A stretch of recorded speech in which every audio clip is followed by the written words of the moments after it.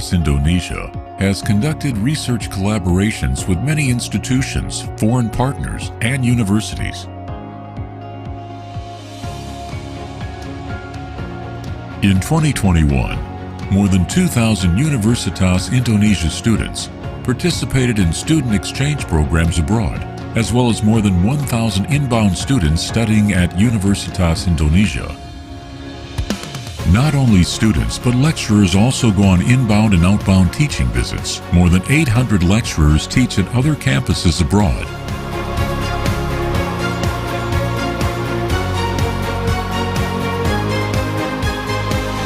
Universitas Indonesia actively collaborates with many world-renowned universities and several education and research associations, as well as collaborations with faculty networks.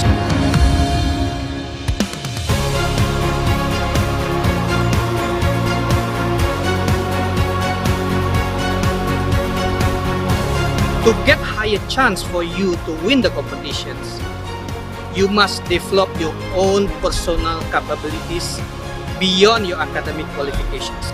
Being a UI graduate brings a lot of opportunities for me since I was shaped by great lecturers, friends, seniors, and organizational experiences, both academically and socially, which I'm really thankful for. Green Metric, one of Universitas Indonesia's innovations that has been widely recognized internationally as the world's first university ranking based on a high commitment to manage the campus environment.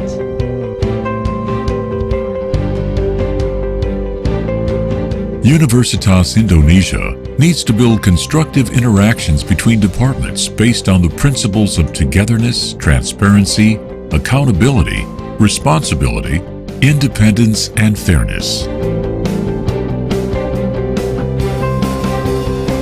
The essence of the university's social responsibility is how we address through teaching, research, and public affairs participation so that we can become a place of hope for future development.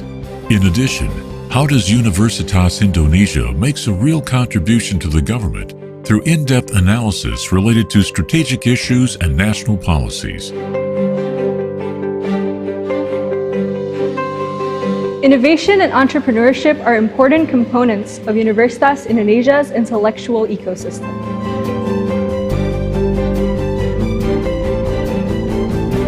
In our engineering labs, we not only conduct research, we also innovate in areas including but not limited to medical instruments, scientifically advanced designs, and electric vehicles.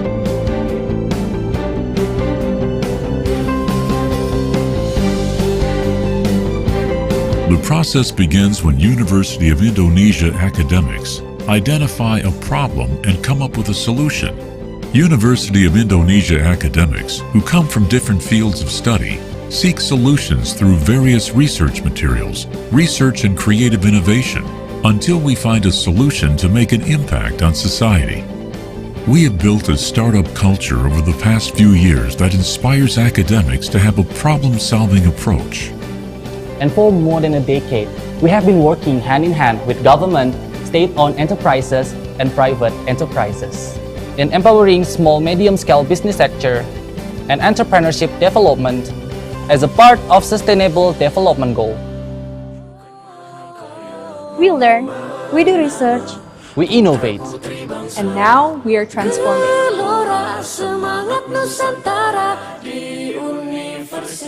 Universitas Indonesia, towards an entrepreneurial university.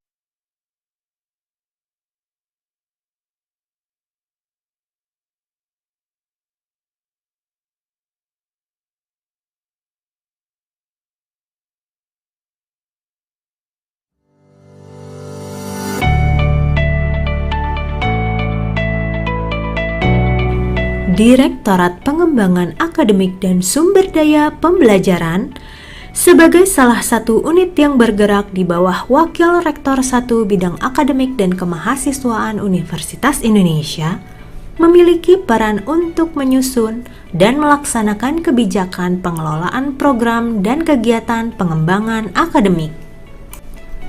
Program dan kegiatan tersebut melingkupi pengembangan kurikulum, peningkatan kapasitas staf akademik, layanan dan pengembangan sumber daya pembelajaran seperti e-learning dan PJJ, serta berkontribusi untuk meningkatkan reputasi akademik yang masing-masing dikelola oleh 4 subdirektorat di dalam DPA SDP. Subdit Peningkatan Kapasitas Staf Akademik atau PKSA berfokus pada pelatihan dosen di lingkungan UI dan juga luar UI. Beberapa pelatihan yang diberikan mencangkup pelatihan wajib pekerti AA, serta pelatihan seperti pembelajaran aktif perguruan tinggi atau PAPT, e-learning PJJ, assessment, dan masih banyak lainnya. Subdit PKSA juga menyelenggarakan kegiatan pembinaan dan pengembangan kompetensi pengajar melalui kegiatan pemilihan dosen berprestasi dan sertifikasi pendidik untuk dosen dari luar Universitas Indonesia. DPA SDP juga memiliki subdit pengembangan kurikulum yang bertugas untuk mengelola pengembangan kurikulum dan sistem pembelajaran di UI. Kegiatan-kegiatan yang dilakukan oleh subdit PK seperti memantau dan mengendalikan pelaksanaan pengembangan kurikulum dan sistem pembelajaran. DPA SDP mengupayakan peningkatan reputasi akademik melalui inovasi seperti remote dan virtual lab untuk pembelajaran, pengembangan massive open online courses, serta pengelolaan program peningkatan reputasi akademik.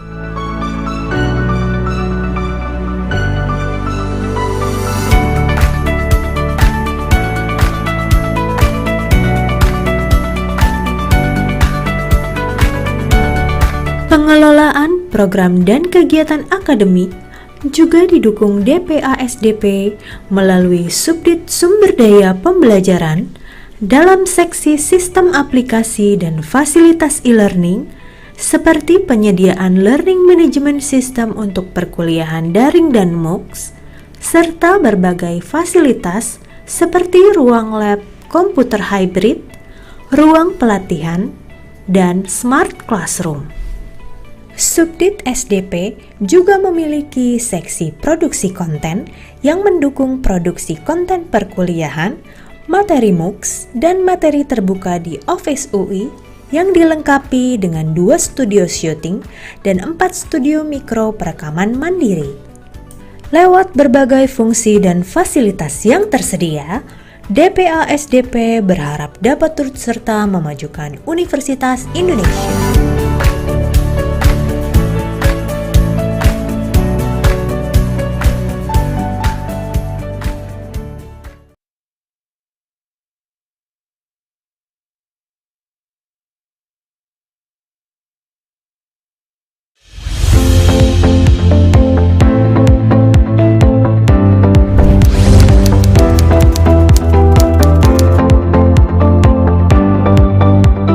Perkembangan dan perubahan dinamis di pendidikan tinggi menuntut pengajar tidak hanya menguasai bidang ilmunya saja, tapi juga kurikulum, pedagogi, dan praktik mengajar. Oleh karena itu, perlu adanya pelatihan praktis terkait pembelajaran aktif yang berpusat pada mahasiswa, outcome, critical thinking, dan assessment, sehingga para pendidik dapat merancang rencana pembelajaran semester sesuai dengan capaian pembelajaran lulusan yang akan didapatkan pada pelatihan pekerti. Lalu, pendidik dapat melanjutkan ke pelatihan applied approach untuk dibimbing menyusun buku ajar menggunakan ragam media pembelajaran. Pelatihan dikemas menggunakan metode flip learning, di mana peserta menonton video interaktif secara mandiri dan fleksibel di minggu pertama, sebelum sesi pelatihan bersama narasumber dan fasilitator di minggu kedua. Selain Universitas Indonesia, beberapa perguruan tinggi yang sudah berpartisipasi diantaranya adalah Universitas Islam Malang, Trisakti, Multimedia Nusantara, Pelita Harapan, Al-Azhar Indonesia, Akademi Telkom Jakarta, Politeknik Imigrasi, dan Politeknik Negeri Fakfak.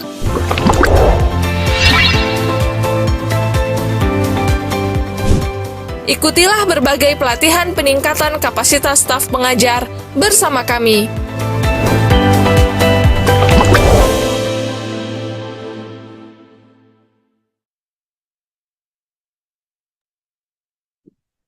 Assalamualaikum warahmatullahi wabarakatuh. Selamat pagi Bapak Ibu semua. Salam sehat untuk kita semua dan salam sejahtera. Semoga Ibu Bapak semua dalam keadaan sehat dan dapat mengikuti sesi webinar hari ini dengan maksimal. Selamat datang Bapak Ibu di acara Digital Transformation in Higher Education in the Changing World. Yang terhormat kepada Bapak Profesor Dr. Rernat Abdul Haris selaku Wakil Rektor Bidang Akademik dan Kemahasiswaan Universitas Indonesia. Yang terhormat kepada Bapak Gatot F. Hartono PhD selaku Direktur Direktorat Pengembangan Akademik dan Sumber Daya Pembelajaran DPAS DPUI. Yang terhormat Ibu Dr. Lucia R.M. Royanto, MSI, MSPID Psikolog, selaku Kepala Subdit Peningkatan Kapasitas Staf Akademik DPAS DPUI, dan yang terhormat kepada moderator dan seluruh narasumber yang sudah hadir di dalam acara webinar hari ini, serta yang terhormat kepada Ibu Bapak peserta webinar yang sudah meluangkan waktu untuk mengikuti acara hari ini. Sebelumnya, perkenalkan Bapak Ibu semua, nama saya Saulaya Lestari atau bisa dipanggil Ola, yang akan memandu sesi di pagi hari ini. Saya akan menjadi MC di pagi hari. Dan sebelum kita mulai sesi hari ini, mungkin alangkah baiknya kita berdoa bersama terlebih dahulu. Berdoa bersama menurut agama dan kepercayaan masing-masing dimulai.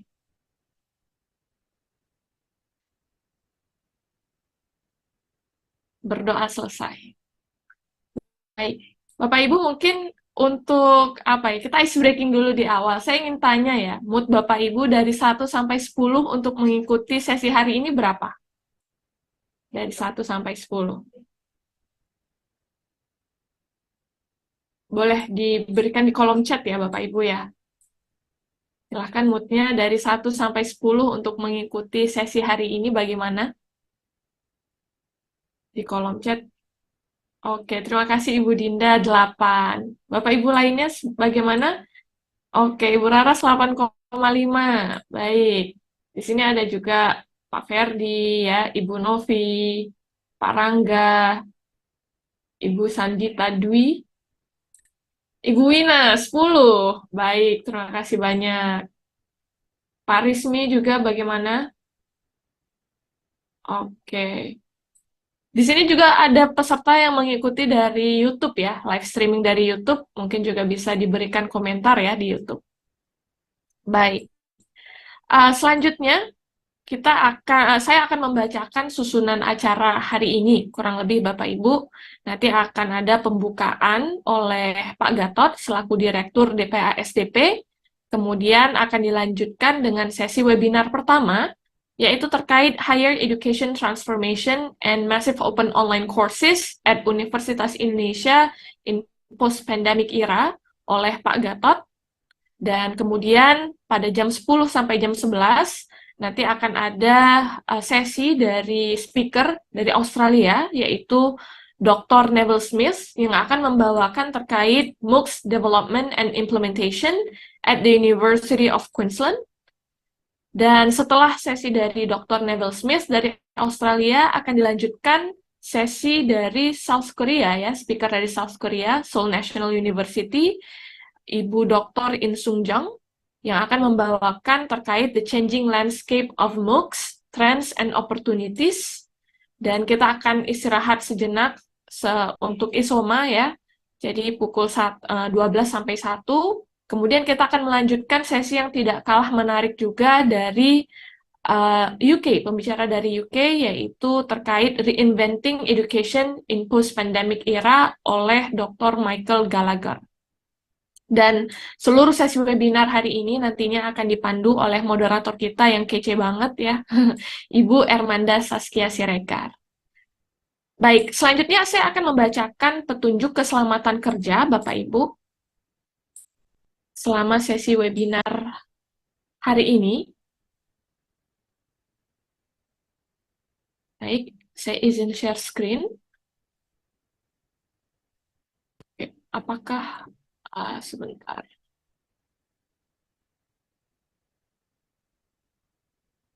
Apakah screen saya sudah terlihat ya Bapak Ibu?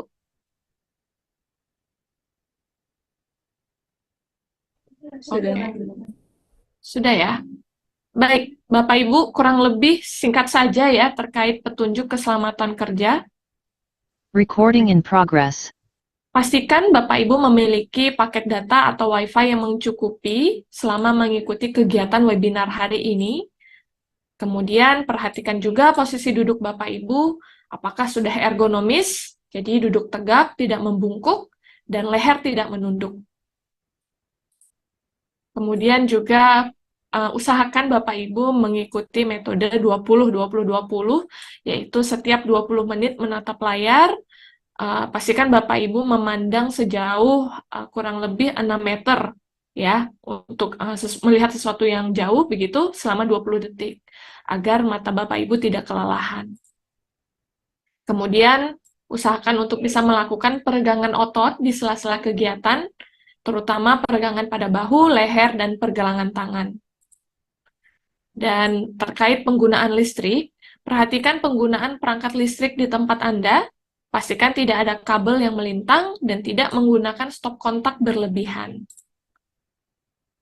Dan terkait alarm, pastikan Bapak Ibu mengetahui suara alarm tanda bahaya di lokasi Anda. Apabila terjadi keadaan darurat seperti kebakaran, gempa, atau lainnya, tetap tenang, jangan panik, hubungi nomor darurat, serta evakuasi diri atau ikuti arahan petugas. Dan hindari aktivitas berbahaya, Bapak Ibu, tidak melakukan aktivitas lainnya yang membahayakan keselamatan seperti mengikuti kegiatan daring sambil mengemudi kendaraan.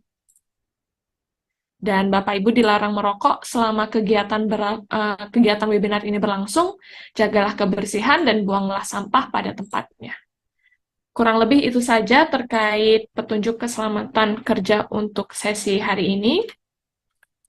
Dan selanjutnya, acara selanjutnya adalah menyanyikan lagu kebangsaan Indonesia Raya.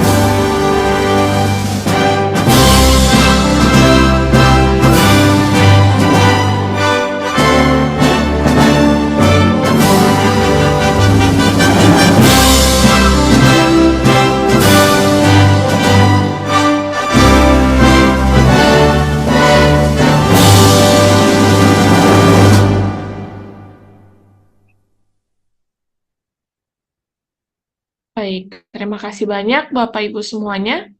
Selanjutnya kita akan menyaksikan video profil Universitas Indonesia dan juga DPA SDP UI.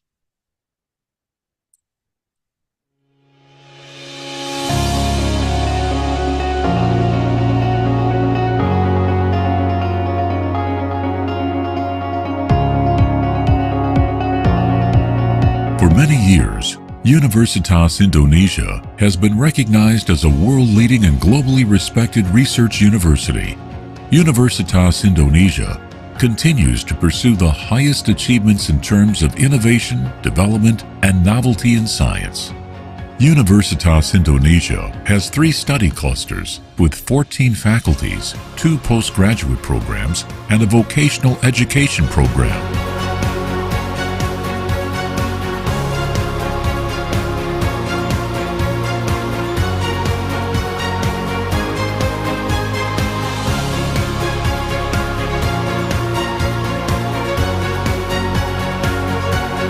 During the COVID-19 pandemic in 2020 to early 2022, Universitas Indonesia has established a health-promoting university program that enables student involvement in controlling and promoting health to their cohorts. Universitas Indonesia has succeeded in becoming the best campus in Indonesia and keeps pushing itself constantly to be in the high rankings of world universities. In addition, Universitas Indonesia has conducted research collaborations with many institutions, foreign partners, and universities. In 2021, more than 2,000 Universitas Indonesia students participated in student exchange programs abroad, as well as more than 1,000 inbound students studying at Universitas Indonesia. Not only students, but lecturers also go on inbound and outbound teaching visits. More than 800 lecturers teach at other campuses abroad.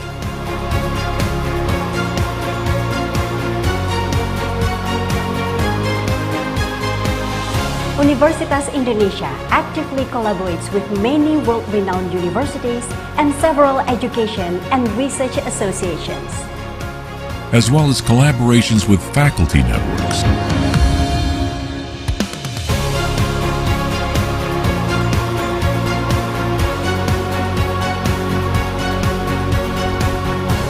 To get higher chance for you to win the competitions, you must develop your own personal capabilities beyond your academic qualifications.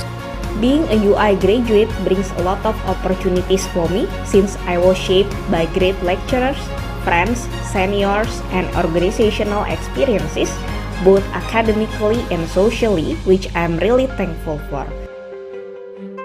Green Metric, one of Universitas Indonesia's innovations that has been widely recognized internationally as the world's first university ranking based on a high commitment to manage the campus environment.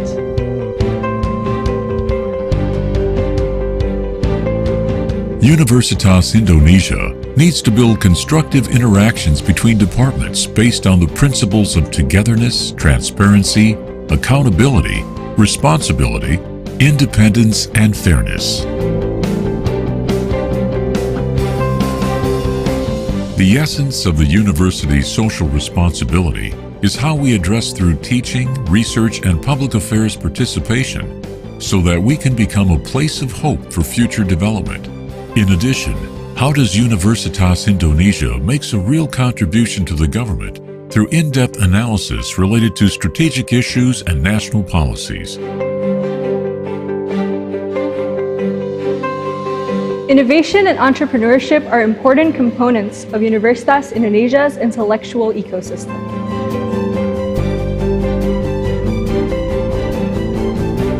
In our engineering labs, we not only conduct research, we also innovate in areas including but not limited to medical instruments, scientifically advanced designs, and electric vehicles.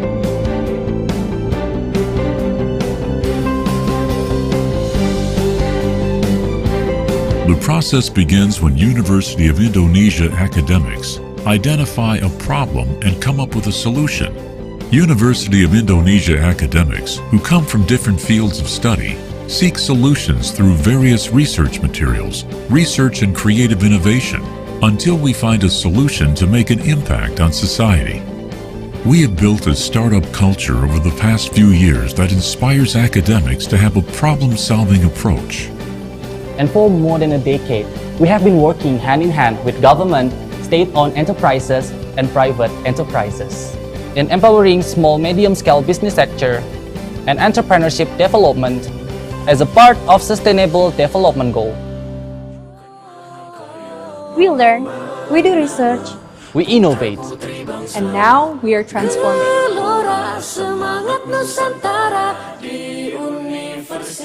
Universitas Indonesia, towards an entrepreneurial university.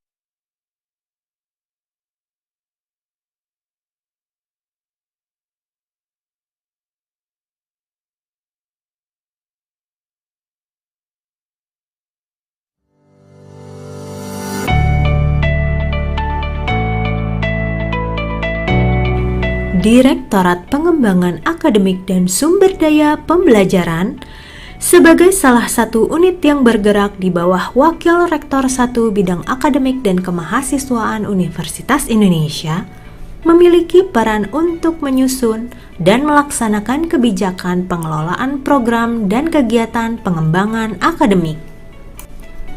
Program dan kegiatan tersebut melingkupi pengembangan kurikulum, peningkatan kapasitas staf akademik, layanan dan pengembangan sumber daya pembelajaran seperti e-learning dan PJJ, serta berkontribusi untuk meningkatkan reputasi akademik yang masing-masing dikelola oleh 4 subdirektorat di dalam DPA SDP. Subdit Peningkatan Kapasitas Staf Akademik atau PKSA berfokus pada pelatihan dosen di lingkungan UI dan juga luar UI. Beberapa pelatihan yang diberikan mencangkup pelatihan wajib pekerti AA, serta pelatihan seperti pembelajaran aktif perguruan tinggi atau PAPT, e-learning PJJ, assessment, dan masih banyak lainnya.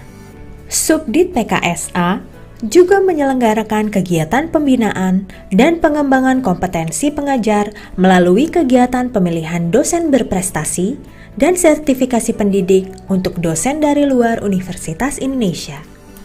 DPA SDP juga memiliki subdit pengembangan kurikulum yang bertugas untuk mengelola pengembangan kurikulum dan sistem pembelajaran di UI. Kegiatan-kegiatan yang dilakukan oleh subdit PK seperti memantau dan mengendalikan pelaksanaan pengembangan kurikulum dan sistem pembelajaran.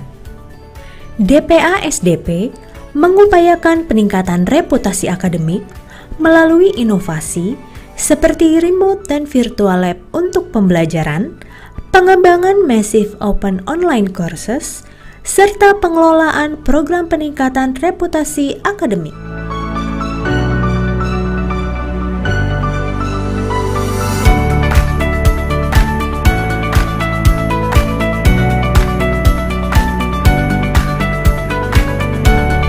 Pengelolaan program dan kegiatan akademik juga didukung DPA SDP melalui Subdit Sumber Daya Pembelajaran dalam seksi sistem aplikasi dan fasilitas e-learning seperti penyediaan Learning Management System untuk perkuliahan daring dan MOOCs, serta berbagai fasilitas seperti ruang lab komputer hybrid, ruang pelatihan, dan smart classroom.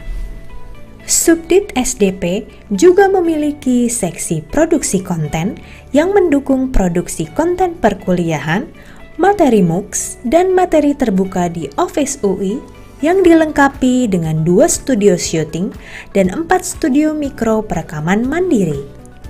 Lewat berbagai fungsi dan fasilitas yang tersedia, DPA SDP berharap dapat turut serta memajukan Universitas Indonesia.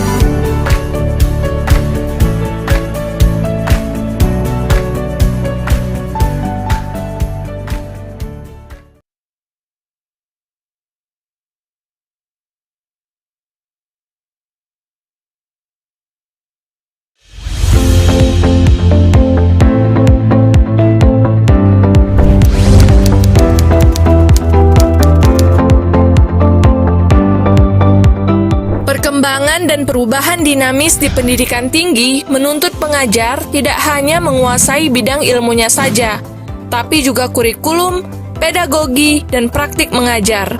Oleh karena itu, perlu adanya pelatihan praktis terkait pembelajaran aktif yang berpusat pada mahasiswa, outcome, critical thinking, dan assessment, sehingga para pendidik dapat merancang rencana pembelajaran semester sesuai dengan capaian pembelajaran lulusan yang akan didapatkan pada pelatihan pekerti.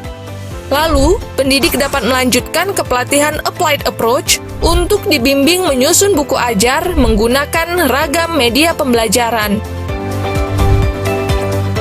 Pelatihan dikemas menggunakan metode flip learning, di mana peserta menonton video interaktif secara mandiri dan fleksibel di minggu pertama, sebelum sesi pelatihan bersama narasumber dan fasilitator di minggu kedua. Selain Universitas Indonesia, beberapa perguruan tinggi yang sudah berpartisipasi diantaranya adalah Universitas Islam Malang, Trisakti, Multimedia Nusantara, Pelita Harapan, Al-Azhar Indonesia, Akademi Telkom Jakarta, Politeknik Imigrasi dan Politeknik Negeri Fakfak.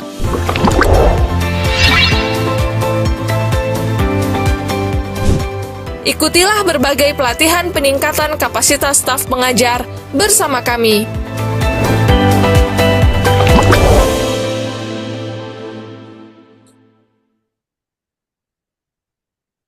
Baik, Bapak Ibu semuanya, acara selanjutnya mari kita dengarkan sambutan dan pembukaan oleh Direktorat Pengembangan Akademik dan Sumber Daya Pembelajaran, Pak Gatot F. Hertono, PhD. Kepada Pak Gatot kami persilakan. Terima kasih. Oke, terima kasih Mbak Ola. Assalamualaikum warahmatullahi wabarakatuh. Selamat pagi Bapak dan Ibu peserta webinar, international webinar untuk pagi ini. Mohon izin, saya tadi barusan diminta untuk mewakili Wakil Rektor Bidang Akademik dan Kemahasiswaan yang kebetulan saat ini sedang berada di Bandung, sehingga tidak bisa ikut membuka international webinar pagi ini. Jadi minta saya untuk membuka. Jadi atas nama Warek 1, kami mengucapkan terima kasih sebanyak-banyaknya atas partisipasi Bapak dan Ibu di dalam mengikuti international webinar pagi ini yang mengambil topik terkait dengan digital transformation in higher education in the changing world. Seperti kita ketahui juga pada pagi ini ada beberapa narasumber, itu kami juga ingin mengucapkan terima kasih terutama kepada all distinguished speakers, Prof. Insang Jang from SNU, and Prof. Neville Smith from University of Queensland, and also Prof. Michael Gallagher from University of Edinburgh. Thank you for your time and also your contribution to attend this webinar. So, baik Bapak Ibu, saya rasa mungkin agar tidak berlama-lama lagi, saya rasa juga Bapak dan Ibu sudah ingin mendengar informasi-informasi yang terkait dengan transformasi pendidikan tinggi ini, terutama terkait dengan perubahan teknologi yang ada di dunia terkait dengan proses teaching and learning proses ini. Mungkin akan sangat banyak yang bisa Bapak dan Ibu peroleh dari semua narasumber yang akan hadir pada webinar kali ini. Untuk itu, dengan mengucapkan Bismillah, maka secara resmi webinar pagi ini kami buka. Terima kasih. Assalamualaikum warahmatullahi wabarakatuh.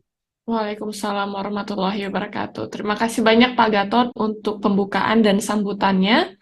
Selanjutnya saya akan membacakan profil singkat moderator kita hari ini. Sudah hadir bersama kita Ibu Ermanda Saskia Siregar, MA. Beliau adalah dosen psikologi UI. Sebelumnya beliau menempuh pendidikan tinggi di Amerika dari New York University dan University of San Francisco, menekuni bidang psikologi dengan spesialisasi biopsychology, ya. Saat ini beliau menjabat sebagai Sekretaris Program Studi Sarjana Fakultas Psikologi UI dan Kepala Laboratorium dan Grup Riset Fakultas Psikologi UI. Kurang lebih mungkin itu saja ya perkenalan singkat beliau. Track record beliau sudah tidak diragukan lagi, dan tanpa berpanjang lebar lagi, langsung saja kita persilahkan kepada Ibu Ermanda untuk memoderatori sesi hari ini. Silahkan Ibu, terima kasih. Terima kasih Mbak Ola. Selamat pagi Pak Gatot, selamat pagi staf DPA SDP, dan selamat pagi Bapak Ibu hadirin sekalian. Terima kasih. Pertama-tama izinkan saya mengucapkan Assalamualaikum warahmatullahi wabarakatuh. Salam sejahtera, Shalom, Om Swastiastu, Namo Buddhaya, salam kebajikan bagi semua peserta yang hadir di webinar pagi hari ini. Seperti yang sudah disebut oleh Mbak Ola sebelumnya, nama saya Ermanda Saskia Siregar atau biasa dipanggil Manda. Saya staf pengajar di Fakultas Psikologi UI yang akan menjadi moderator di webinar hari ini. Dalam waktu sekitar 25 menit ke depan, kita akan mendengarkan paparan dari pembicara pertama di acara hari ini, Pak Gatot. Dan setelah pemaparan akan dibuka sesi tanya jawab di mana peserta webinar yang bergabung via Zoom dipersilakan untuk raise hand sebelum membuka mikrofon untuk mengajukan pertanyaan langsung kepada narasumber atau untuk mengetik pertanyaannya melalui fitur chat di Zoom.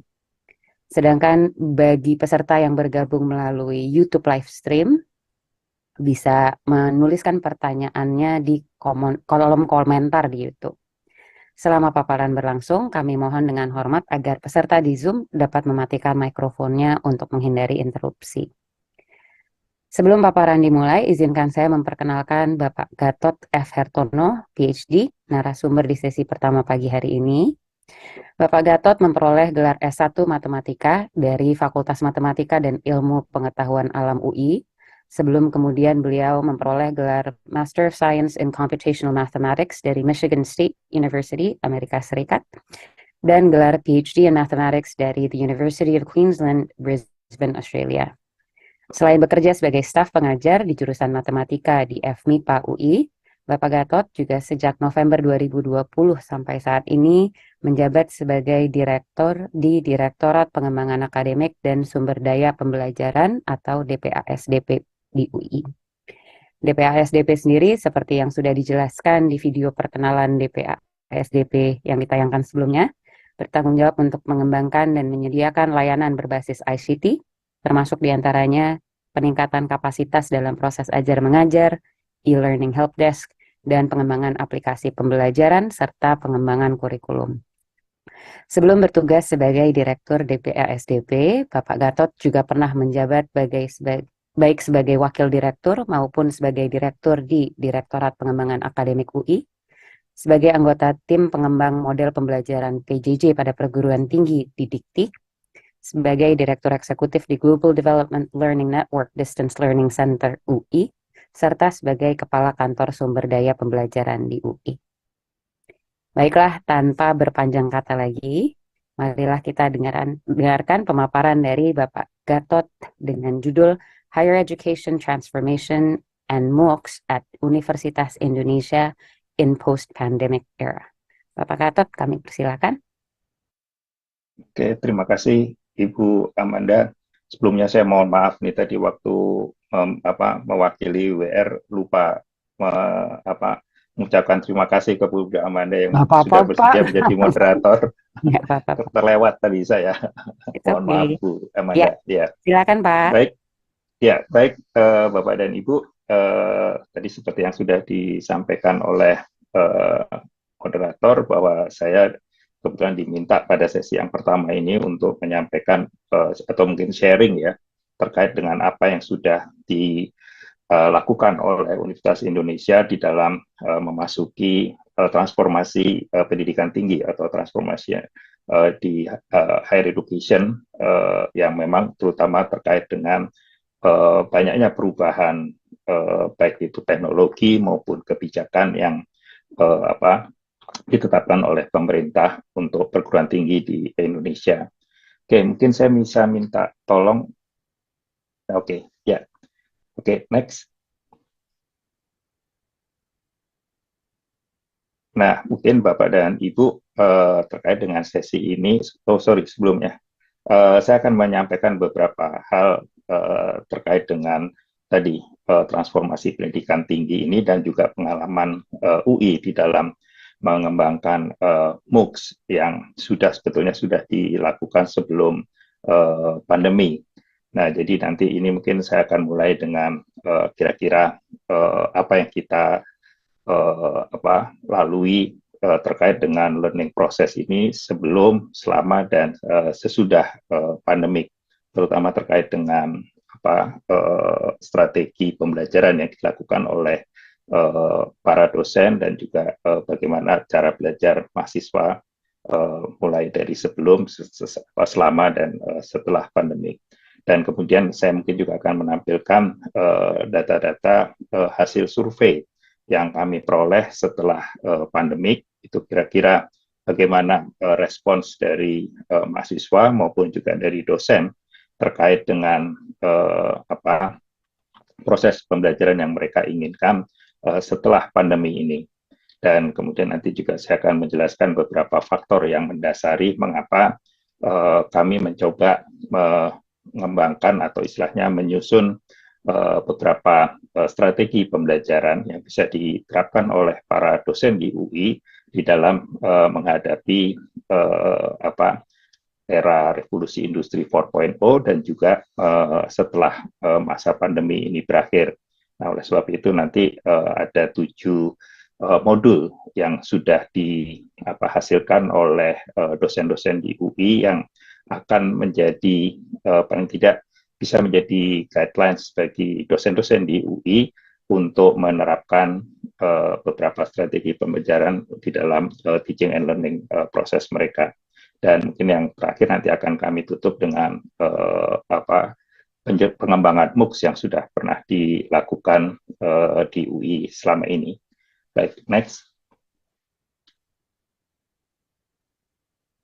Ya, Bapak dan Ibu, jadi setelah pandemi dinyatakan berakhir pada tahun 2022, itu kalau nggak salah sekitar pertengahan 2022 kami membuat suatu survei dan kami mencoba melihat bagaimana proses pembelajaran yang terjadi di UI, baik itu sebelum masa pandemi, selama masa pandemi, dan setelah masa pandemi. Jadi seperti Bapak dan Ibu bisa dilihat di sini, sebelum pandemi, ini proses pembelajaran yang bersifat luring atau yang diselenggarakan secara tatap muka, itu mendominasi proses pembelajaran yang ada di UI. Jadi ini hampir 80%. Dan hanya sekitar 20% yang dilakukan secara daring atau secara online.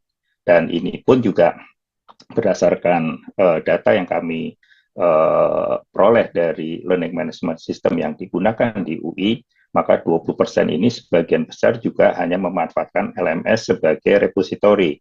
Jadi hanya dipakai untuk tempat mengunggah dan mengunduh tugas atau materi pembelajaran yang diberikan oleh dosen. Jadi di sini kegiatan atau aktivitas interaksi yang lebih intens menggunakan LMS ini masih sedikit. Jadi hanya sebagian sedikit saja yang dosen yang sudah memanfaatkan LMS ini untuk tidak hanya sebagai repository tapi juga sebagai interaksi. Nah, ini kondisi ini berbalik bisa dikatakan 180 derajat pada saat pandemi, di mana kita semua diminta untuk melakukan WFH, sehingga selama pandemi ini bisa dikatakan 90% semua proses pembelajaran itu dilakukan secara daring, dan hanya 10% yang dilakukan secara luring. Ini pun juga dengan syarat yang sangat ketat, terutama terkait dengan kegiatan-kegiatan yang harus dilakukan seperti di klinik rumah sakit atau bahkan di lab-lab yang memang tidak bisa dilakukan secara daring.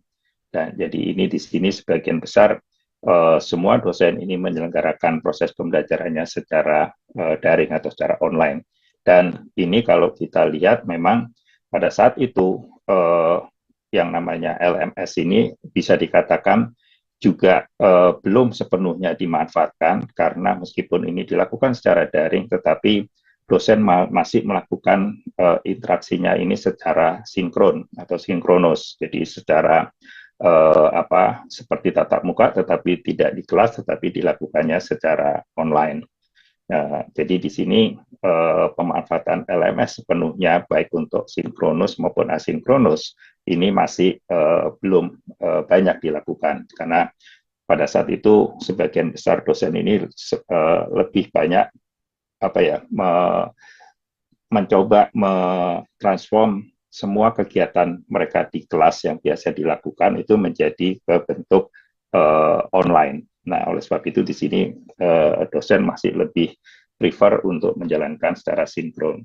Dan kemudian setelah pandemi. Nah, ini kemudian jadi tanya-tanya bagi baik dosen maupun bagi mahasiswa, termasuk kami juga sebagai unit yang mengelola dan juga memfasilitasi proses pembelajaran secara online. Ini juga ingin mengetahui kira-kira preferensi atau istilahnya peminatan mahasiswa dan dosen setelah masa pandemi ini apakah kembali ke era tatap muka, full tatap muka seperti yang dulu dilakukan di kelas, atau malah sekarang juga mereka menginginkannya ini campuran atau istilahnya blended atau hybrid antara yang tatap muka dengan yang yang daring. Nah, oleh sebab itu kami melalui survei itu mencoba menggali kira-kira preferensi mahasiswa maupun dosen ini setelah masa pandemi itu seperti apa. Oke, next. Nah, ini kalau Bapak dan Ibu lihat hasil survei yang kami lakukan di Oktober 2021, itu dari sisi respon mahasiswa, itu bisa kelihatan bahwa mereka lebih banyak menginginkan dilakukan secara blended atau secara hybrid. Jadi di situ yang 75% luring hanya 18%, yang 50% luring hanya 28%, dan 25% luring itu 20%. Sedangkan kalau yang 0% luring, jadi menginginkan seluruhnya itu, proses pembelajaran itu dilakukan secara daring, itu sampai 22%. Dan sedangkan yang menginginkan kembali dilakukan secara tatap muka di kelas itu hanya 12%. Jadi hampir dikatakan sebagian besar ini menginginkan proses pembelajarannya dilakukan secara hybrid atau blended. Nah, ini dari sisi mahasiswa. Dan ternyata kalau kita lihat dari sisi dosen pun itu pun juga sama. Jadi menginginkan mereka sebagian besar itu dilakukan secara blended atau hybrid. Nah, hanya sekitar 5% yang masih menginginkan kembali ke 100% luring. Tapi mereka juga hanya sekitar 18% kalau harus dilakukan seperti pada masa pandemi, yaitu 100% daring itu hanya 18%. Oke, next. Nah, kemudian dari hasil survei ini juga kita bisa lihat dari 4 bar yang paling kanan atau 4 kolom yang paling kanan, ini menunjukkan bahwa mahasiswa maupun dosen ini lebih menginginkan dilakukan secara daring untuk pengerjaan tugas-tugas mahasiswa. Jadi di sini mahasiswa menginginkan mereka mengumpulkan tugasnya itu secara online, kemudian untuk kuis, kemudian UTS dan UAS, dan juga belajar mandirinya, mereka lebih menginginkan itu dilakukan secara daring atau secara online. Nah, sedangkan untuk yang preferensi menginginkan itu lebih tinggi secara luring, itu hanya pada kegiatan praktikum. Sedangkan untuk diskusi dan juga untuk lecturing ini masih hampir bisa dibilang sama ya antara yang luring dan yang daring. Nah, jadi di sini preferensi mereka lebih menginginkannya ini dilakukan secara blended atau bauran. Oke, next. Nah, itu kalau melihat dari data-data tadi, itu bisa kelihatan bahwa sepertinya setelah pandemi ini sudah berakhir dan kita kembali istilahnya ke keadaan di mana mungkin sudah berbeda dibandingkan dengan keadaan sebelum pandemi atau mungkin yang kita kenal dengan new normal, maka memang pembelajaran yang berbasis blended atau hybrid ini menjadi preferensi yang paling tinggi. Nah, oleh sebab itu UI juga berusaha untuk memfasilitasi ini untuk kegiatan-kegiatan pembelajaran yang bisa dilakukan secara blended atau hybrid tadi. Nah, tetapi sebetulnya tidak hanya berdasarkan pengalaman di masa pandemi, tapi juga sebetulnya ada beberapa faktor yang mendukung mengapa UI kemudian juga memberikan beberapa alternatif atau strategi pembelajaran yang memanfaatkan IT teknologi ini, terutama teknologi IT ya. Jadi yang pertama ini ada faktor terkait dengan kebijakan-kebijakan baru, dan kemudian ada faktor yang terkait dengan teknologi, terutama teknologi yang bisa dimanfaatkan untuk proses pembelajaran. Untuk yang kebijakan baru, ini bisa dikatakan kita pada waktu awal atau pertengahan tahun 2019 sudah dicanangkan atau istilahnya sudah diminta untuk bersiap-siap memasuki revolusi industri 4.0 dan juga menghadapi society 5.0. Nah, saya rasa ini juga mempengaruhi nih semua proses pembelajaran yang bisa dilakukan oleh dosen dengan memanfaatkan ICT tadi untuk menghadapi istilahnya perubahan-perubahan, terutama terkait dengan adanya revolusi industri dan juga perubahan society. Nah, terutama dengan sudah adanya masuknya AI, masuknya machine learning, masuknya robotik, dan juga beberapa literasi lain seperti literasi human literacy dan terkait dengan data literacy. Nah, ini semua juga menjadi satu PR sebetulnya atau pekerjaan rumah bagi UI untuk menyiapkan tidak hanya dari sisi fasilitas dan juga infrastrukturnya, tetapi juga dari sisi kebijakannya. Oleh sebab itu di sini beberapa kebijakan baru ini juga disusun oleh UI untuk menghadapi Industrial Revolution. Dan kemudian setelah kita semua memasuki pandemi, ini juga kita dihadapkan lagi dengan beberapa kendala-kendala yang harus atau yang perlu dibuatkan juga kebijakannya, karena kebijakan yang berlaku sebelum pandemi ini ada beberapa yang tidak bisa diterapkan selama pandemi. Nah, oleh sebab itu di sini setelah pandemi maka pada kondisi new normal di dalam teaching and learning ini juga perlu disiapkan kebijakannya. Dan mungkin sebagaimana kita ketahui, kita semua yang berasal dari perguruan tinggi di Indonesia ini, kita melihat bahwa di tahun 2019 juga dicanangkan kebijakan dari kementerian terkait dengan MBKM atau Merdeka Belajar. Nah, ini juga mendorong kita semua untuk mencoba menyiapkan tidak hanya kurikulum yang bisa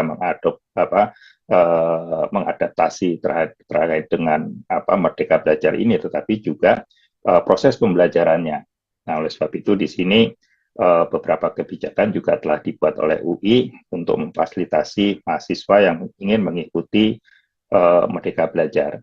Dan kemudian seperti kita ketahui, lifelong learning atau pembelajaran sepanjang hayat ini juga sekarang sudah digalakkan oleh kementerian, terutama terkait dengan RPL dan sebagainya, di mana tahun 2022 kalau nggak salah ini UI membuat satu program baru yang terkait dengan lifelong education ini, yang kita sebut sebagai Build Your Own Career dan Pre-University, di mana yang BYOC ini sebenarnya bagian dari Merdeka Belajar, di mana mahasiswa bisa mengambil kuliah melalui MOOCs yang disediakan oleh prodi lain, atau bahkan mereka mengambil konten-konten MOOCs dari provider-provider MOOCs yang ada di dunia. Jadi tidak hanya yang tersedia di UI, tetapi juga bisa mengambil MOOCs yang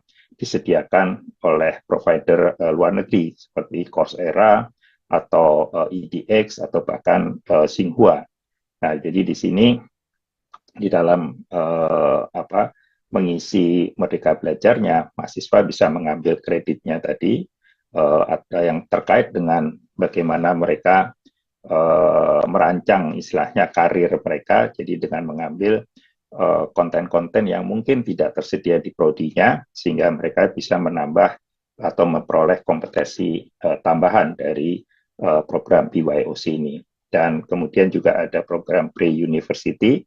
Ini juga merupakan satu program yang ditawarkan bagi siswa atau peserta sebelum mereka mengikuti perkuliahan di UI. Jadi artinya bagi siswa SMA yang bercita-cita ingin masuk ke UI, mereka sejak di SMA sudah bisa mengambil beberapa kuliah atau beberapa mata kuliah yang disediakan di dalam program Pre-U ini yang bisa mereka ikuti melalui MOOCs, terutama konten-konten yang disediakan dalam format MOOCs itu. Nanti begitu mereka selesai mengikuti Pre-U-nya, nanti kreditnya ini bisa diakui atau ditransfer pada saat mereka diterima di UI. Nah, ini sebagai bagian dari juga kegiatan Merdeka Belajar sebetulnya, tapi bagi siswa SMA. Dan kemudian dengan adanya kolaborasi yang makin banyak antara UI dengan beberapa perguruan tinggi luar negeri, maka kemudian program-program seperti double major atau double degree atau joint degree ini juga terbuka bagi mahasiswa di UI untuk mengikuti program-program tersebut. Jadi di mana sebagian mereka mengikutinya di UI dan sebagian lagi mereka mengikuti di perguruan tinggi di luar negeri yang menjadi mitra dari UI. Dan ini tidak harus seluruhnya diikuti secara tatap muka. Jadi mereka tidak harus pergi ke perguruan tinggi luar negerinya, tapi juga bisa sebagian itu diambil secara daring atau secara online. Dan ini jelas perlu pula kebijakan terkait dengan PJJ atau distance learning. Nah, karena ini mahasiswanya bisa mengikutinya, tidak harus terbang ke perguruan tinggi mitra, atau bahkan juga mungkin kalau ada mahasiswa dari perguruan tinggi lain yang ingin mengambil beberapa mata kuliah sebagai bagian dari Merdeka Belajar, ini mereka bisa mengikutinya dalam bentuk distance learning.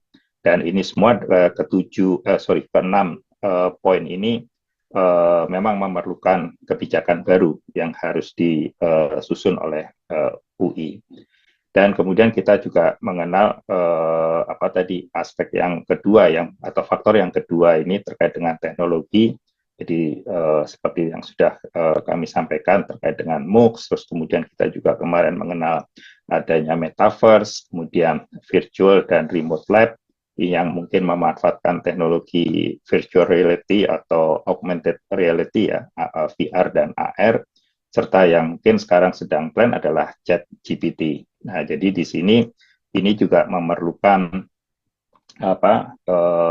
istilahnya mengakomodir atau istilahnya mencoba disiapkan oleh UI agar bentuk-bentuk atau fasilitas-fasilitas ini bisa dipakai untuk meningkatkan kualitas dari proses pembelajaran yang ada di UI. Jadi ini adalah beberapa faktor yang mempengaruhi proses teaching and learning setelah masa pandemi berakhir. Oke, next. Nah, seperti tadi sudah saya sampaikan, jadi mengapa kemudian UI mencoba mendesain atau menyusun beberapa modul yang bisa dimanfaatkan oleh dosen di UI untuk menghadapi proses teaching and learning setelah masa pandemi ini. Ini yang pertama tadi, berbagai pengalaman yang kita peroleh selama pandemi, baik itu dari pengalaman positif maupun negatifnya, ini menjadi masukan bagi dosen-dosen di UI agar mereka dapat memilih sebetulnya strategi pembelajaran mana yang paling tepat, yang sesuai dengan mata kuliah yang diampunya dan juga yang bisa diikuti oleh mahasiswa secara efektif, dan juga keberhasilan atau istilahnya student success-nya ini juga meningkat. Nah, ini pengalaman selama masa pandemi ini menjadi latar belakang nih, kita mencoba menawarkan beberapa strategi pembelajaran yang baru. Dan kemudian jelas di sini karena banyak baik dosen maupun mahasiswa yang menginginkan atau memiliki preferensi untuk mengikuti pembelajaran ini secara blended atau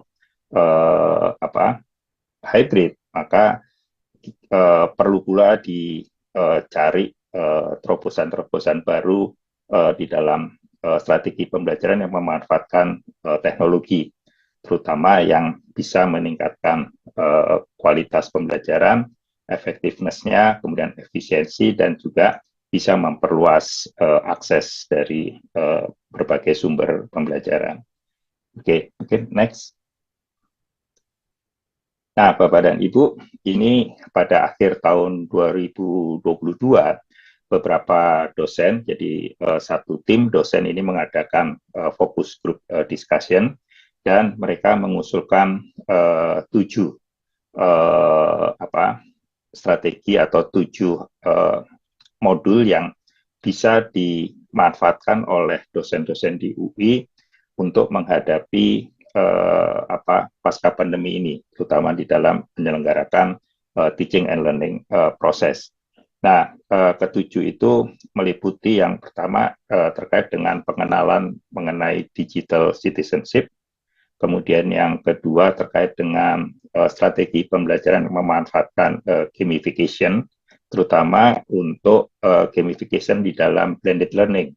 Karena mungkin gamification sendiri bukan hal yang baru, mungkin pada waktu kita masih melakukan pembelajaran secara tatap muka, gamification ini juga sudah digunakan oleh banyak dosen. Tetapi bagaimana pemanfaatan atau implementasi dari gamification ini kalau pembelajarannya bersifat blended. Nah, oleh sebab itu di sini dosen-dosen mencoba membuatkan modul yang bisa dijadikan guideline bagi para dosen untuk menyelenggarakan proses pembelajaran yang secara blended tadi dengan memanfaatkan strategi gamification atau metode gamification ini. Dan kemudian seperti yang tadi juga sudah saya jelaskan, kami berusaha untuk memfasilitasi dosen lebih banyak lagi mengembangkan MOOCs dan digital learning content yang bisa dimanfaatkan oleh mahasiswa, dan juga untuk memperkaya koleksi dari sumber-sumber belajar yang bisa digunakan oleh mahasiswa di dalam mengikuti suatu mata kuliah. Dan kemudian seperti Bapak dan Ibu ketahui juga, sekarang ini perguruan tinggi dituntut untuk memenuhi capaian dari indikator kinerja utama atau IKU, di mana salah satu IKU-nya adalah penerapan dari project based learning. Nah, ini di dalam focus group discussion ini kemudian dosen mencoba membuatkan modul yang bisa digunakan oleh dosen-dosen. Bagaimana kalau penerapan project based learning ini untuk blended learning? Jadi kalau namanya project based learning yang secara tatap muka, saya rasa juga sudah banyak digunakan oleh Bapak dan Ibu di dalam beberapa mata kuliah ya. Tetapi bagaimana kalau prosesnya ini adalah blended learning, dan ini adalah salah satu hasil yang juga diselenggarakan atau dibuat oleh tim dosen tadi, sehingga ini nanti juga bisa menjadi pegangan bagi para dosen yang ingin menyelenggarakan proses pembelajarannya ini berbasis project. Dan ini saya rasa juga akan di-encourage oleh program studi, karena ini menjadi salah satu indikator atau IKU dari semua perguruan tinggi. Dan ini memang terkait dengan mereka belajar ya. Jadi oleh sebab itu di sini diharapkan nanti dosen ini sudah bisa lebih tahu bagaimana menerapkan project based learning, tetapi yang diselenggarakan secara blended. Dan kemudian juga karena ini berdasarkan pengalaman pada saat selama pandemi, kita banyak atau dosen itu banyak mengeluh, juga mahasiswa juga termasuk juga mengeluh bahwa terkait dengan student engagement ini sangat lemah pada saat mereka mengikuti proses pembelajaran yang dilakukan secara online.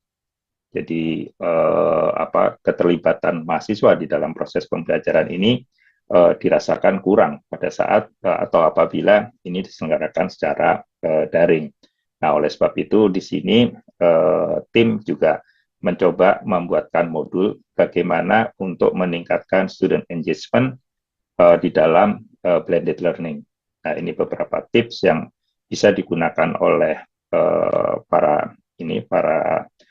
dosen apabila mereka menjalankan blended learning, dan ini menginginkan keterlibatan si mahasiswa di dalam berbagai proses atau aktivitas pembelajaran. Dan yang terakhir terkait dengan penyediaan fasilitas smart classroom. Saya rasa mungkin smart classroom pun juga sudah bukan barang yang asing ya bagi Bapak dan Ibu, terutama yang sudah pernah menjalankan online learning. Nah, tetapi di sini belum semua dosen di UI pun juga menyelenggarakan online learning ini secara penuh. Nah, ini dengan pengalaman selama pandemi dan juga sekarang untuk menghadapi perkembangan program-program yang program pendidikan yang baru seperti tadi BYOC atau mungkin juga PJJ, maka dosen-dosen dibuatkan juga semacam modul yang bisa memanfaatkan smart classroom yang sudah tersedia di seluruh fakultas di UI. Jadi kebetulan tahun lalu kami membangunkan paling sedikit satu smart classroom bagi setiap fakultas. Nah, ini di sini kami berikan atau buatkan panduannya sehingga mereka bisa memanfaatkan smart classroom ini apakah untuk pembelajaran yang memanfaatkan seperti flip learning atau juga misalkan untuk memfasilitasi pembelajaran yang diselenggarakan secara paralel. Jadi kelas-kelas paralel. Dan ini mungkin dengan adanya smart classroom ini mungkin mahasiswa ini tidak harus berada di satu lokasi yang sama dalam jumlah besar, tetapi bisa dibagi menjadi beberapa kelas paralel, di mana mereka akan belajar dari satu narasumber, tetapi mengikutinya dari beberapa kelas yang berbeda-beda, jadi tidak harus berada di satu kelas. Nah, ini memanfaatkan teknologi smart classroom. Dan juga smart classroom ini sangat bermanfaat pada saat ada program studi yang ingin menyelenggarakan program-program PJJ atau distance learning tadi. Baik, next saya akan bahas satu persatu. Nah, untuk digital citizenship ini kalau kita lihat sebetulnya kenapa sih dosen ini perlu diperkenalkan dengan digital citizenship. Ini karena diharapkan mahasiswa itu dapat menerapkan teknologi digital ini secara efektif, secara benar, dan juga secara bertanggung jawab. Sehingga yang dimaksud dengan digital citizenship ini sebetulnya adalah kita memberikan guideline bagi mahasiswa bahwa kalau mereka mengikuti pembelajarannya secara online atau secara daring tadi, maka mereka bisa memanfaatkan semua fasilitas teknologi yang disediakan itu secara efektif dan juga secara benar, jadi tidak disalahgunakan dan juga harus bertanggung jawab. Artinya, contohnya misalkan tadi sudah tersedia fasilitas ChatGPT, ya ini tidak digunakan untuk mengerjakan ujian, tetapi dipakai untuk memperoleh atau menambah proses ini pengayaan dari mata kuliah yang sedang diikuti. Nah, jadi di sini beberapa hal ini terkait dengan digital citizenship ini berikan di dalam modul yang dikembangkan oleh tim pada saat mengikuti FGD tadi. Digital citizenship sendiri terdiri di 3 aspek. Mungkin next. Nah, itu ada respect, kemudian yang kedua terkait dengan educate atau bagaimana kita mengedukasi siswa, dan juga memprotek. Nah, sedangkan kalau dari sisi respect sendiri, ini terdiri dari 3 elemen juga. Mungkin next.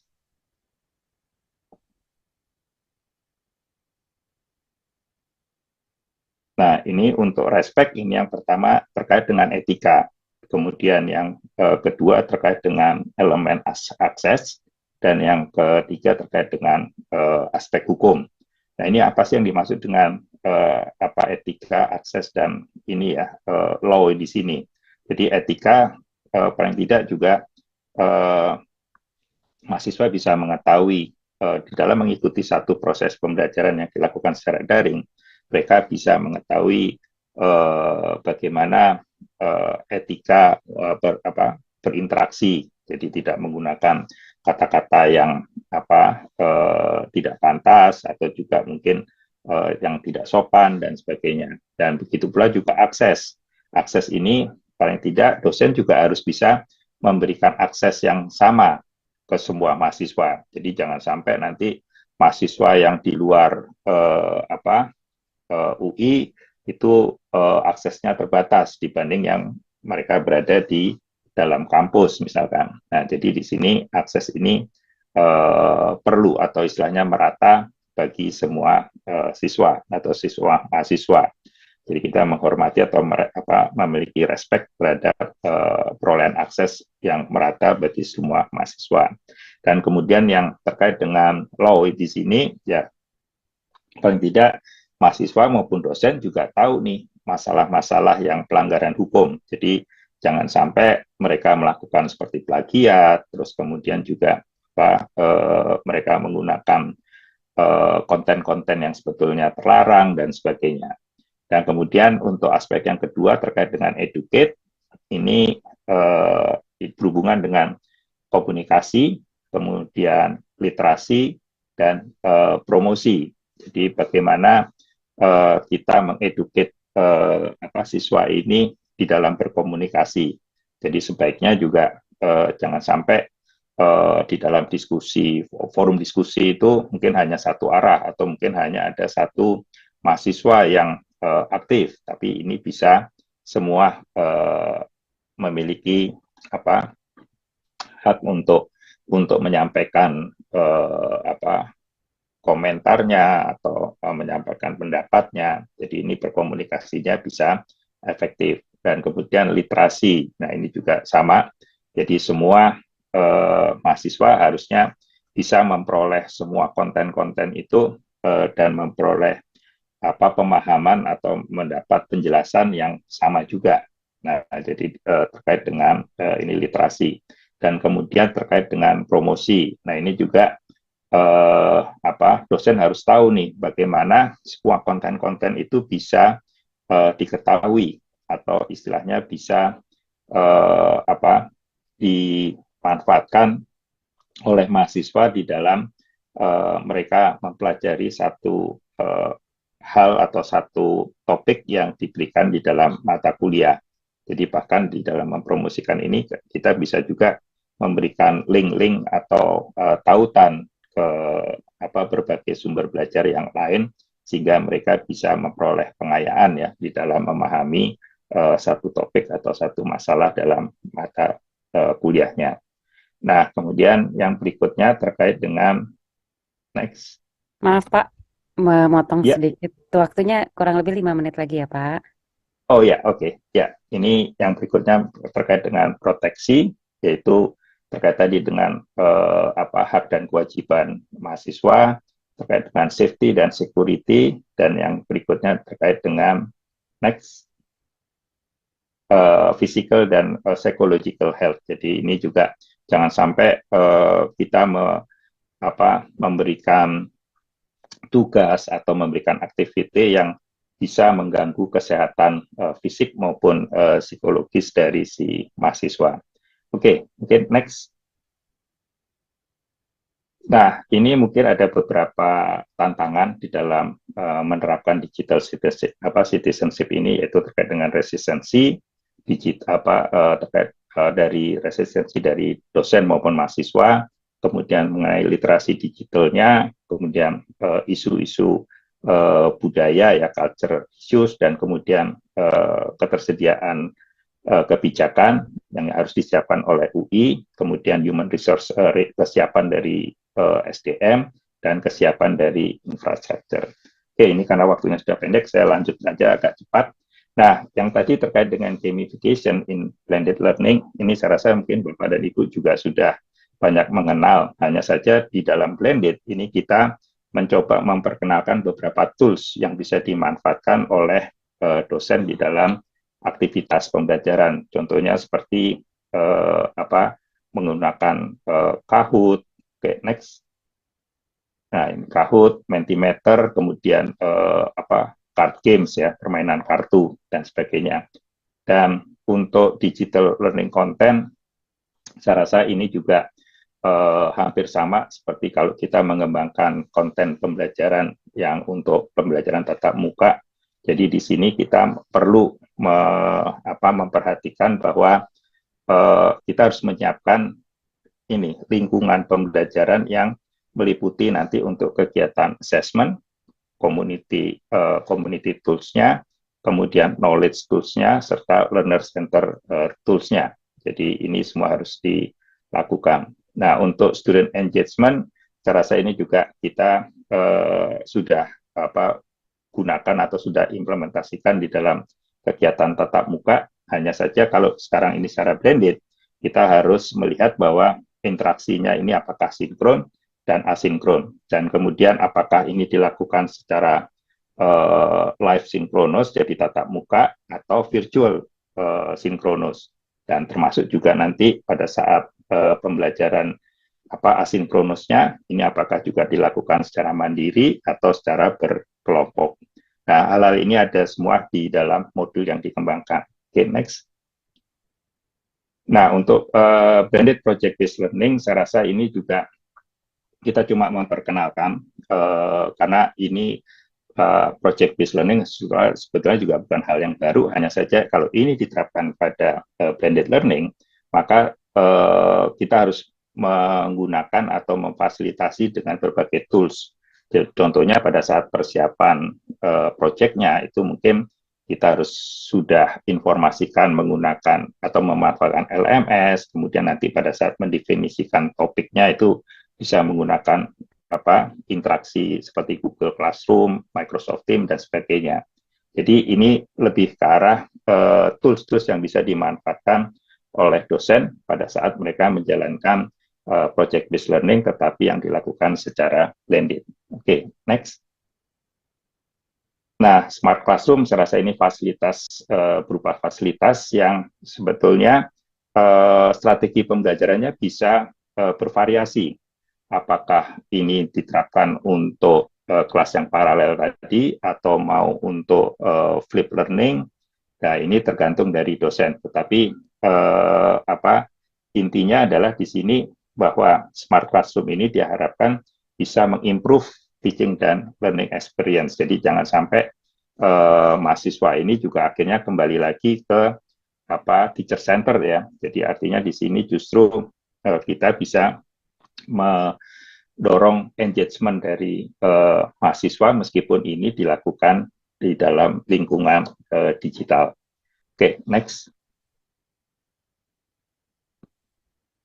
Nah, ini terkait yang UI MOOCs, ini sebetulnya masih ada beberapa slide, tapi karena waktunya sudah habis, mungkin saya hanya ingin menyatakan saja, mungkin next dulu, bahwa Massive Online Open Courses ini menjadi salah satu strategi UI di dalam tadi memfasilitasi proses pembelajaran di UI, baik itu untuk mahasiswa UI sendiri maupun untuk peserta di luar UI ya. Jadi bisa diikuti beberapa kontennya ini secara free bahkan oleh peserta di luar UI. Nah, ini alasan mengapa MOOCs itu dikembangkan di UI antara lain untuk mengimprove reputasi akademik, kemudian untuk talent scouting, juga terkait dengan lifelong learning dan continuing education serta increase revenue. Jadi ada beberapa MOOCs yang ditawarkan berbayar juga, dan ini diharapkan bisa menghasilkan revenue bagi suatu program studi. Oke, next. Nah, ini saya rasa sejarah dari UI, mungkin next saja. Nah, ini mungkin pengalaman dari yang sudah dikembangkan oleh UI sejak tahun 2019 sebetulnya. Sampai saat ini sudah ada sekitar 503 MOOCs, dan itu sudah diikuti oleh sekitar 7.327 peserta, dan dari 503 ini 22 diberikan dalam bahasa Inggris, dan 22 ini 3 sudah ditayangkan di Shutang X atau MOOCs platform yang dikelola oleh Tsinghua University. Nah, ini mungkin beberapa populer MOOCs ya, yang paling banyak pesertanya ini terutama terkait bidang ekonomi dan bisnis, kemudian ada juga yang terkait dengan humanity dan culture, dan juga ekonomi dan bisnis itu terkait dengan smart parenting dan sebagainya. Sorry, smart parenting saya rasa itu kedokteran, saya salah menulisnya. Oke, mungkin next saja, next. Ini mengenai pengembangan MOOCs-nya. Jadi memang dalam pengembangan MOOCs ini kami tidak hanya fasilitas, tetapi juga pengembangan SDM-nya juga. Jadi terkait dengan MOOCs literasinya, dan kemudian juga penjaminan mutunya. Next. Dan kemudian juga untuk pengembangan kontennya, ini kami memiliki helpdesk dan juga fasilitas untuk mengembangkan konten, jadi seperti studio dan sebagainya, seperti yang tadi ada di dalam profil DPASDP ya. Oke, next. Oke, next. Nah, ini yang MOOCs yang ditawarkan oleh UI itu ada yang bersifat memberikan kredit, dan ada juga yang non kredit. Nah, biasanya yang kredit ini berupa self atau instructional based learning MOOCs, jadi mendapat tetap ada interaksi dengan dosennya. Sedangkan kalau yang non kredit ini biasanya dikembangkan atau didesain sebagai self based learning ya. Jadi artinya mahasiswa lebih banyak belajar sendiri. Nah, oke, next. Nah, ini beberapa MOOCs yang sudah ada di UI, ini sudah tayang atau bisa diakses melalui platform-platform yang ada di UI maupun juga yang ada di luar UI, seperti di ICE Institute, kemudian yang tadi yang berbahasa Inggris itu ada di Shutang X, dan kemudian yang bidang kedokteran ini ada di IMERI UI, dan untuk yang dari Fakultas FIB Ilmu Budaya itu bisa diakses melalui CLDS UI, dan nanti UI akan mendapat bantuan dari KOIKA, dan itu juga banyak MOOCs yang akan dikembangkan melalui KOIKA SIHAP ini. Oke, next. Saya rasa ini tadi sudah ya beberapa utilisasinya. Oke, itu saja dari saya. Terima kasih. Saya kembalikan ke moderator. Baik. Mohon maaf nih waktunya terlewat ya, Bu. Nggak apa-apa, Pak. Baik, terima kasih banyak Pak Gatot untuk paparannya yang sangat lengkap dan sangat menarik. Sebelum kami lanjutkan ke sesi tanya-jawab, izinkan saya untuk switch ke bahasa Inggris, boleh ya, Pak? Karena speaker kedua kami sudah hadir sudah hari masuk ini. Ya? Yes, Okay. Good morning, Dr. Neville Smith.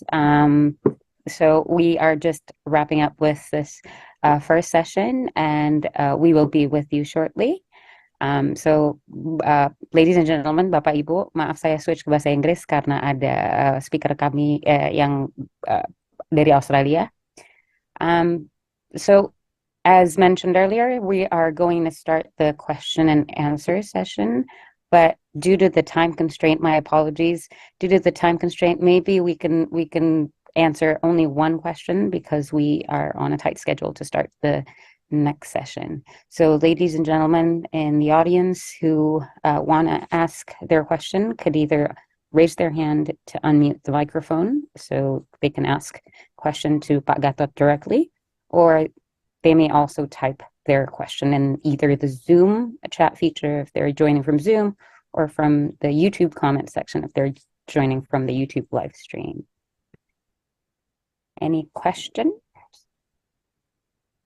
or comments, feedback for Pak Gatot, or anything you'd like to express maybe about or if All right, Dr. Smith, the thank you. participants want to answer to ask in bahasa, I think it's Oh okay. yes, sorry, thank Yeah. you. Bapak Ibu kalau mau bertanya dalam bahasa Indonesia boleh, nanti Bapak Gatot akan jawab, bisa dalam bahasa Indonesia, bisa dalam bahasa Inggris. Okay, thank you.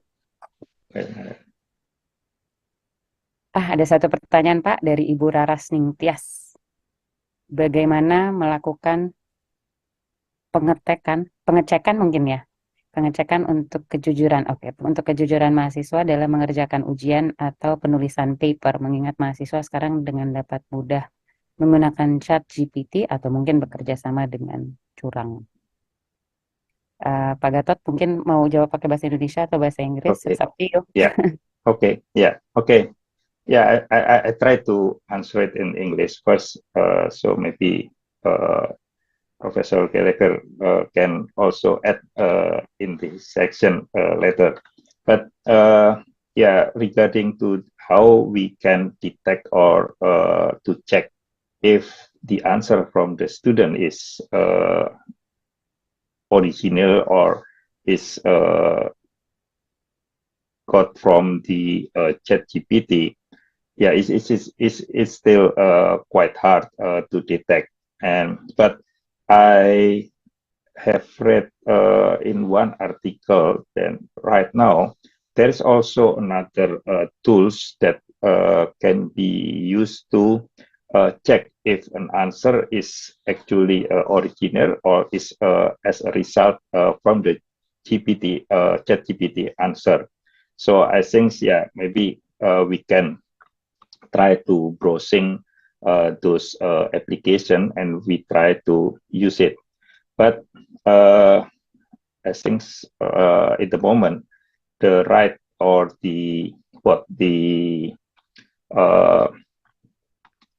easiest way to check the answer of the student, is it original or not? So we can ask it directly or synchronously, and then we wait for their answer also in directly. So I think like in oral test, we can ask directly to the students and we wait for their answer. So I think that's the easiest way to check if the answer is original or they get from other sources like ChatGPT.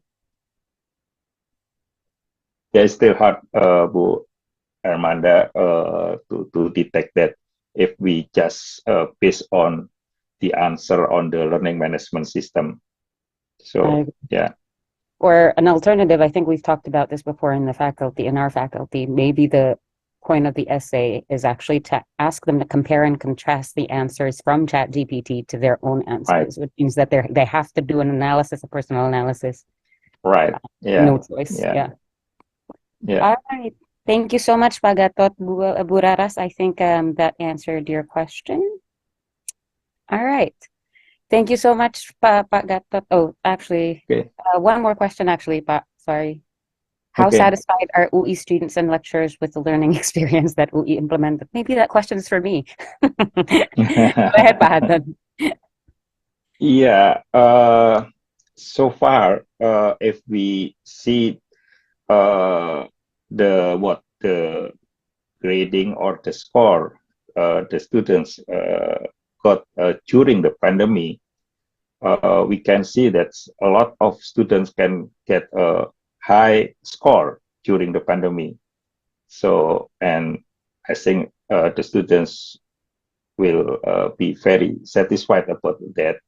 But after the pandemic, we will see because a lot of faculty members already back to teaching in the class.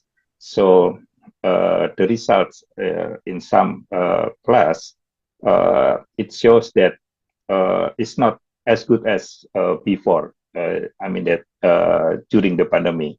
So I think right now when the teacher want to or the faculty member want to back like before the pandemic using face-to-face in the class and do the same thing with the same strategy for the evaluation and also for the learning methods, I think, it will disappoint the students. So that's why we need to use or to utilize technology in our teaching and learning process. All right, thank you so much, Pak Gatot, and thank you, Pak Ardi from UPH for the question. And again, as I mentioned before, unfortunately, we've run out of time. So thank you so much, Pak Gatot, for your very insightful presentation, very complete presentation. And next, we'll move on to the next session of the day. Thank you, Pak Gatot. Okay. Thank you. Yeah, my pleasure. Thank you. All right.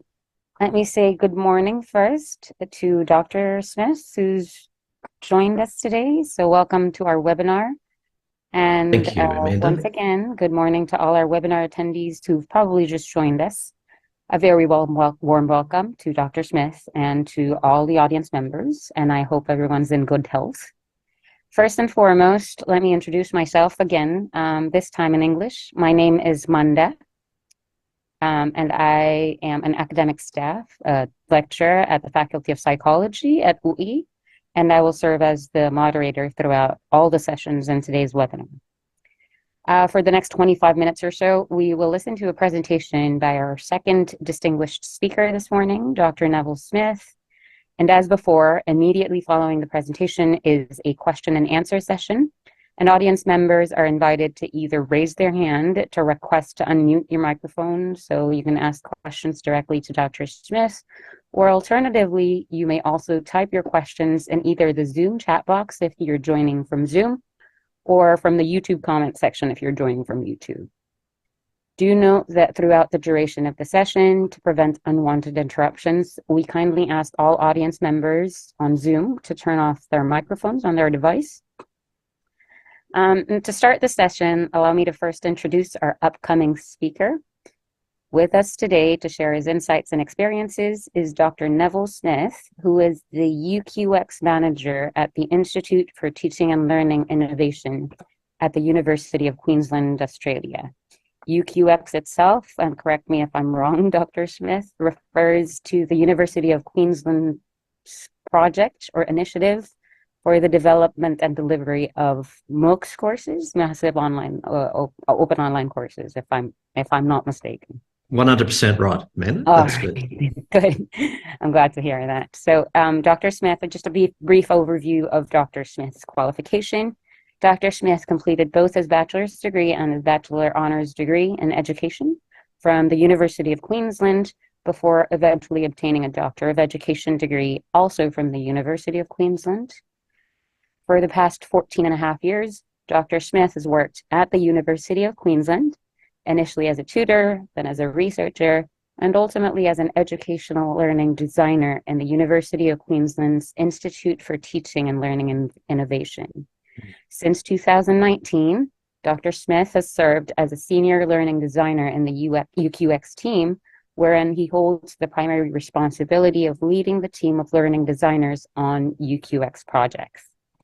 He is also involved in various collaborative partnerships pertaining to issues in online learning, with the goal of enhancing the quality of educational practice and experiences across the University of Queensland.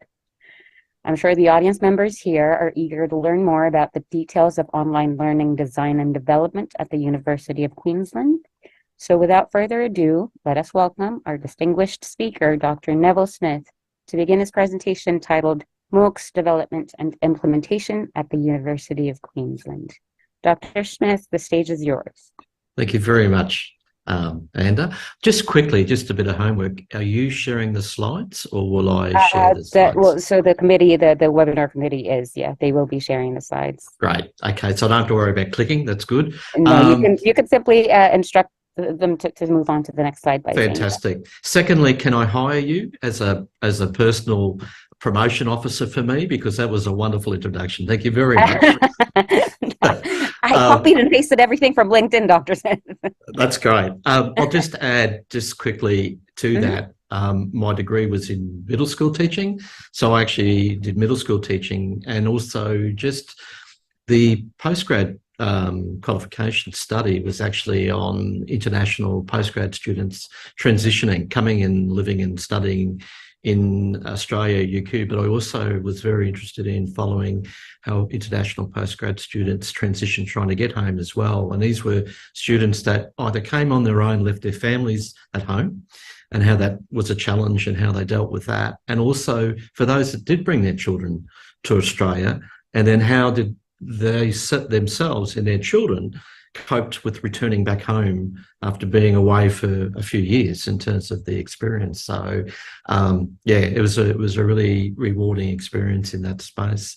Thank you. Also, just thank you to Professor Gattot and yourself for speaking English in that last section. I was just going to add, just before I jump into the slides, we too are obviously exploring the phenomenon that's ChatGPT and where that's going. And just from our point of view, we often strategize with our internal library comms organisations here, because even though we deliver MOOCs globally to students that are not just UQ students, but will be potentially any learner around the world, we do like to try and follow a protocol that sits with the university's practices. So we work closely with our library support team, but also we work closely with our edX partner, because it's our global partner ultimately where these MOOCs are hosted on the platform.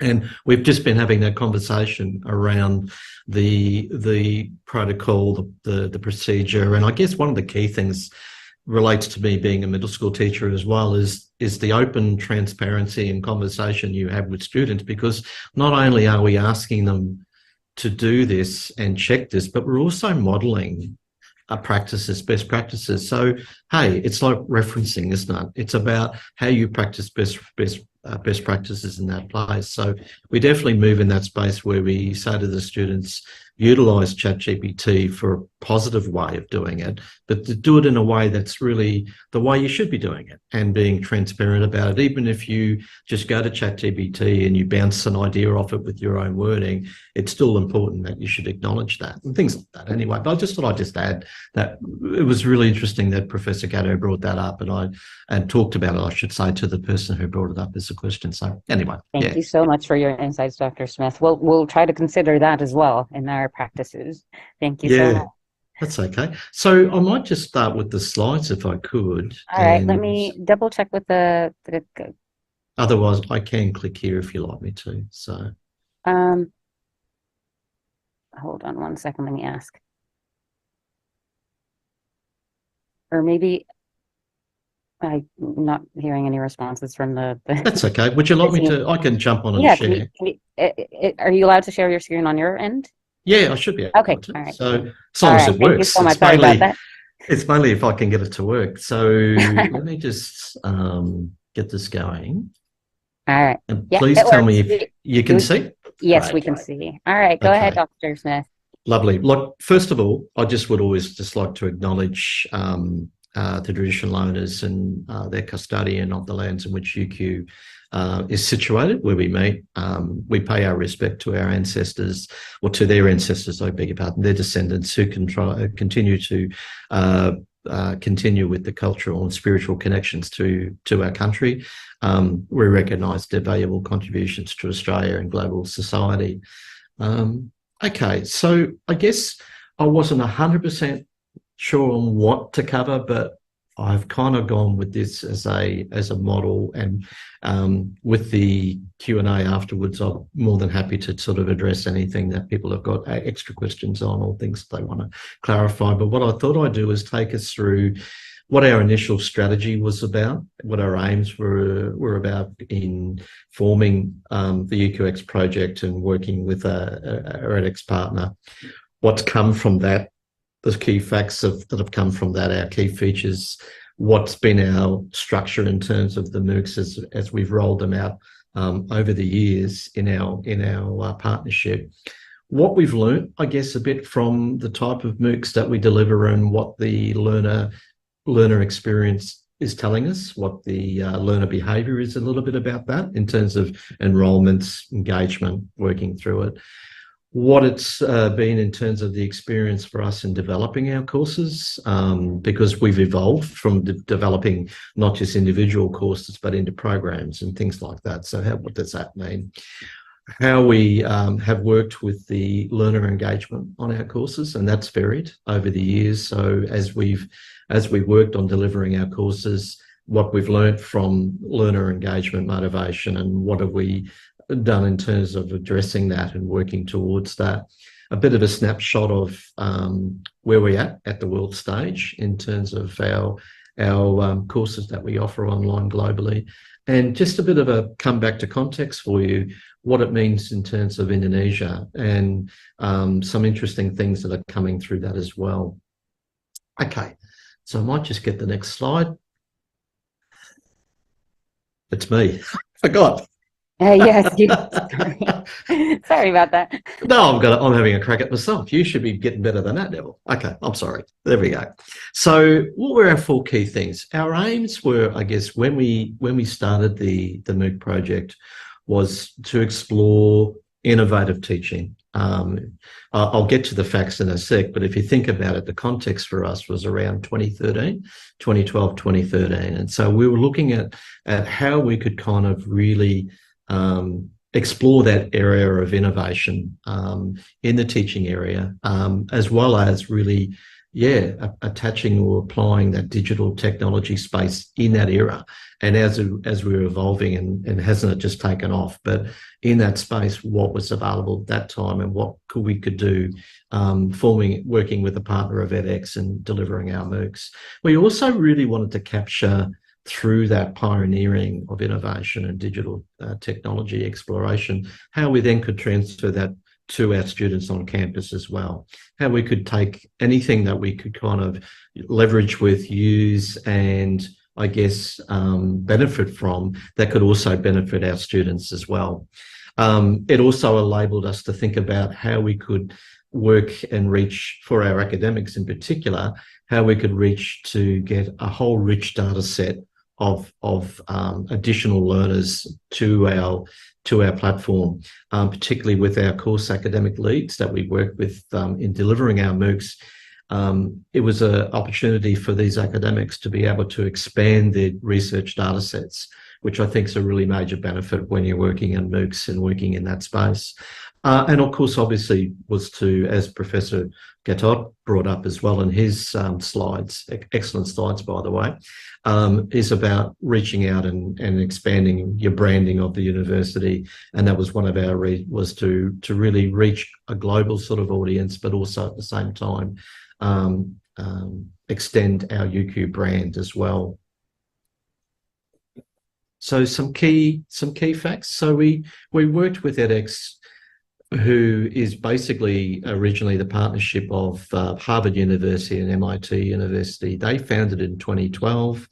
We formed with them in 2013 as one of the chartered members. So in the partnership with edX, there are chartered members, and then there's just other members as well.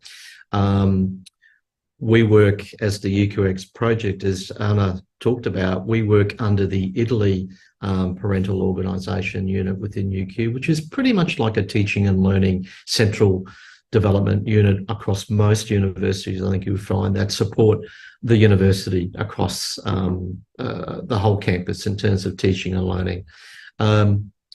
All of our courses that we develop are hosted on the edX platform that's been created through the edX partnership. We actually, as chartered member, contributed to that and part of getting a platform that could reach the globe. That was kind of the ultimate goal of this back in 2012. There's currently 57 chartered members and over 105 other partners within the edX membership. edX just recently released their report from 2022, something like 100 million visitors last year on the platform. It was interesting that Professor Goto brought up the part about the COVID period. I think that was a really interesting, just to go off sidecheck for 2 seconds. We found it fascinating that when COVID hit for us, which was probably around the April to June 2020 period, what was fascinating for us was it was almost like a gradual rapid increase of global enrolments into our course, particularly in that period where the world locked down. We were finding massive uptakes on our courses with learners stuck at home globally and trying to find something. So I think what was really key about maybe a lesson to learn from having a partnership with an online partner that has a global access is how ready we were. We actually already had a highway built that enabled a lot of people that maybe not had accessed our courses before that could come on there. So it was a really interesting experience for us. We've currently got just over 4.7 million participants since we launched in 2013 that have enrolled and taken one of our courses, and pretty much every country have come from. Our catalogue now extends to, always had a standalone courses, standalone MOOCs is what you call them. But as we've evolved, we've also developed what we call programs, sophisticated programs that vary in terms of what they offer to the type of content they offer, but designed to be kind of designed for deeper understanding and learning, but also pathway models as well to the university. So this is just a quick snapshot, but what I might just do while I'm talking to this, if I can find, excuse me for 1 second, if I can find the chat. And I know I'm just trying to see if I can see the chat now that I've got my slides on. I can do it later. I was just going to send you the link to the catalogue website that we've got. So I can send it later after the presentation. It'll just give you a better overall picture of everything that we offer. But this is just a quick example of some of the courses that we offer on our UQX catalogue. And you'll notice that they vary across the subject disciplines in different areas. And as we've evolved, that's kind of happened along the way. I'll talk a little bit about just how that kind of kicked off as well. So what are some of the key features that we've had through our whole strategy? I guess uncapped enrolments.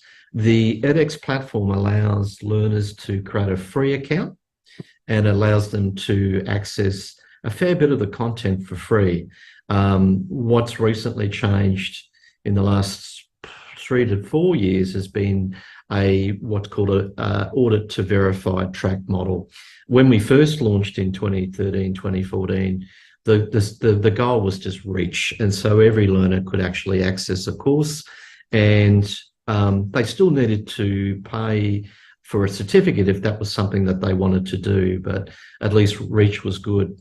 Like anything, and I think you'll find all the providers have the same challenges. How do you sustain something for so long for free? So the model that we've been working with is a model where we can provide a fair bit of free content still to learners from around the world. But at the same time, we can provide for people seriously keen on wanting to pursue something in a career model, content that they can pay for, along with a verified certificate as well. And the verified certificates are signed off or actioned by our university. So we have a top executive leadership team that actually sign off on that, along with our academic for the relevant course as well. Our content usually sort of moves between 4 to 12 weeks, depending on the type of course we want to offer.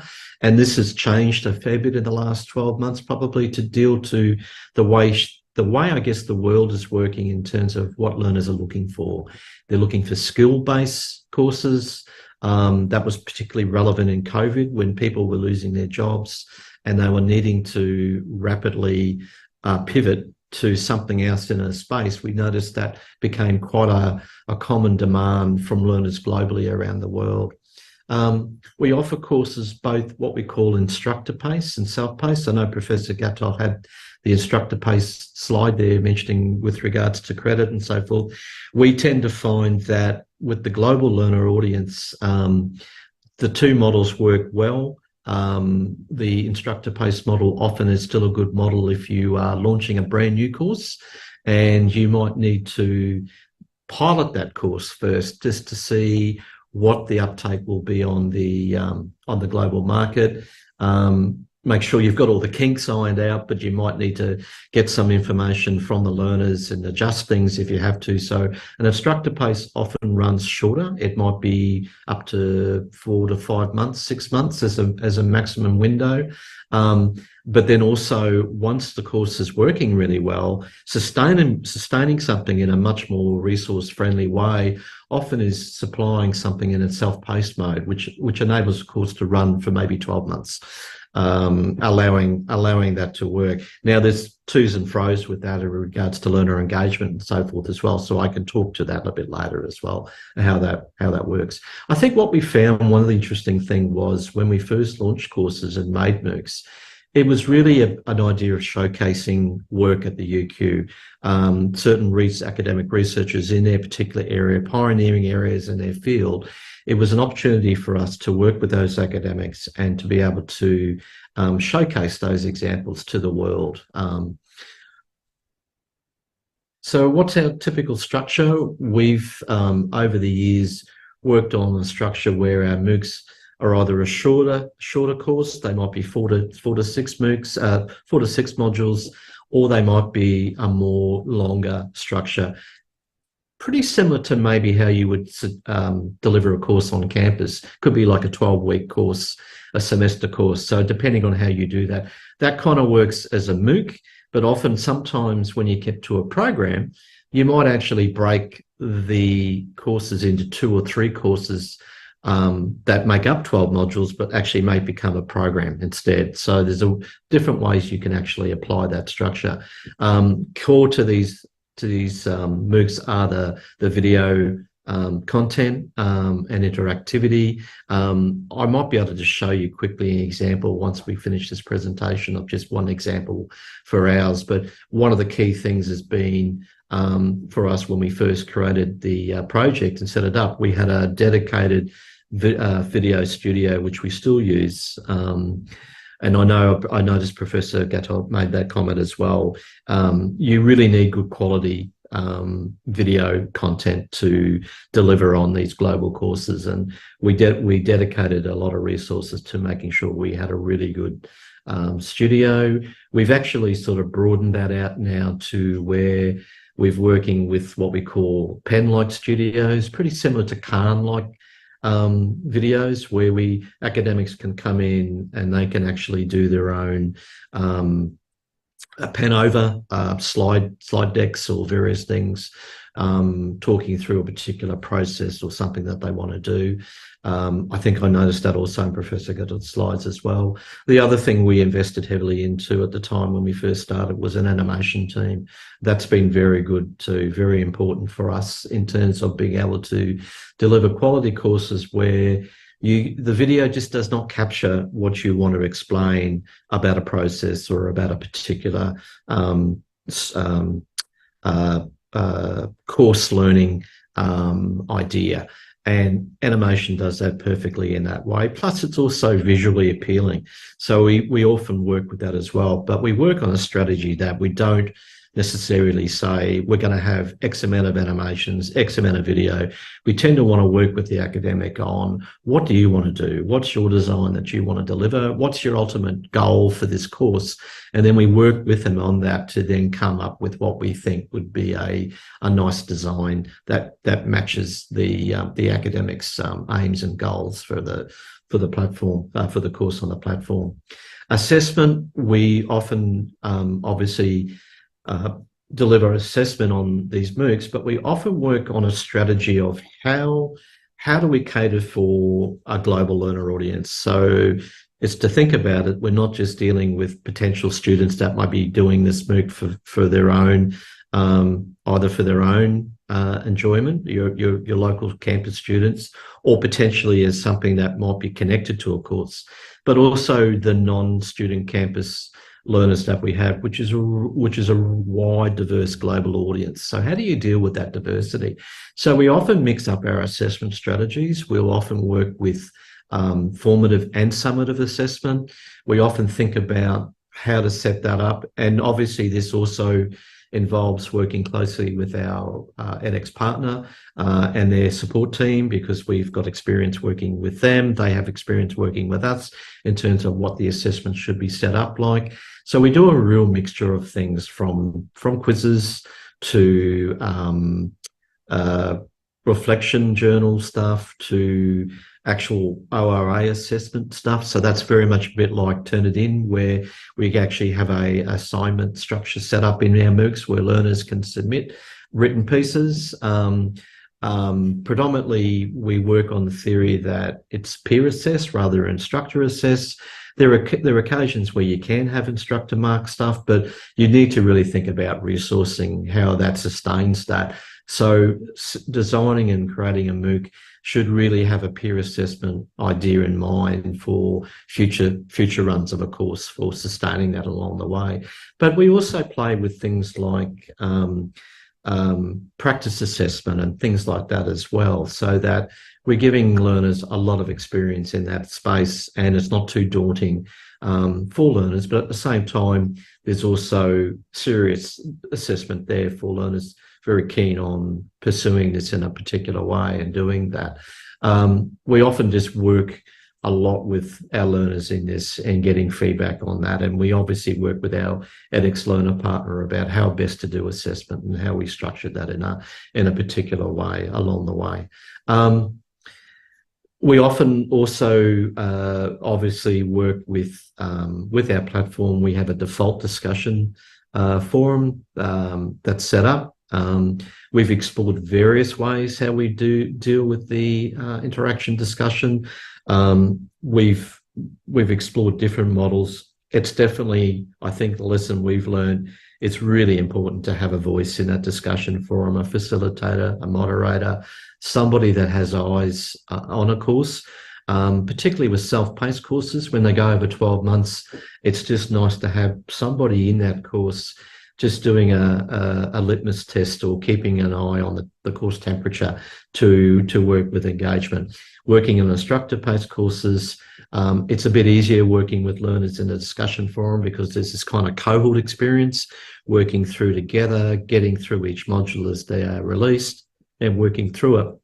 When it comes to a self-paced model, it's a different beast. It's like a 12-month model. So if I give it an analogy, it's a bit like, say you're delivering a course on campus, but you're not just delivering it in semester 1, you're delivering it at the same time in semester 2 at the same time, and you've got learners dropping in and dropping out throughout the semester. How do you keep that motivation going and engagement going and keeping it through? So this is where we have worked with our strategies around moderators and course leads, and having, a contact team ourselves. UQX, we set up our own contact team. Our partner edX has their own learner escalation team. So we have all these contact teams, support teams in place to really enhance that support to keep a course really flowing well along the way. What have we learned? So as we rolled out our courses, we've developed and evolved in what we offer in our catalogue. So in our first years, when we started in 2013, 2014, our range were basically just standalone MOOCs, our showcase MOOCs. And really the idea of that was, as I said before, a bit of like a taster or a showcase, where we really are open to a broader demographic accessing these courses. So typically standalone MOOC might have learners from as young as 14, 15, from high school through to as old as 70, 80, depending on the interest and relevance to that. Generally, they've been a length of, as I said before, 3 to 12 weeks, depending on what we offer. And often, when we first kicked off, we would start these courses as instructor-paced, as a pilot to test. But then as we rolled them out for deeper runs, for reruns, we would then stretch it into a self-paced model. We then started to learn that learners wanted more. than just one MOOC. They were hungry or wanting more material. So we looked at what we called X series, where we could actually take a course and then develop that into a suite of courses that are relevant to that particular area of or discipline or field and move in that space. One of our most popular ones has been psychology, where, you know, we started with a course that was in social psychology, but then we started to see we could really expand this into a series. So we reached across into other discipline fields, clinical, developmental, research methods, and we could broaden the series into a program series. Not only did it enable learners to be able to dig deeper and get more into that, but it also enabled us to provide more access to content and provide a lot more material on our catalogue in that way. What was interesting, and particularly COVID, as I mentioned before, in 2020, was this rapid interest and rapid uptake of what we call professional certificates. Works very similar to X series. So it's a series of courses, like I mentioned before, where you might be delivering a course on campus that's 12 weeks of content, and it might be something where you could actually break that up into smaller courses, 2 to 3 shorter courses. You could actually create that in what we would call as a professional certificate program.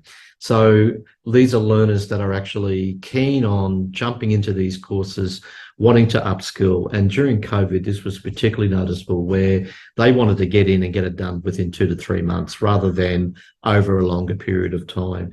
So that's something that's really come about, and probably at the moment is the most popular in the marketplace at the moment for what we can offer, particularly around the idea that learners are globally looking for skills-based type courses that can really enhance their career. As we rolled out the standalone MOOCs X series, we then, and this is the other point, working with edX partners means that we're getting global intel as well. And so we were getting interesting intel from edX that were giving us where to point towards, what was the market telling us, what was the global market looking at. And so around 2015, 2016, there was an appetite for this postgraduate sort of delivery of content, where learners could pursue content in this area with the potential to then move towards pathway towards a university to further that study through their masters and various things like that, but also to go to their prospective employer if they were applying for a job in a particular area with this MicroMaster credential, and it'd be recognised by industry as something quite significant. The distinction is that the materials postgraduate, it generally takes longer for a learner to go through. A MicroMasters program could take up to 5 courses. There might be 4 regular courses that are 10 to 12 weeks of length. Then there would often be what's called a capstone model, a final piece of course, a shorter course, but a capstone course that actually enables the learner to do the assessment in there. And often the assessment in that strategy is a lot more heavier in terms of, and a lot more, I guess, higher rated assessment, in that there would be potentially not just typical assessment found in a MOOC, but potentially verified oral examinations or various other sort of models that are actually what are very similar to, I guess, semester exam conditions as well. So the edX partnership or the edX model has that ability to be able to do that along with other assessment types. And then obviously since that rollout, we've also explored in the space of online master's degrees as well, working with our edX partner. We launched our online masters back in 2019, which was basically through our business school, and the idea was around that the MicroMasters that students could do could feed into a master's as part of a credit model. So that was the learner time. In terms of development time, what we've learned, I guess, is that when we first rolled these courses out, a typical MOOC would take us easily more towards the 12 months than the 6 months when we first launched. This has probably been refined a bit better. And one of the reasons I think that's been refined is that as we've evolved and delivered our courses, we also worked on, as Professor Gatot was talking about, we also worked in our blended learning strategies in that period as well. And as we worked in our blended learning strategies, we also worked with our edX partner and delivered some courses internally on another platform that works with the same platform. So what we found really useful as we've been rolling out courses in the last few years is that we have courses that are delivered online internally that can actually be ported quite comfortably and easily to our edX MOOC model as well. Now, it's not as straightforward as that, but it makes a big difference when you can actually develop and create a course for blended learning on campus and be able to take a course like that, import that into our MOOC model, and then look at how we refine that, how we deliver that externally with being mindful to what we offer on campus in terms of making sure that the quality's as great, making sure that it's also not jeopardizing what you deliver on campus. So it's a bit of a mixture of how you do that. But there's a lot of ability to be able to save a bit of resourcing time in that model. So where it used to be traditionally the 12 months, it can certainly come back less than that in terms of delivering that. So the same kind of thing works also with the X Series and Professional Certificate.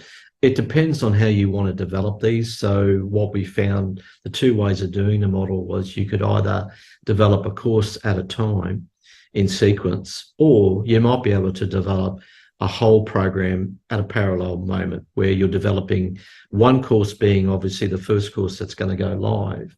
But while you're doing the material and developing this between the course academic, the design team, the media team, everyone working together, you actually are putting content away for the other courses at the same time, so that you're not having to just start from scratch when you finish the first course and you're ready to develop the second course.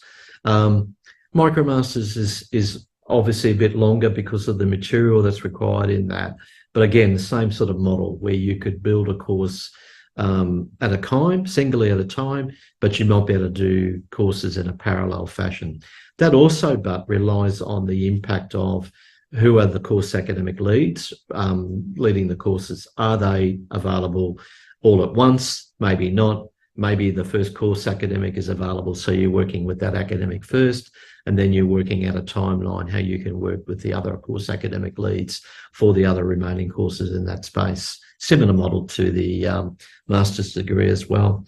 I just put XMOOCs and CMOOCs there. It's predominantly XMOOCs that we work in. That's our space in this area. We've looked at and explored when we offered a course. We've often put in there the local schools' social media pages, the Twitter handle, various things like that as well, to immerse that bit of social connection. The challenge for that, I would just argue, is how you sustain this, how you manage this, because it's a challenge to do that. And I guess the bottom line is, who do you identify who looks after these? Who manages them, manages the course runs, the administration of them?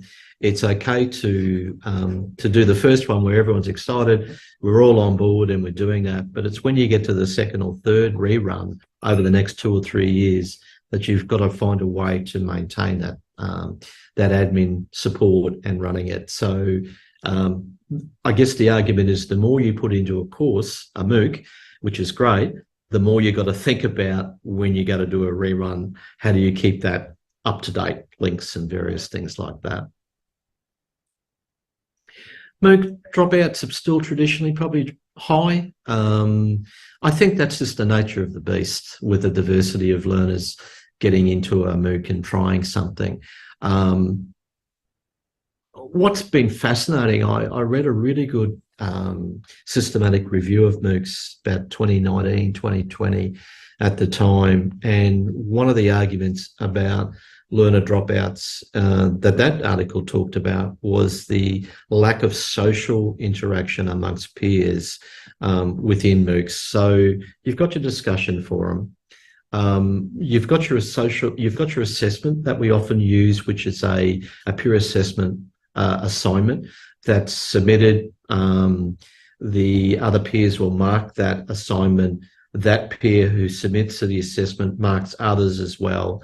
But the argument in the article talked about that was the first point of contact where peers engaged. So we've really learnt a lot about that in terms of how more can we actually have learner engagement. So working with edX Partner, we've evolved in having other options on the platform. So we've got features now where we can develop cohorts. We can create certain special cohorts if we want to. We can create teams. We've got a whole range of things that we can kind of do that enhances that model of learner engagement. I think the key things is the moderator, somebody that's overseeing the discussion forum is really important, that can sort of facilitate learner engagement in that space. There's these cohorts and team functions which you can put in the back end that enables learners to work together on that. You still will have the drop-in nature of just having audit and verified learner track enrollments. So it's how do you work with that, dealing with that, and there's a few different strategies that you could work within that model. And at some point, I'm happy to share later on another session or something, just things that we've evolved and worked on as well. But I guess there's a few different ways of doing that. One of the things that we've just recently done is we wanted to deliver a course on stats. Now, stats is challenging being on campus alone, I think, for learners.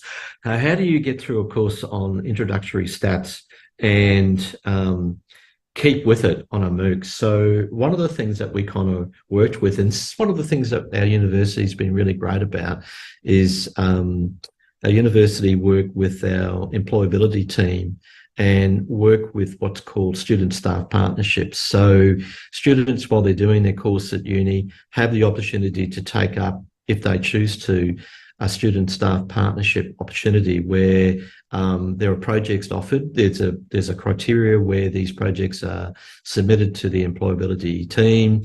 They're rated whether they're deemed suitable or not, and if possible, they are approved. Then students could apply. They're advertised. Students can apply and be part of the team in making a course.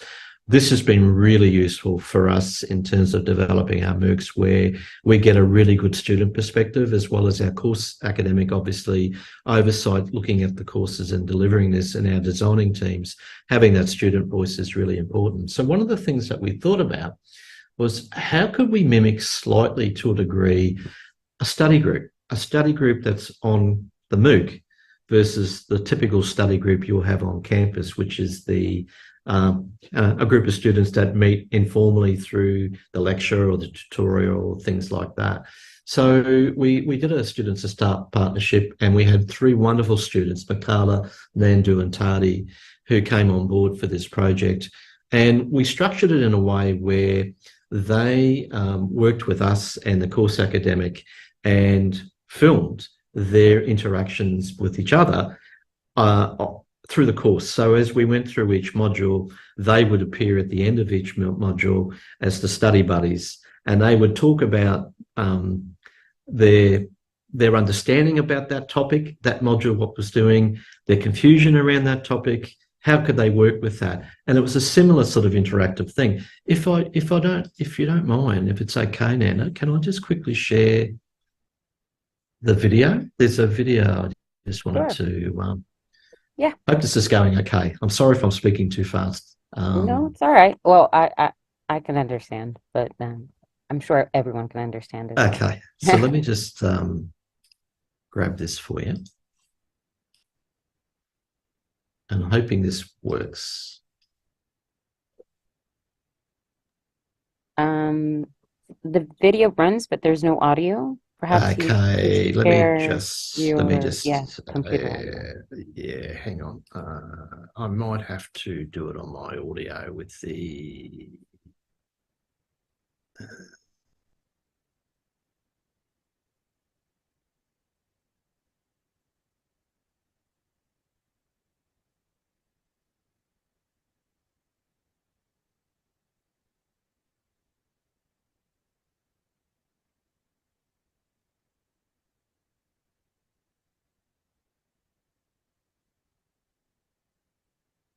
Right. So you can't hear that yet?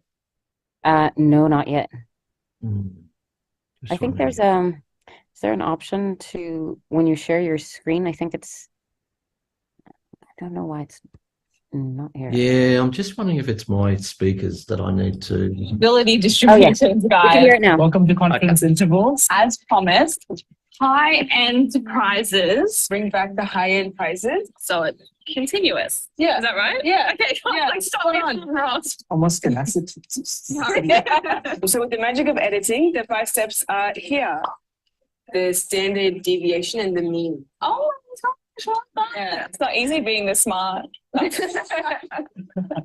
done, Nandu. I'm going to put one mean, one proportion. That's good. Okay. Okay. And then I think the yellow, because there's 3, and then there's like 3 there. Oh, okay. Yeah. Not that I don't know what it is. Maybe somewhere, Who's maybe. smart, buddy? Wondering what, but it's a significance. I think he's an individual, so. Nandu was a doctor's right. It's testing forward to mass. Literally like a nice, it's nice. Woohoo. Correct. Yeah. Yeah. Does anyone want to explain? From like the trend line. That's perfect. That's yeah, such a good way to say it. It does. Yeah. Yes. So we do reject. We don't reject. Sorry. Oh! No, see, you clicked as you were clicking it. So More scarcity. yeah. It's, Yeah. it's close enough. It's a word.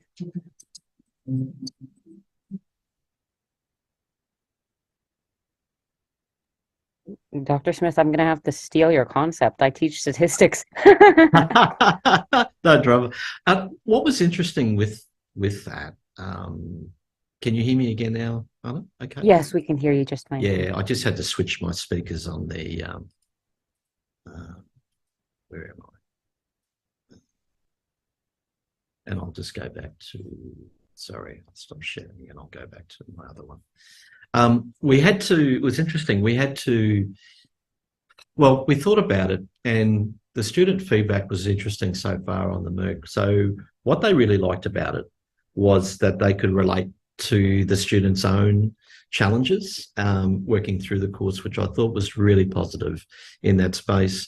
But also, they actually found it really useful for just even getting through the dry bit of stats when you get into week 5 and 6 and it's killing you. And what they found was, hey, it's a little bit of fun and engagement as well. So it's been very positive. So I think the more we do that sort of thing, I think the greater we move towards better engagement if we can work in that space. And definitely the student voice that relates to other students, I think is a really important thing. I'm mindful of time too, and so I won't keep you too much more. I'll just get the slides back up. Just see if you can see that. Right. Can we see that, Anna? That's okay? Yes, we can. Thank you. Cool. So just a couple other things we did. We thought, okay, we're working in the digital world, but let's still look at how we can also still do the physical world as well. So for this course in particular, we did some printable review posters. So students could just download them as a PDF, but also if they wanted to, they could print them out to keep them for future learning as well if they wanted to do that. Obviously, it's one of our teaching principles that we sort of work on, that you want learners to really get that understanding, engage with materials that they could really kind of then really just foster, I guess, that deeper understanding or deeper learning on a topic or a subject that they're trying to understand along the way. So this was something that we just trialled, which got really positive feedback to. And speaking of ChatGPT and AI, we actually trialled a little bit of synthetic video. Now, what's important is that our academic lead is set front and center, is the primary source of our courses and will always be that face. But what's really helpful is looking at how we can support the course academic in developing a MOOC where workload is hard for an academic to be working with us all the time. They're teaching, they're doing all sorts of stuff. So what can we do with that? So with this course, when you're teaching stats, you're also teaching skill sets how to use Excel, how to do different things like that. And obviously on campus, you've got the luxury of maybe the tutorials and other spaces where tutors can work one-on-one with students if their Excel skills aren't great. The library can provide some skill workshops and things like that. But on a MOOC, you don't have that opportunity. So what we did was we worked with a company that does synthetic video, and this, believe it or not, it's an AI called Jack Avatar. And what we used Jack for was really some Excel spreadsheet lessons, the basic understanding to Excel that complemented our academic in this course. Students, interesting, student feedback to that, most of them didn't realise it was AI.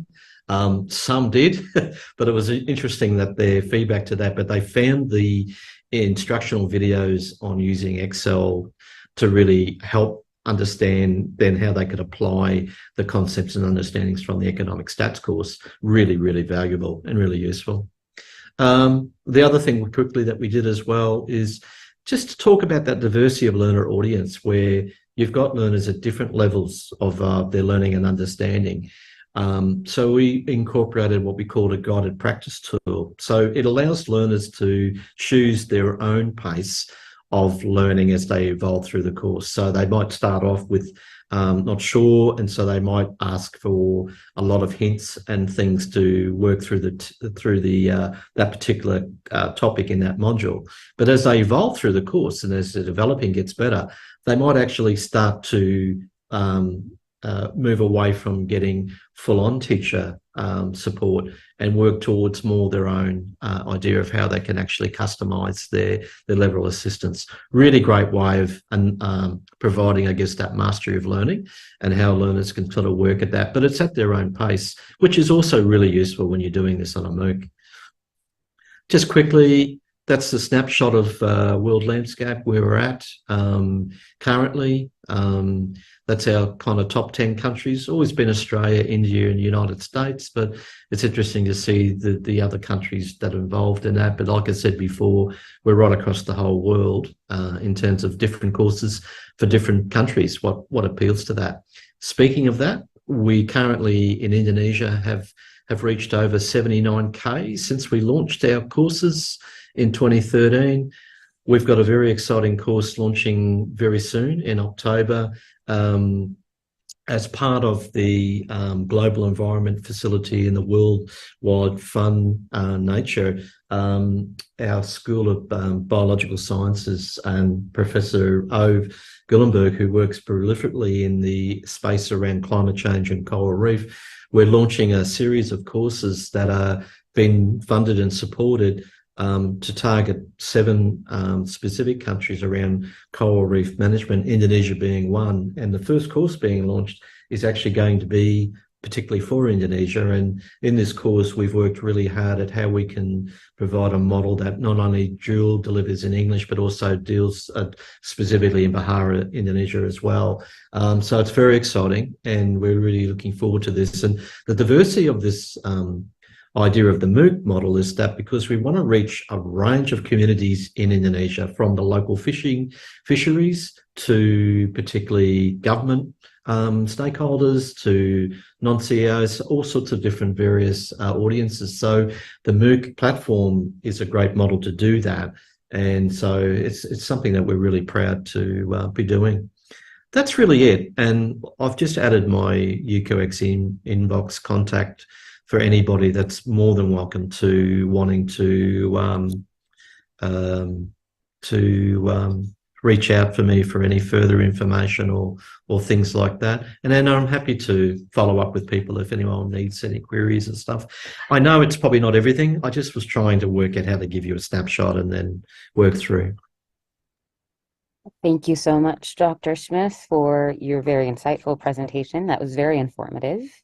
So as I mentioned earlier, prior to the start of the session, we will move on next to the question and answer session. I think we can start with maybe 1 or 2 questions and see if there's still additional time. Of course, we can open the forum for more questions. I'm going to switch to Indonesian real quick. Sorry, Dr. Smith. Bapak Ibu, dipersilakan seperti sebelumnya dipersilakan untuk mengajukan pertanyaan dalam bahasa Indonesia apabila merasa lebih nyaman bertanya dalam bahasa Indonesia. Saya dapat kemudian menerjemahkannya untuk Dr. Smith.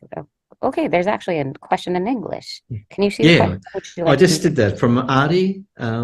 From Thank you. this is Universitas Pelita Harapan. Thank you. Yeah. Look, I think what's been interesting is one of the things is how do you know? Like, how do you gauge this in a way, which is exactly the question you're asking? How successful are our strategies with this? What we've managed to do in the last 2 years or so is really utilize tools like Microsoft Teams and Microsoft Forms. So what we embed in each of our courses is a pre and post survey. And the idea of that is to really try and capture, along with the discussion forum where the facilitator is in there gauging that interaction, is to really gauge how good is our implementation of social learning activities, how successful is it doing in terms of learner engagement working in that space. So I think importantly, we never rest on our laurels. We keep looking for innovation and ways to do things. That's working with our partners, and that's using our feedback form in our surveys in our courses to then gauge the learner feedback to that, learner suggestions. We often ask for how could we improve this? How could we do this? We're mindful that we work with limitations of what we can offer on the platform. So what can we do with the platform versus what learners would like, and how we can do that. But there's certainly strategies there that are really proactive in that space. And I personally believe we've very much improved in that area since when we launched in 2013, 2014, 2015, where we just really had a discussion forum, and that was really it. One of the things that we've always done is not just relying on discussion forum, is we've developed tools, our own tools. And what we did with our own online tools is really focus on the pedagogical aspect of the tool. Use the tool in a way that's actually a pedagogically delivered tool that actually allows learners to give feedback through the tool. And that was one of the other important things that we've done. Reflection tools, fishbones, diagram tools, using typical teaching theories like Bloom's taxonomy and things like that, higher order thinking tools. We've worked in that strategy area as well to really enhance what we can do, but we can do better. I think that's always been our premise, that we can always work on that and never rest on our laurels. I hope that answered that question. I believe it did. Mr. Ardi said thank you. Thanks, All right, thank Mr. you Ardi. for the answer, Dr. Smith. I think we have time for one more question. If there's anyone who'd like to ask their question either directly, or let me just check if there's a question on YouTube as well, because it's through a different link. Sorry. Oh, okay. Not yet. Nothing yet. Look, feel free, and if anyone wants to reach out to me, that UQX is also that easy to contact, easy, no dramas. I'm happy to. I look at that. Sorry about that. I just refreshed my Microsoft, the Microsoft Forms or the Microsoft Word on the Microsoft 365. I can't remember what it's called, but there's a question, Dr. Neville Smith. How does UQX balance between the huge number of enrollment and quality of learning in both standalone courses and in credit courses and in online degree programs? I think the first thing is our courses are all based on academic material. So we've always worked with our course academic, associated course academic or whatever from our school or faculty. And so that material is of the highest quality nature in starting point. It needs to be. It needs to have a strong pedagogical foundation to be able to deliver that on the platform. Having said that, we're also mindful that you need to think about the learner audience in your MOOC, which is quite diverse. So how do you strategize that? So I guess the delivery model is part of that model, if this makes sense. So the chunking of videos, the strategy where you don't have long-winded videos to deliver to somebody. It might be 2 to 3 minutes max of a video that's really, really important. But in the platform page, you follow that up with a series of other pedagogical activities that support that particular area. So the academic might have a core point concept they're trying to deliver, so they're trying to get that key message in that video. Then that might be supported with, so let me just can I just quickly show you if this is okay. Sorry, Maybe. I'm really mindful of time, and Yeah, I'm just that's all right. Probably just a little bit, yeah. so that's just a quick example. This is academic Dr. Temesgen Kaiful, who delivers an interesting thing is, I think what's important is the academic that's in our MOOC is also the academic that teaches on campus, teaches the same course. So there's that clarity around the teaching of the subject area. And this is just one typical page. A learner will come to the page. They see the core idea that Temesgen is trying to suggest through this video, which is only a 3-minute video, which is around the basic of probability. Then we give the learner some introduction to that through some text around that. We give them some sort of ideas around what the defining of that concept is. We then get them to think about what they watched and what they've read, and they do their own little self-check in terms of the activity. So that's one page, for example. Let me just go real fast to the next one. Then they might come across, there's a second concept that needs to be explained. So we do the same thing, similar thing, but we slightly change. And we might actually provide, like I mentioned before, that guided practice example where the learners are actually then having a crack at something themselves, practicing their own rights on something like that. So I guess we try and, it's so many things to answer that question, but I guess we really utilise and work with our academics, making sure that the content is high quality, is pedagogically sound, it's of the quality of what the university would offer, but how do we adjust that to address learners that are coming from all walks of life, and how do we make it in a way that they can digest that material based on their own learner needs? All right. Thank you, Dr. Smith, for the answer. Now, there's actually one more question, but unfortunately, we've run out of time. So if Dr. Smith, if you're still hanging out here for a while, do you think it would be possible for you, if that's okay with you, of course, to answer the question probably briefly, but through the chat feature? There's the question. Yeah, I can add that in now if you like. Thank you so much. Is the Dr. Kamaruzzaman Oh, yes. from Aceh, how to improve learning process. How to increase the attractiveness of learning, I guess, e-learning in rural regions. In rural regions, yeah. Okay, let me just, I'll just do it to everybody. Yeah, you can send the chat to everybody. Maybe you can even take Time to think about it, because that's all right. Allows you to do that. No worries. I'll go off screen. Well, thank you so much, Dr. Smith, for your very informative session. And if you don't mind, we're going to move on next to our next speaker. Thank you so much. We hope my pleasure. And thanks, Samantha, for hosting. That was Thank great. you so much. You're welcome. All right. Thank you. Now, all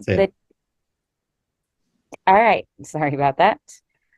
So I'm sorry for not greeting you earlier, Dr. Jung. I'm sorry. Please correct me if I'm pronouncing your name wrong. So everyone with us here this morning is Dr. In-Sung Jung, who's here from Korea. Good morning, Dr. Jung. Thank you for joining us this morning. And I apologize for the slight delay in the start of your session. So to Dr. Jung and to the members of the audience who've just joined us, I'm going to introduce myself once again. My name is Manda, an academic staff at the Faculty of Psychology at UI, and I will be serving as your moderator during today's webinar. As with the previous session, in the session, we will spend the next 25 or so minutes listening to a presentation by our distinguished speaker, Dr. In-Sung Jung. Throughout the duration of the session, to prevent unwanted interruptions, please, I kindly ask the audience members on Zoom to turn off their microphones on their device. And immediately following the presentation, as before, is the question and answer session, during which audience members can either raise their hand to request to unmute so they can ask their questions directly to Dr. Jung, or to type in the chat box their questions. For those joining from YouTube, could also ask their questions in the comment section on YouTube. Before we invite Dr. Jung to begin her presentation, allow me to start with a brief summary of Dr. Jung's qualifications. Our next speaker, Dr. In-Sung Jung, currently serves as a visiting research fellow at the Education Research Institute of Seoul National University in South Korea. She completed her Bachelor of Arts in Education from Seoul National University and obtained her PhD in Instructional Systems Technology from Indiana University at Bloomington, the United States. From 1992 through the year 2000, Dr. Jung was a faculty member at Korean National Open University, leading several research and development projects on the design and evaluation of various technology-enhanced education, including the establishment of a video conferencing system, the development of digitization of video and audio lectures through online database, and the integration of network technologies in one-way education. Following her tenure at Korean National Open University, Dr. Jung later worked at Eoha Women's University at Seoul, serving as the director of the Multimedia Education Center, which was a center responsible for developing, delivering, and managing e-learning programs for the university. During her time there, Dr. Jung established numerous collaborative relationships with national, regional, and international institutions to develop and deliver online programs to professional women in the region and throughout the world. Then in 2003, Dr. Jung joined the International Christian University in Tokyo, Japan, where she served as a professor of education until March 2022. Now, in addition to her work in academia, Dr. Jung has also served as consultant and advisor in distance education and e-learning at various international institutions, including, among others, UNESCO, World Bank, APEC and Asia Development Bank Institute, as well as Korean ministries and higher education institutions. She has edited and authored several books in collaboration with scholars from all over the world, with the most recent one titled Open and Distance Education Theory Revisited, Implications for the Digital Era, which was published in June 2019. Dr. Jung has conducted extensive research in distance education and quality assurance, in addition to serving as editor and reviewer in numerous scientific journals specializing in the publication of articles on distance education and educational media and technology. So today, to share with us a perspective on the digital transformation in higher education in the changing world is Dr. In-Sung Jung with her presentation titled The Changing Landscape of MOOCs, Trends and Opportunities. Dr. Jung, whenever you're ready. Okay, thank you very much. Can you hear me?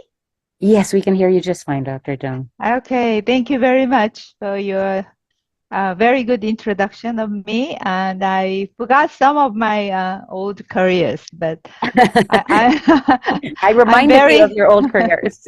Yes. I'm very happy to be a part of this special lectures, and I understand some of you may have attended the session in Seoul.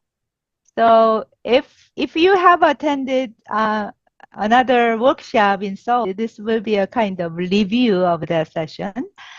So I'm not sure how much you know about the MOOCs, but is this your first time, for most of you, first time attending the MOOC training sessions, or do you have some prior knowledge of MOOCs? Bisa dijawab, sorry, I'm just going to invite them to answer through chat. Bisa dijawab melalui chat ya Pak, bahasa Indonesia juga nggak apa-apa Bapak dan Ibu. Apakah pertama kali ikut MOOCs training, MOOCs seminar, atau sudah pernah sebelumnya? For me, this is my first time. Oh, okay. Okay. So maybe some of you have already attended some MOOC training sessions, or some of you may have taken MOOC course yourself. But this one, I was asked to cover the changing landscape of MOOCs and trends and opportunities. So it's going to be a little bit overall, general, what's going on around the world, kind of, showing the landscape of MOOCs. Whereas the first session that you just listened was one specific case. I think it has many various practical strategies, whereas my session is more like, help you understand what is going on around the world in terms of MOOC development. So I'm going to begin with the MOOC and 5 trends, global trends, and what we have learned so far based on MOOC research, and then what will be the opportunities for us to go. Okay. About MOOC, I know by now you have some image of MOOC. So MOOC is an online course, or MOOC is free, or some kind of image that you have. It's an online course, yes. It is usually designed for participation of large number of students, large number of learners. It doesn't have to be a student, university students, but learners with various backgrounds, often without charge. But as you heard, there are some courses for degree or micro credentials or something that you have to pay sometimes. But in general, it's free. So freely available to a large number of people, and it's online. So you have some image of a MOOC.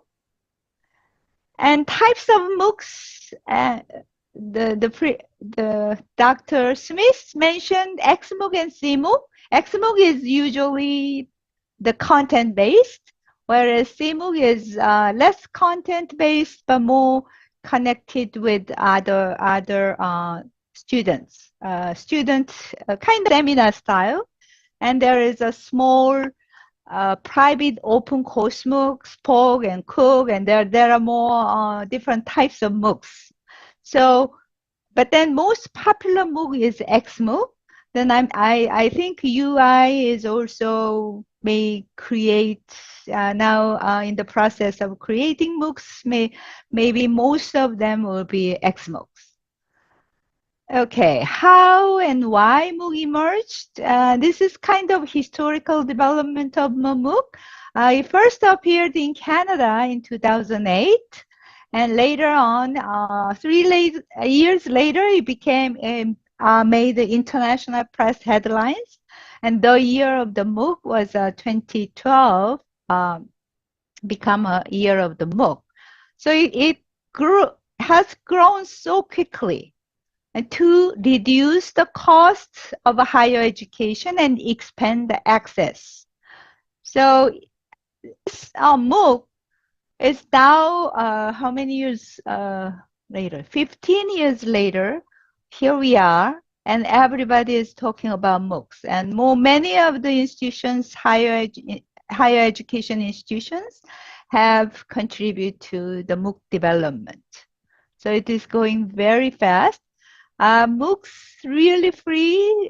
We mentioned most of MOOCs are free, and the content-wise, you can access most of the content free of charge.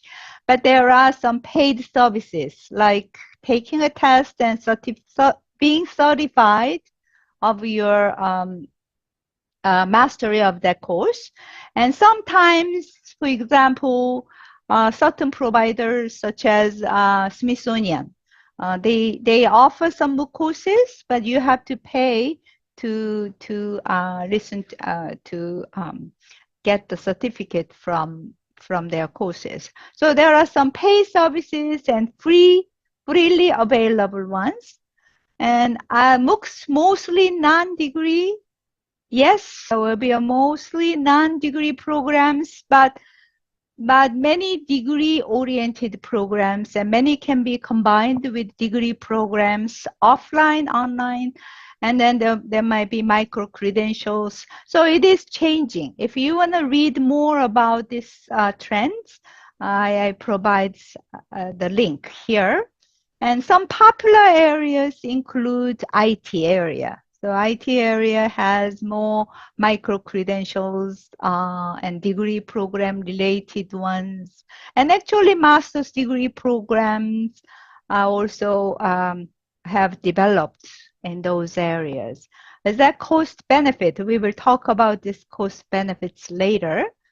And MOOC providers, who are the MOOC providers? So many MOOC providers around the world. And when you go to Class Central, which is the portal site, then you can see the providers. There are many providers, global providers from United States, UK, and Australia, and some other countries, as well as India, China, Indonesia, and so many Asian providers as well. So you can check Class Central, or you can check mooklist.com and pay attention to the providers. They are growing. The number is growing, and then their service areas are growing as well. Okay. So far, it's just a very quick overview of the situation. Any comments or questions? Okay. Let's move on to 5 trends. I mean, you can have more trends, but I try to focus on these 5 trends worldwide. The first one is growing. It's growing, expansion. Globally, it's prevalent. For a decade, total 220 million signed up for at least one course. Oops. One course on one of the MOOC platforms. This year, we see more than 1,200 plus universities have been offering MOOCs, and 1,000 plus institutions involved. Institutions means non-universities. So over 2,200 plus providers are involved in the MOOC development. We have 150K courses, and it's growing almost every day. You see the growth. Student number is growing as well. So as you can see, globally it's growing. What about regionally? In Asia, when you look at North America, yes, it's growing. But then when you look at the platforms only, the providers in Asia, you can see India, Japan, Korea, Thailand, Jordan, and Israel. And there are many in China. So I'm just talking about the provider here, not the individual institutions, but when we consider individual institutions, there are more. Okay. All right. So I also provide some references. So if you want to see the review of statistics and trends for large-scale online courses, it's here. And then there are some other large-scale analytics of global regional MOOC providers. So you can, the first trend is expansion. The second trend, it is expanding, but the business model is changing. The first, when MOOCs appeared, it was free offerings to the users. Users don't have to pay. And then, but then the MOOC providers got donations, sponsorships, some grants, a research grant to develop MOOCs. But now those donations, sponsorships decreased. So now they have developed some kind of business model, which is various business models adopted by different universities, different providers. For example, they charge fees to users for verification of certificates, specialization degrees, but then they also charge to institutions for course production, global marketing platform certification, and learning analytics. For example, edX, Coursera, if you want to become a provider, the member, then there is a membership fee, and then you may be charged. They charge differently depending on your status. And then there will be a price discrimination. Students may not be charged, but there are employees there who are working for the company. They will be charged to the company maybe. So there is a price discrimination. Product differentiation, depending on the different services, technologies, those will be charged differently. So the business model have been emerged more recently. Another trend is non-profit. Used to be non-profit, most of the major providers, but now it become profit, for profit. For example, edX, we know that edX used to be a non-for-profit organization, but now it is purchased by 2U, which is a for-profit company. And another trend is more joint venture. So FutureLearn, a company jointly owned by UK Open University and SEEK Group. So it's not a pure non-profit research-oriented organization. And many of the universities, many of the providers now use MOOC as a marketing tool, especially the universities around the world, because when you have a MOOC, you usually go for the global audience, and global audience look at your university name and it become a marketing tool. MOOC is a great marketing tool for many of the universities involved. Several Asian MOOC providers are still non-profit, public, and they are government funded. So for example, in Korea has KMOOC, it's a non-profit, public, and the government is funding, but it is switching the direction more toward they're emphasizing that we need to develop some business model. So I think in the future, it will go to more like sustainable model. You can sustain your MOOC development, MOOC implementation without getting some support, the full support from the government. Okay. And then I have also provided some references on the MOOC business models. And the third trend is the rise of micro-credentials. It is very closely related to the second one, the business model change. And there is a growing need for individuals to acquire new skills and knowledge. You're not just studying MOOCs, you want to also have some credentials. And then that credential can, even lead you to pursue another credentials, like a degree. So this one is an optimal option for continuous learning. Micro-credentials could be called digital batch, nano degree, micro-certification. The same interchangeably can be used. Short and focused educational programs which offer specific skills and knowledge in a certain field. So if you have a few micro credentials, then can be combined as a degree, MA degree so far. But then as you can see, the number, it's growing very quickly. Instead of just studying a MOOC while you have time and the improve your knowledge and acquire some skills, you want to have some micro credentials, more structured, combined with a few courses, related courses.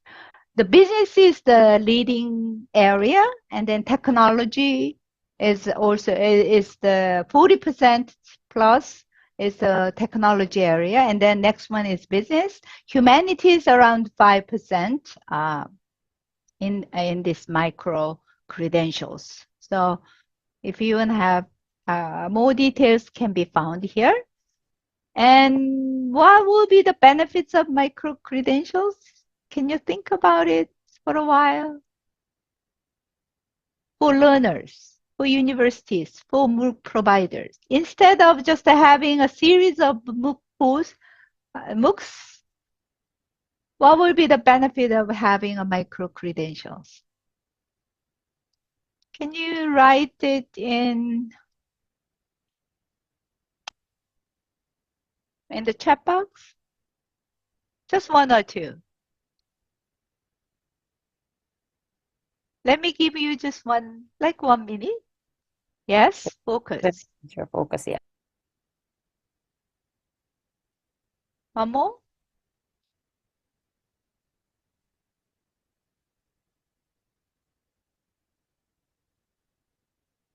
What will be the benefits for universities?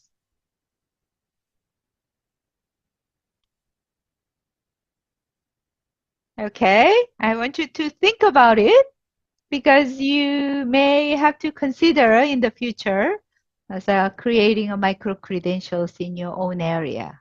Okay, there are some benefits from the provider side as well, not just the learner side.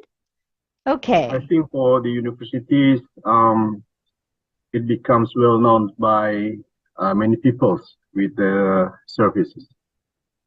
Okay, attract more people. Good. Thank you. That's right. Okay, thank you. Sure, yeah. When you have a credentials, micro-credentials degrees, you can attract more people. And then you can give focus directions to the student as well. Good. And there are more references related to micro-credentials. Okay. The next trend is it is integrated, MOOCs are integrated with traditional higher education. MOOCs are changing higher education. Is traditional higher education institutions like UI. UI is a campus-based traditional, traditional meaning not open university, not distance teaching universities. It is changing now. Try to integrate online education and MOOCs as well. So become more blended learning style. Flipped learning ideas can be more easily implemented when you have MOOCs. So MOOCs are changing, is integrated into the traditional higher education system, and it is not. It used to be a kind of marginalized area, but now I can see it's a mainstream facet of higher education. Another one is MOOCs integrated into a degree program as well, becoming a mainstream here, I said, in education. There are two types of MOOCs integration in traditional higher education. One is a university, like a Georgia Tech University has a master's degree entirely through MOOCs. Whereas some others, they offer credits for completing a MOOC or a series of MOOCs. When you have a micro-credentials in certain MOOCs, then you can combine them MOOCs into your master's program.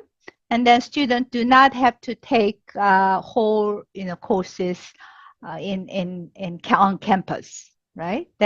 Because MOOC will be considered as part of their course. Okay, and then there is another integration part, MOOCs incorporating social learning such as collaborative project, peer feedback, and assessment discussion forums. I think this one. This part has been discussed in the previous session, so I will just jump to trend, the final trend. This one is very important. It is changing now, the technology-wise. Advancement of platform and technology. UI is going to use edX, Open edX, but Open edX, when it first appeared in 2010, around that period, the technology was a little different. Now it's much advanced based on 10 years, a decade of experience. So it became more adaptive, more personalized. You can use a little bit more personalized, develop a little bit more personalized MOOCs. And then you can also add some gamification, game style kind of MOOC learning content as well. So the platform and technology wise, it's much more advanced than previous years. Okay, so I'm gonna go to the next one. So we have covered 5 global trends in MOOCs. I just, this is a kind of general question to all of you. Do you see some of the challenges of MOOCs based on what you have heard now and in previous sessions? Do you have some challenges of MOOCs in implementing in Indonesia or in UI?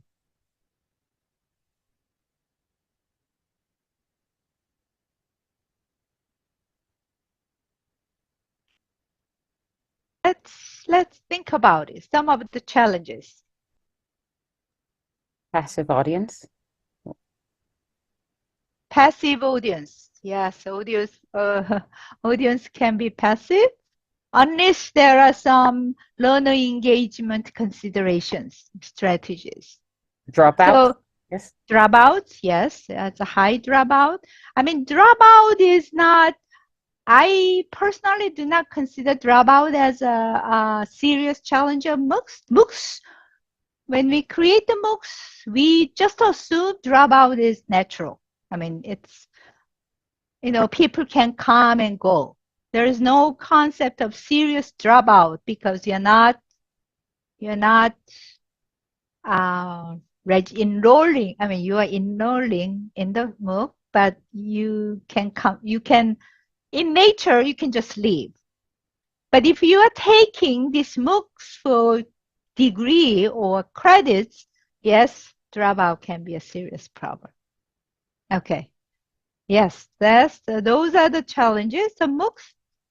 And some people, if there is a MOOC, if you want to increase learner engagement and completion, the teacher need to spend more time, or there has to be more support, learner support, right? So it become more expensive than in terms of time, and in terms of you may have to hire someone, human resources, you need more resources. So it could be a challenge on the part of the university. So what are the benefits? You know, it's a challenge of online education in general. So I want you to think about those challenges while we are going through the next page. Okay. So what many people, it's been more than a decade, so many people have researched the MOOCs, the effects of MOOCs, cost benefits, who are the successful learners, dropout issues, what we have learned so far. The finding one about the learners. Strangely, not strangely, but maybe fortunately, unfortunately, most of the MOOC learners hold high levels of educational attainment already. 73% already have bachelor's degree. Because studying by yourself is not easy, right? You need high motivation. You have to know a little bit.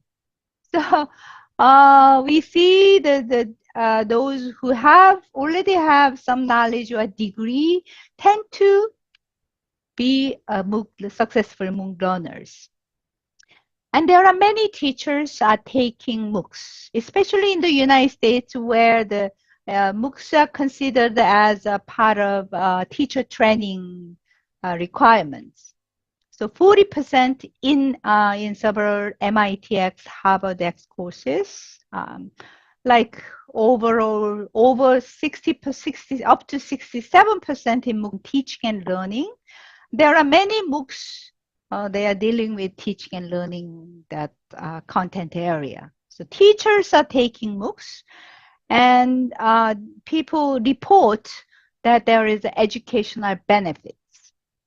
That's the first benefit. And then in some countries, there are career benefits. Some countries are also become very important because the companies are considering the MOOC, taking MOOCs, the learners who are taking MOOCs, they give more points. It's considered as benefits. Okay. Second research trend says the access. Overall, MOOCs have expanded access to education. Do you remember that when MOOCs were first introduced, it was tried to widen the access to higher education? Yes, we have succeeded.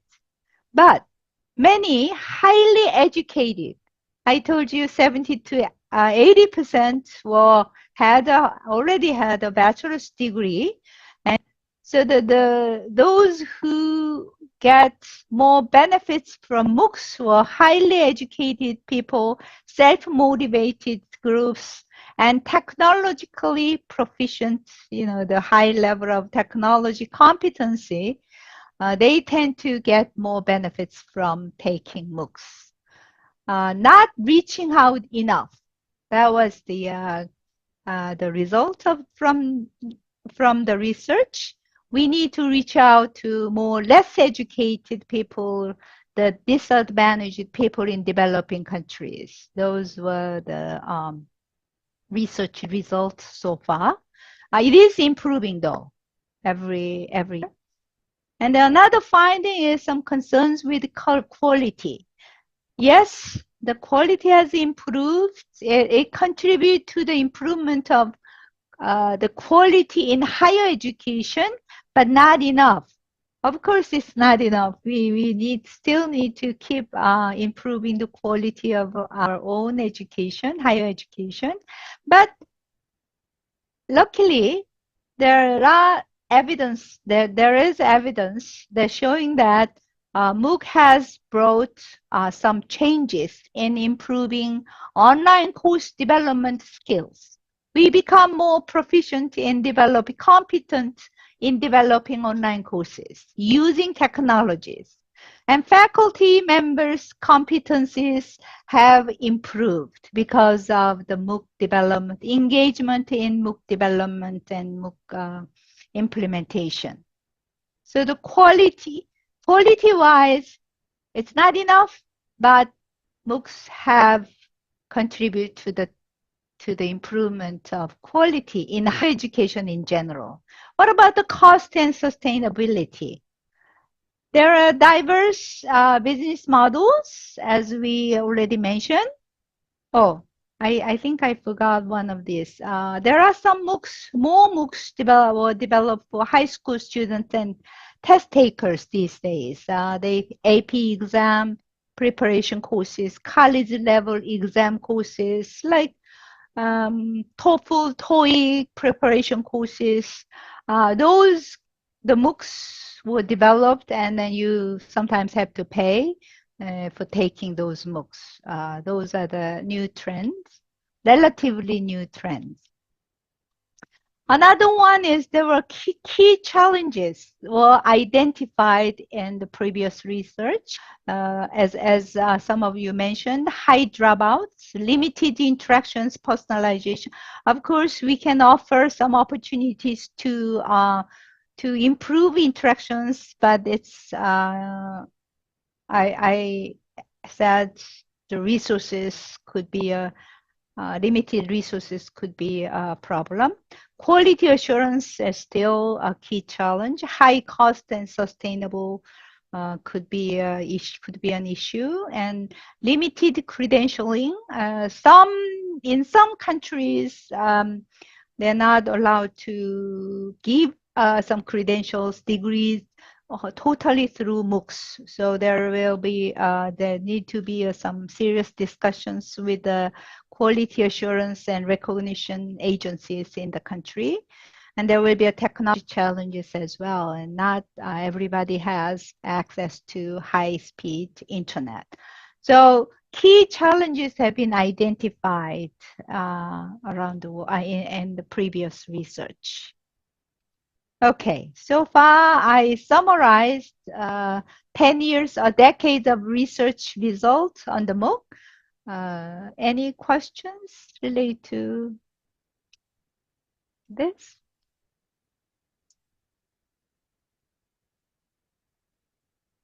If not, then I will move on to the opportunities. So, you know, we have reviewed the trend of the MOOC development. It's been, I said, over like 15 years. As we have more experience, we become to know more about MOOCs and MOOC problems of MOOCs and challenges of MOOCs and how to overcome those MOOC those issues. We see the opportunities. So especially opportunities for universities in the global south, which is like developing countries or you know, the universities in those areas. The first one is, I think the most important part is increase access to higher education as a whole. Maybe UI, you know, you can provide MOOCs to your own students. That's one thing. But then you want to reach a broader audience. Maybe they may not be your students, but beyond your own campus, within the campus, geographic and or financial barriers. You want to reach out, reach a broader audience. Think about who will be your audience in the future, and this MOOCs could provide you know, opportunity to reach those broader audience, inviting learners who might not have access to traditional higher education. Another one is to improve social equity by democratizing higher education. So MOOCs has a low cost option for the micro credentials and then degree programs. So not just reach a broader audience, but also how to improve the social equity by providing low cost degree or credential certification programs. So that will be the first opportunity, the big opportunity for a university in the global south and contributing to the national development, social development, as well as individual development. And then second one will be many of us are focusing is enhance the quality of our own instruction. So by providing a MOOC courses, we can increase flexibility and openness in our course delivery. You have video clips, you have all this, you know, the text materials, interactions, all this, and then you have a broader audience, learners, different learner groups, and interact with your own students, and you can your own student can use those MOOC materials.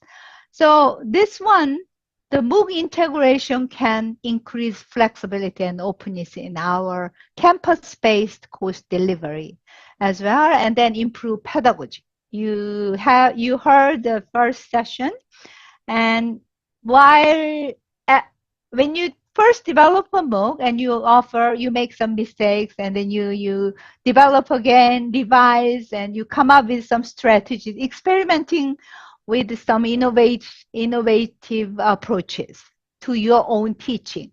So you could improve your pedagogical strategies by using the MOOCs for your course. So this is a big opportunity for our faculty members. Another one is MOOCs can support internal capacity building. I guess this kind of training sessions is one of the capacity building programs. And by introducing a MOOC, the faculty members will have an opportunity to personally develop their professional skills, and then promoting student as well. Students will be able to promote their own self-directed learning skills through MOOCs. So MOOC has this opportunity, offers this opportunity for capacity building for faculty, for STEM members, for students. And then I think this one is the final one. Improve the international visibility.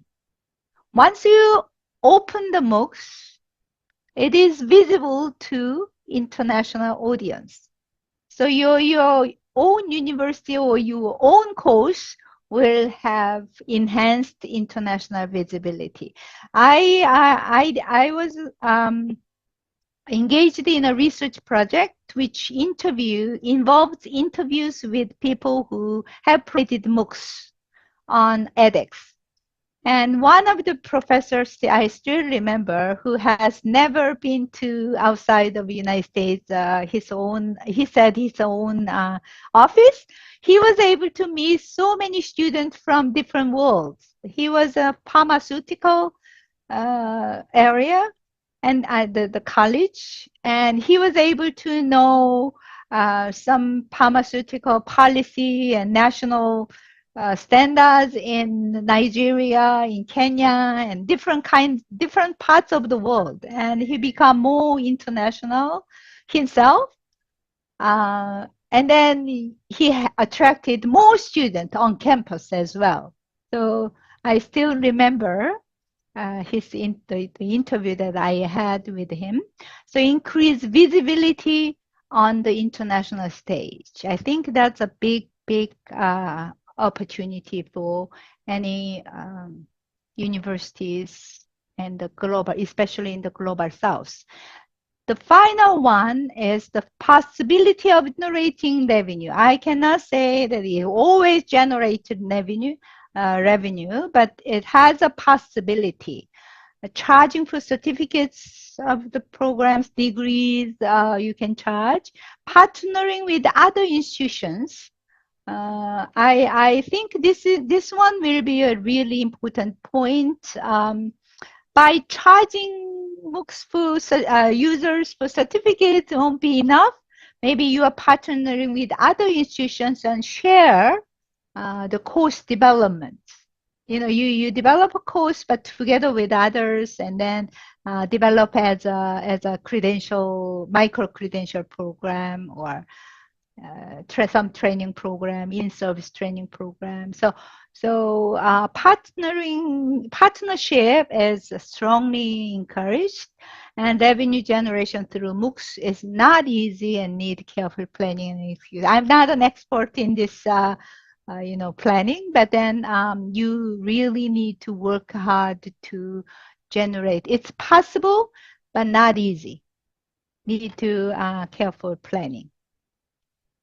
Okay, so I think this is the last page. I want you to think about the key opportunities of MOOCs for you, yourself, and UI, University of Indonesia. Well, what will be the key opportunities? And what are the key success factors for MOOC implement? So leaving these two options for you to think about during this training session, I will complete my presentation here. Thank you very much. Any questions? Thank you so much, Dr. Jung, for your very engaging presentation. I'm sure the participants learned a lot from you. So as I mentioned earlier, now we are going to head directly to the question and answer session. So if there are any questions, Bapak Ibu, I'm sorry, Dr. Jung, I'm going to switch back and forth between English and Indonesian. Sure. Hope you don't mind. Bapak Ibu, bila ada pertanyaan yang ingin diajukan, boleh ditanyakan di kolom chat atau boleh raise hand untuk sebelum meng-unmute mikrofonnya di Zoom, atau bagi yang bergabung melalui YouTube dapat menanyakan pertanyaannya di kolom komentar.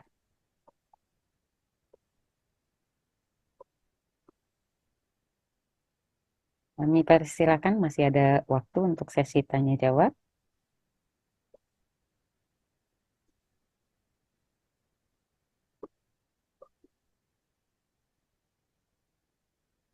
I think that the problem that Mr. Karto Adiwijaya mentioned earlier, passive audience, is a problem with us. Oh, here's a question. Would you like me to read it for you, or do you want to? Oh no, I can read it. Lecturers' eagerness to accommodate the mass educational demands and visibility before the world, or simply as an effective business. How do you improve lecturers' eagerness? Okay. Okay. So lecturers' eagerness, meaning that someone who were asked to develop a MOOC, and how the lecturer can be eagerly engaged in MOOC development and MOOC implementation. Is that? Did I understand the question correctly? Simply as Yeah, I think there's there's an assumption of an issue that lecturers aren't too keen on developing MOOCs and aren't true. Yes, yes. Yeah, right. So that's do you remember that I am from my introduction, the prior career, I was the director of e-learning center for 3 years. Yes. And that time I had to encourage professors to engage, to develop online program. So professors are very busy. Faculty members are already so busy. Why do I have to do this again? I mean, this is extra work. What's in it, right? For example, educational technologists like myself, I can do research, right?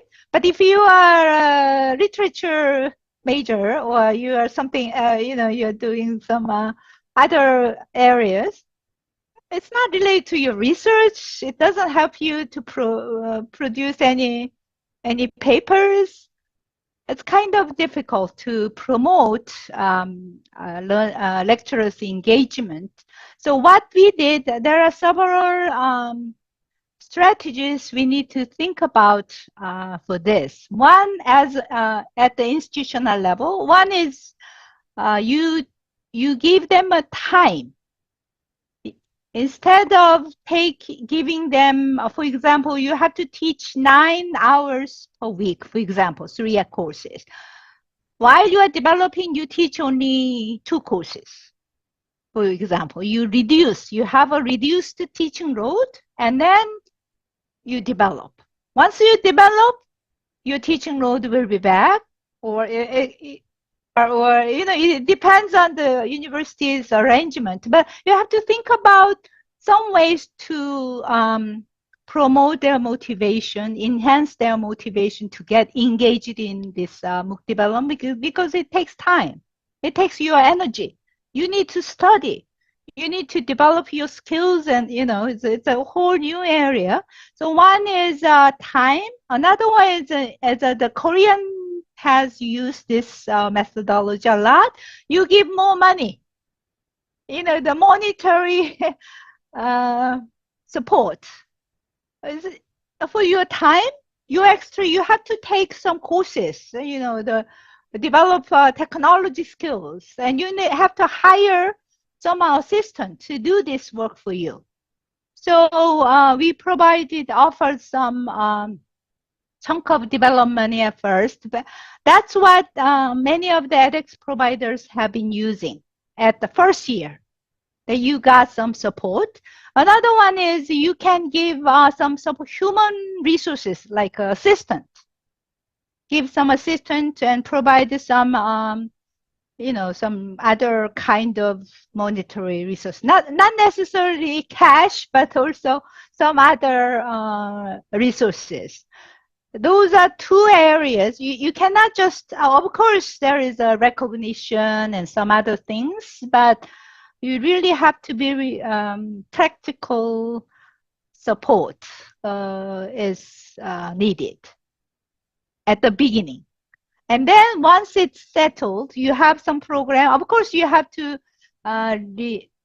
revise again and again, but that time it can be a part of everyday your faculty members' everyday life, but not just adding some extra work to their already busy, schedule on work.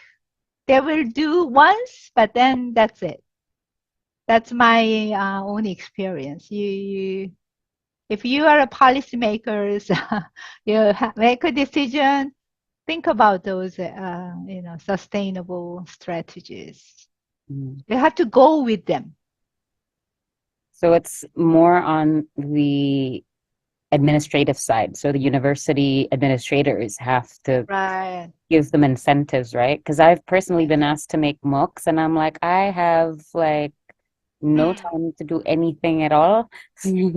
And I think a lot of Indonesians, because in Indonesia, academic staff in higher education institutions are not only assessed based on their, so we don't only value the incentive, the remuneration, the financial remuneration, but also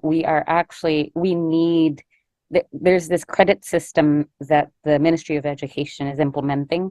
So we need to report our workload each semester. So if developing MOOCs can be considered one of our, it counts towards our, I think a lot of research or a lot of lecturers would be incentivized to I think that's the case in many of the countries. Yeah. When Korean case, when I was there, we provided some monetary ones, but that money was usually used to buy time. Right. So that course was taught by part-time lecturers, so that the teacher can engage in the online course development. So it's not, the money itself, it's time. Yes. Time is more important. Yes. So I think university administrators really have to think about, how to match those. I think that's important. So that could be probably feedback for the Directorate of Academic Development and Learning Resource. Perhaps ask for more budget from the university. All right. Thank you so much, Dr. Jung. And I think that the person who asked the question agrees with you as well. We do have a lot of administrative work, teaching pieces, supervisory work, research, and so on and so forth. Thank you so much. Okay, thank you. I think we have time for another question if anyone is interested in asking their question. Let me double check on YouTube if there are any questions. Let me just refresh the page.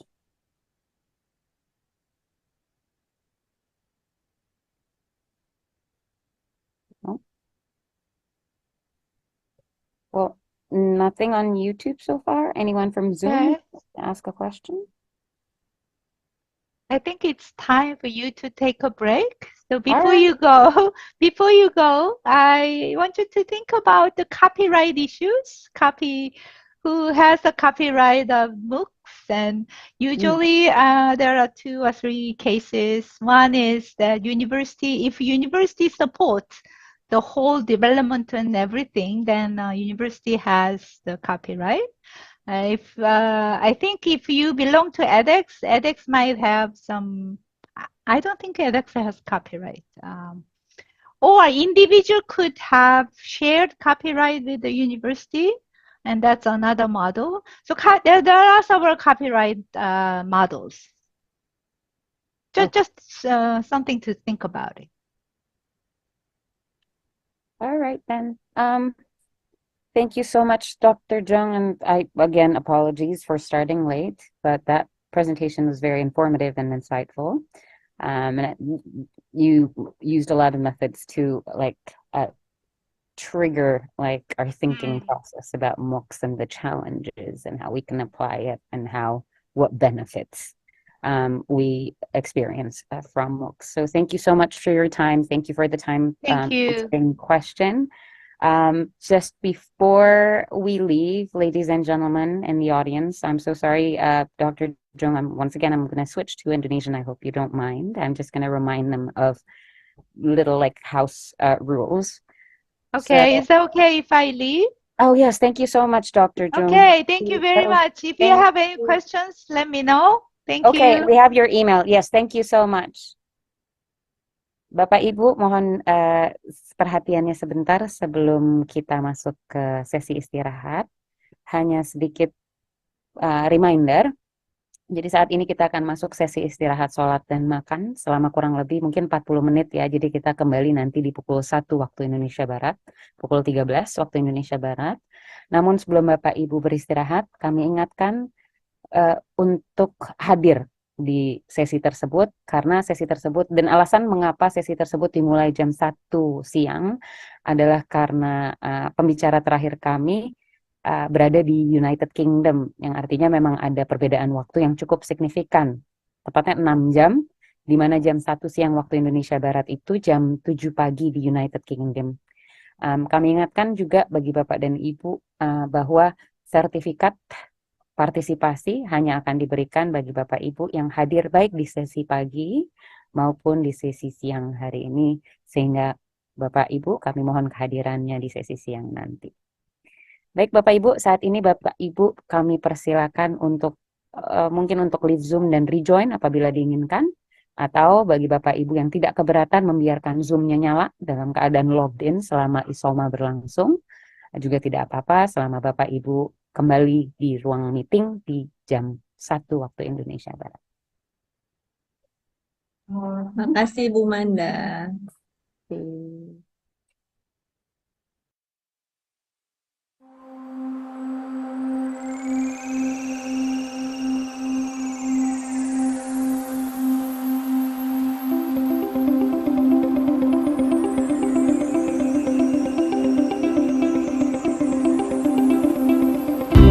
Menghadapi berbagai rintangan, jangan kau berlari. Melewati hari-hari yang kau lalui sendiri. Masalahmu takkan padamkan semangatmu. Bangkit berdiri, kejar arti yang kau tuju. Capaianmu bukti dari perjalananmu, mengarungi alur hidup yang tak menentu. Bersama tunjukkan mahakarya, mengemban nama putra putri bangsa. Gelora semangat Nusantara di Universitas Indonesia. Maju bersama kampus Merdeka di Universitas Indonesia. Dibangun masa depan bangsa Indonesia jaya. Kita tuntut ilmu dan berkarya di Universitas Indonesia. Bangun semangat baru di Universitas Indonesia. Maju bersama kampus Merdeka di Universitas Indonesia. Dibangun masa depan bangsa Indonesia jaya. Kita tuntut ilmu dan berkarya di Universitas Indonesia. Bangun semangat baru di Universitas Indonesia. Bersama tunjukkan mahakarya, mengemban nama putra putri bangsa. Gelora semangat Nusantara di Universitas Indonesia. Bersama tunjukkan mahakarya, mengemban nama putra putri bangsa. Gelora semangat Nusantara di Universitas Indonesia. Bersama tunjukkan mahakarya, mengemban nama putra putri bangsa. Gelora semangat Nusantara di Universitas Indonesia.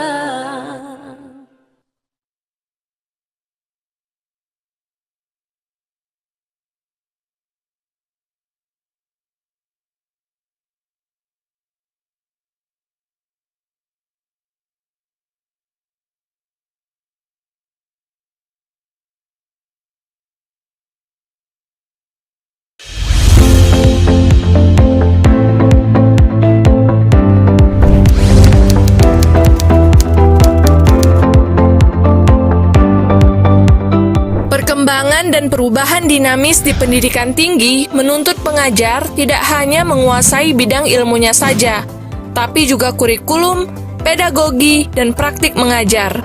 Oleh karena itu, perlu adanya pelatihan praktis terkait pembelajaran aktif yang berpusat pada mahasiswa, outcome, critical thinking, dan assessment, sehingga para pendidik dapat merancang rencana pembelajaran semester sesuai dengan capaian pembelajaran lulusan yang akan didapatkan pada pelatihan pekerti.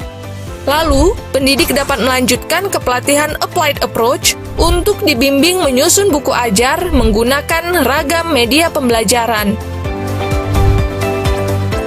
Pelatihan dikemas menggunakan metode flip learning, di mana peserta menonton video interaktif secara mandiri dan fleksibel di minggu pertama, sebelum sesi pelatihan bersama narasumber dan fasilitator di minggu kedua. Selain Universitas Indonesia, beberapa perguruan tinggi yang sudah berpartisipasi diantaranya adalah Universitas Islam Malang, Trisakti, Multimedia Nusantara, Pelita Harapan, Al-Azhar Indonesia, Akademi Telkom Jakarta, Politeknik Imigrasi, dan Politeknik Negeri Fakfak.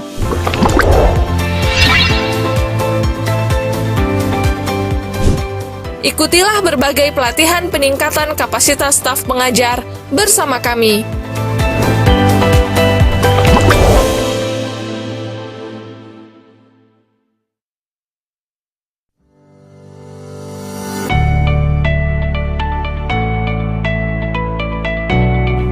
Direktorat Pengembangan Akademik dan Sumber Daya Pembelajaran sebagai salah satu unit yang bergerak di bawah Wakil Rektor 1 Bidang Akademik dan Kemahasiswaan Universitas Indonesia, memiliki peran untuk menyusun dan melaksanakan kebijakan pengelolaan program dan kegiatan pengembangan akademik.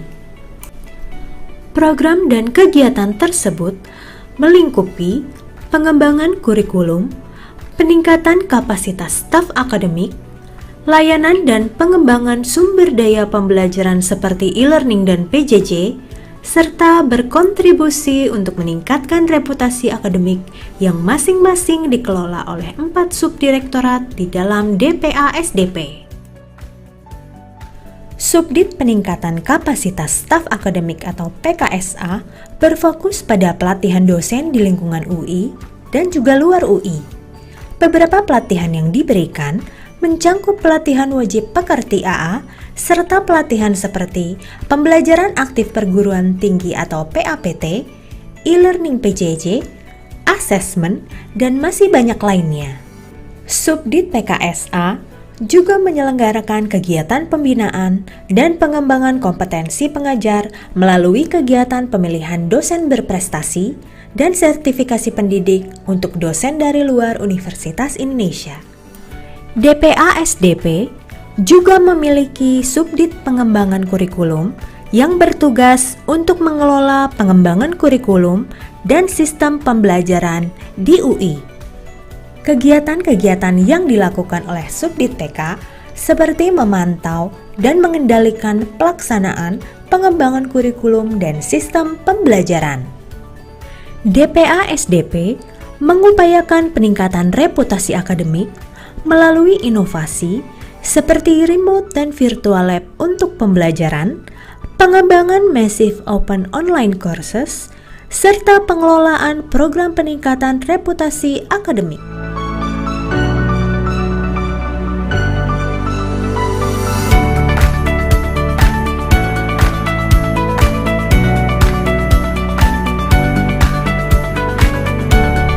Pengelolaan program dan kegiatan akademik juga didukung DPA SDP melalui Subdit Sumber Daya Pembelajaran dalam seksi sistem aplikasi dan fasilitas e-learning seperti penyediaan Learning Management System untuk perkuliahan daring dan MOOCs, serta berbagai fasilitas seperti ruang lab komputer hybrid, ruang pelatihan, dan smart classroom.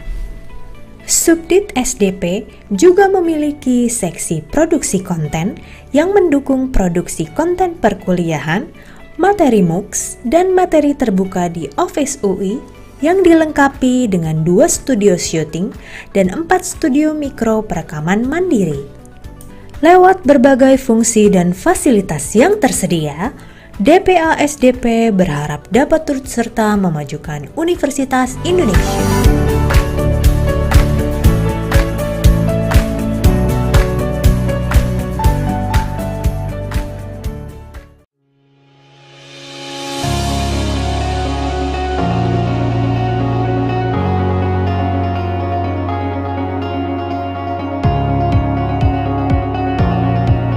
For many years, Universitas Indonesia has been recognized as a world-leading and globally respected research university.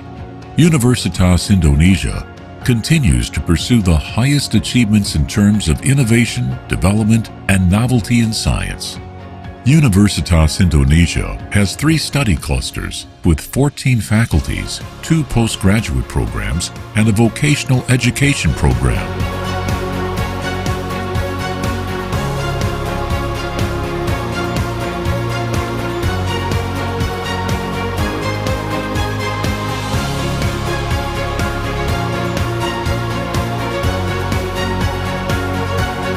During the COVID-19 pandemic in 2020 to early 2022, Universitas Indonesia has established a health-promoting university program that enables student involvement in controlling and promoting health to their cohorts.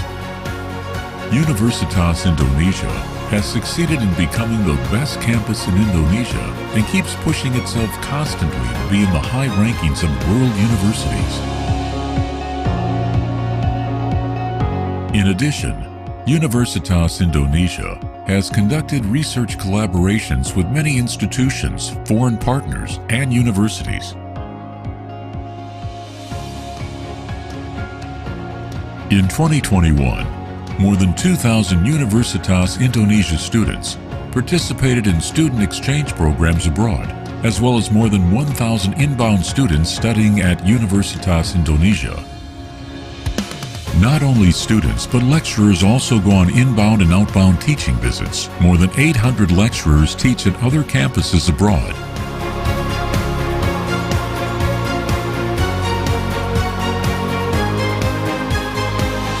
Universitas Indonesia actively collaborates with many world-renowned universities and several education and research associations, as well as collaborations with faculty networks.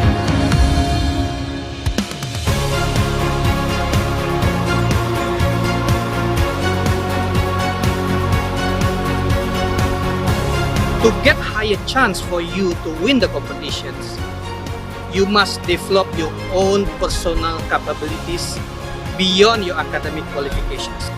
Being a UI graduate brings a lot of opportunities for me since I was shaped by great lecturers, friends, seniors, and organizational experiences, both academically and socially, which I'm really thankful for.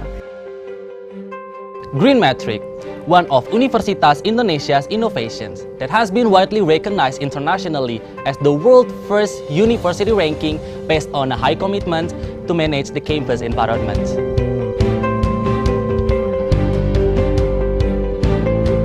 Universitas Indonesia needs to build constructive interactions between departments based on the principles of togetherness, transparency, accountability, responsibility, independence, and fairness.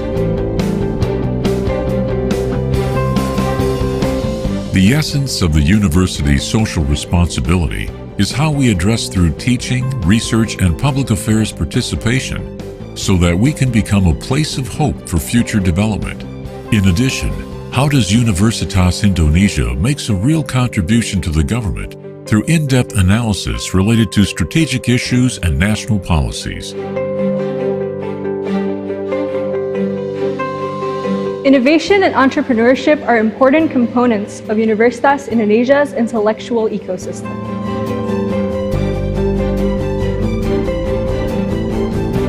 In our engineering labs, we not only conduct research, we also innovate in areas including but not limited to medical instruments, scientifically advanced designs, and electric vehicles.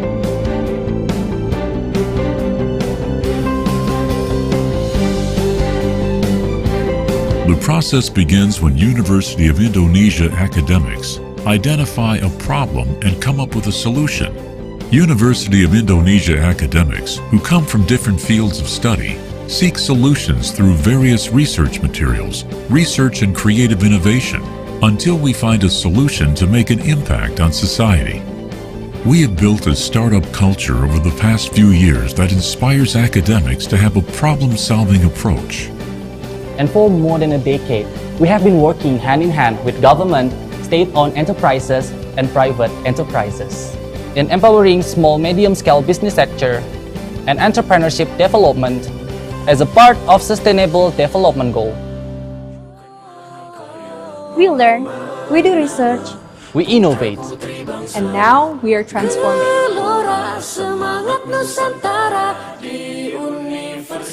Universitas Indonesia, towards an entrepreneurial university.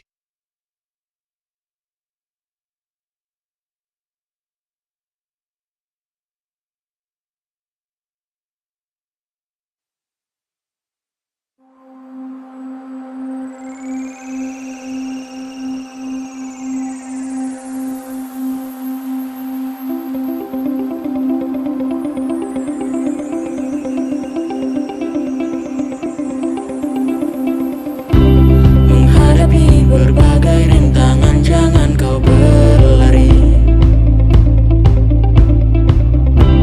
melewati hari-hari yang kau lalui sendiri.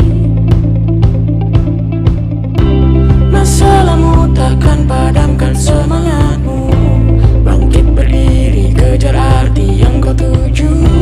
Capaianmu bukti dari perjalananmu, mengarungi alur hidup yang tak menentu. Bersama tunjukkan mahakarya, mengembang nama putra-putri bangsa, gelora semangat Nusantara di Universitas Indonesia. Maju bersama kampus Merdeka di Universitas Indonesia. Dibangun masa depan bangsa Indonesia jaya. Kita tuntut ilmu dan berkarya di Universitas Indonesia. Bangun semangat baru di Universitas Indonesia. Maju bersama kampus Merdeka di Universitas Indonesia. Dibangun masa depan bangsa Indonesia jaya. Kita tuntut ilmu dan berkarya di Universitas Indonesia. Bangun semangat baru di Universitas Indonesia. Bersama tunjukkan mahakarya, mengembang nama putra-putri bangsa, gelora semangat Nusantara di Universitas Indonesia. Bersama tunjukkan mahakarya, mengembang nama putra-putri bangsa, gelora semangat Nusantara di Universitas Indonesia. Bersama tunjukkan mahakarya, mengembang nama putra-putri bangsa, gelora semangat Nusantara di Universitas Indonesia.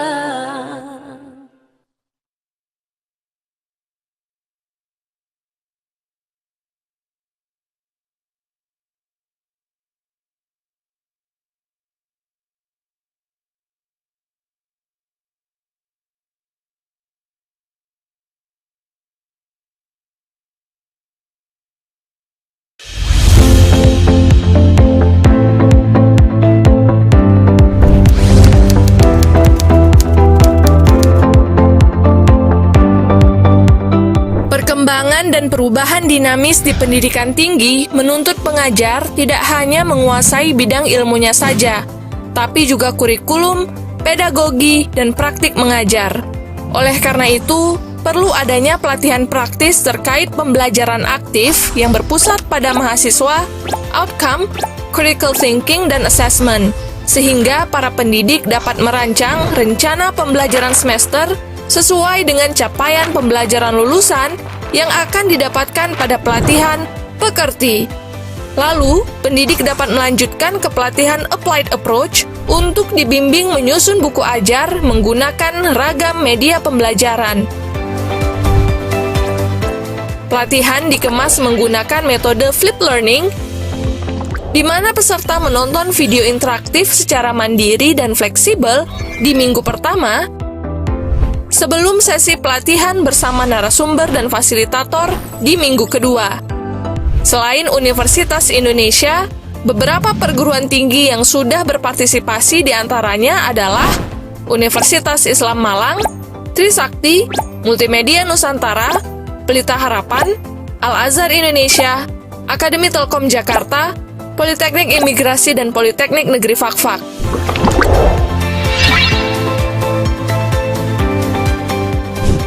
Ikutilah berbagai pelatihan peningkatan kapasitas staf pengajar bersama kami.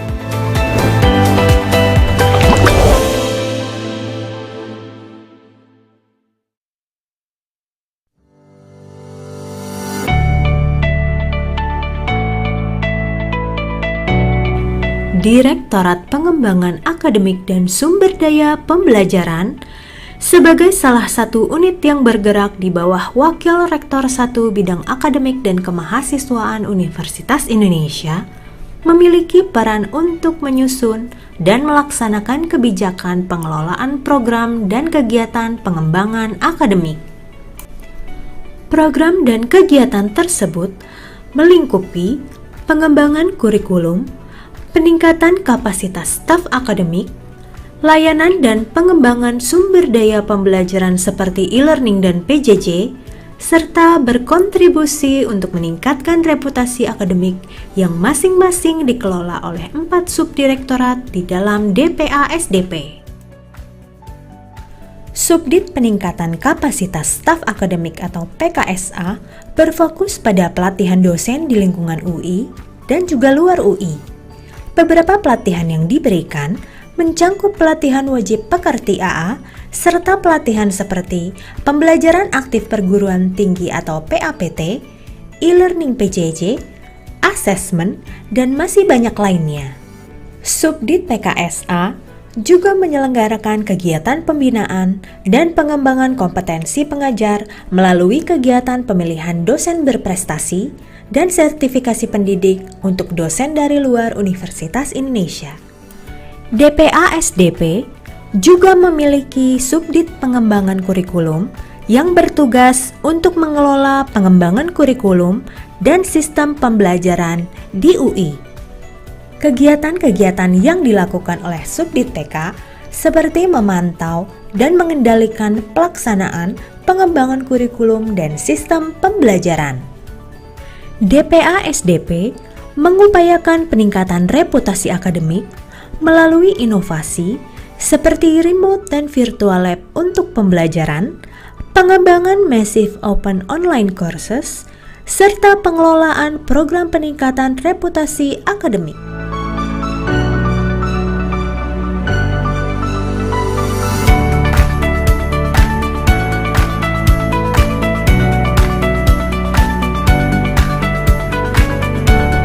Pengelolaan program dan kegiatan akademik juga didukung DPA SDP melalui Subdit Sumber Daya Pembelajaran dalam seksi sistem aplikasi dan fasilitas e-learning seperti penyediaan learning management system untuk perkuliahan daring dan MOOCs, serta berbagai fasilitas seperti ruang lab komputer hybrid, ruang pelatihan, dan smart classroom. Subdit SDP juga memiliki seksi produksi konten yang mendukung produksi konten perkuliahan, materi MOOCs, dan materi terbuka di Office UI yang dilengkapi dengan 2 studio syuting dan 4 studio mikro perekaman mandiri. Lewat berbagai fungsi dan fasilitas yang tersedia, DPA SDP berharap dapat turut serta memajukan Universitas Indonesia.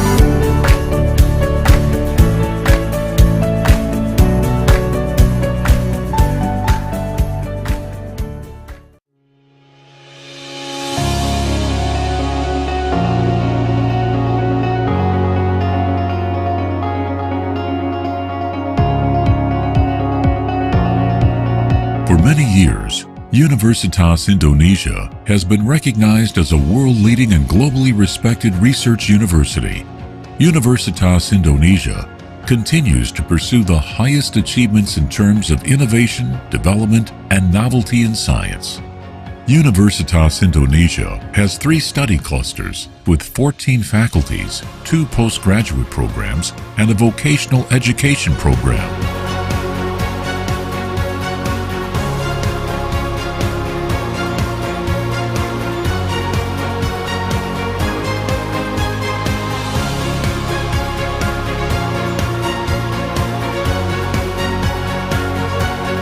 During the COVID-19 pandemic in 2020 to early 2022, Universitas Indonesia has established a health-promoting university program that enables student involvement in controlling and promoting health to their cohorts.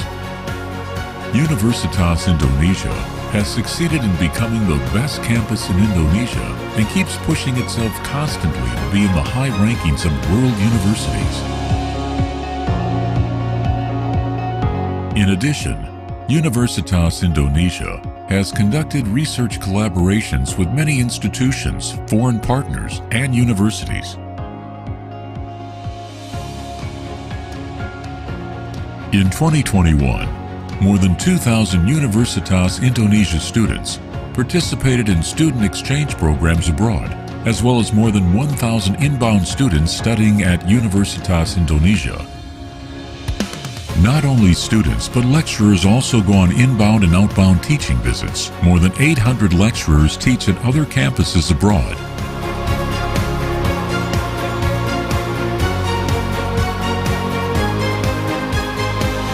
Universitas Indonesia actively collaborates with many world-renowned universities and several education and research associations, as well as collaborations with faculty networks.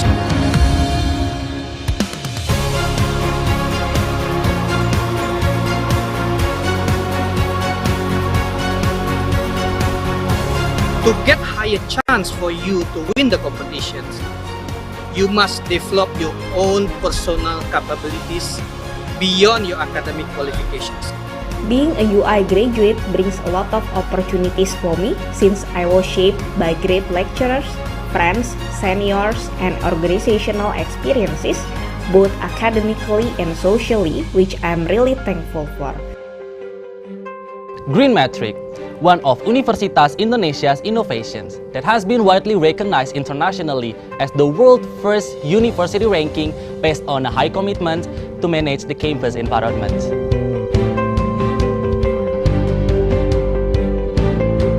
Universitas Indonesia needs to build constructive interactions between departments based on the principles of togetherness, transparency, accountability, responsibility, independence, and fairness. The essence of the university's social responsibility is how we address through teaching, research, and public affairs participation so that we can become a place of hope for future development. In addition, how does Universitas Indonesia makes a real contribution to the government through in-depth analysis related to strategic issues and national policies. Innovation and entrepreneurship are important components of Universitas Indonesia's intellectual ecosystem.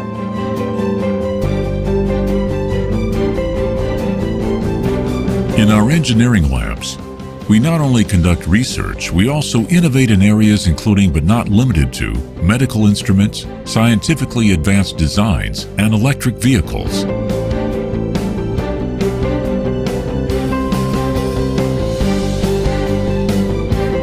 The process begins when University of Indonesia academics identify a problem and come up with a solution. University of Indonesia academics who come from different fields of study seek solutions through various research materials, research and creative innovation, until we find a solution to make an impact on society. We have built a startup culture over the past few years that inspires academics to have a problem-solving approach. And for more than a decade, we have been working hand in hand with government, state-owned enterprises, and private enterprises in empowering small medium-scale business sector and entrepreneurship development as a part of Sustainable Development Goal. We learn, we do research, we innovate, and now we are transforming.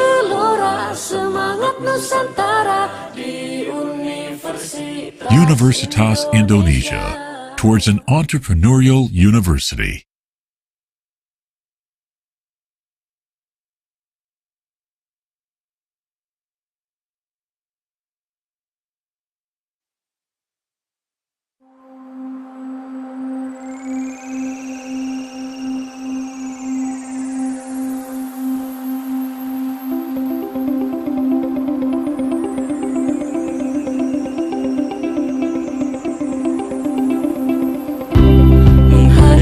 Berbagai rintangan jangan kau berlari, melewati hari-hari yang kau lalui sendiri.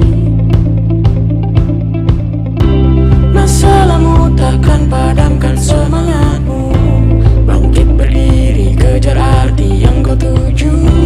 Capaianmu bukti dari perjalananmu, mengarungi alur hidup yang tak menentu. Bersama tunjukkan mahakarya, mengembang nama putra-putri bangsa, gelora semangat Nusantara di Universitas Indonesia. Maju bersama kampus merdeka di Universitas Indonesia. Bangun masa depan bangsa, Indonesia jaya. Kita tuntut ilmu dan berkarya di Universitas Indonesia. Bangun semangat baru di Universitas Indonesia. Maju bersama kampus merdeka di Universitas Indonesia. Bangun masa depan bangsa, Indonesia jaya. Kita tuntut ilmu dan berkarya di Universitas Indonesia. Bangun semangat baru di Universitas Indonesia. Bersama tunjukkan mahakarya, mengembang nama putra-putri bangsa, gelora semangat Nusantara di Universitas Indonesia. Bersama tunjukkan mahakarya, mengembang nama putra-putri bangsa, gelora semangat Nusantara di Universitas Indonesia. Bersama tunjukkan mahakarya, mengembang nama putra-putri bangsa, gelora semangat Nusantara di Universitas Indonesia.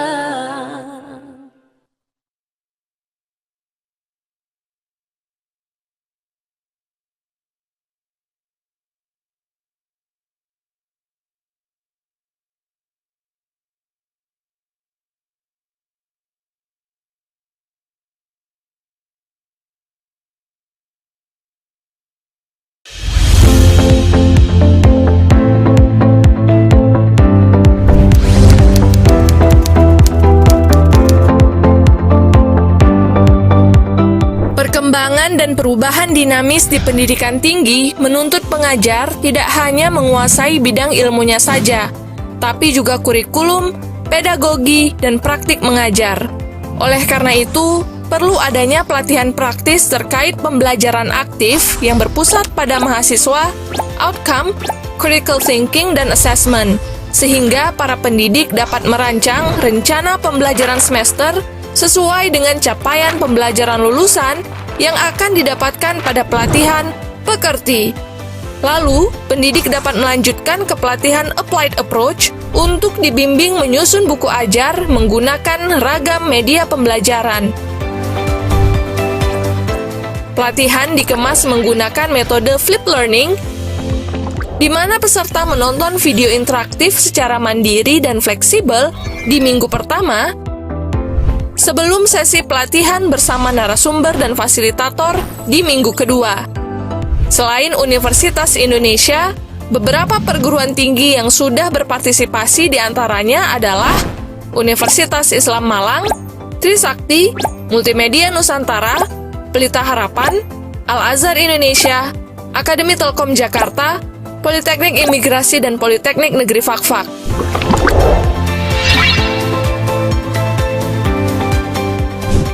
Ikutilah berbagai pelatihan peningkatan kapasitas staf pengajar bersama kami.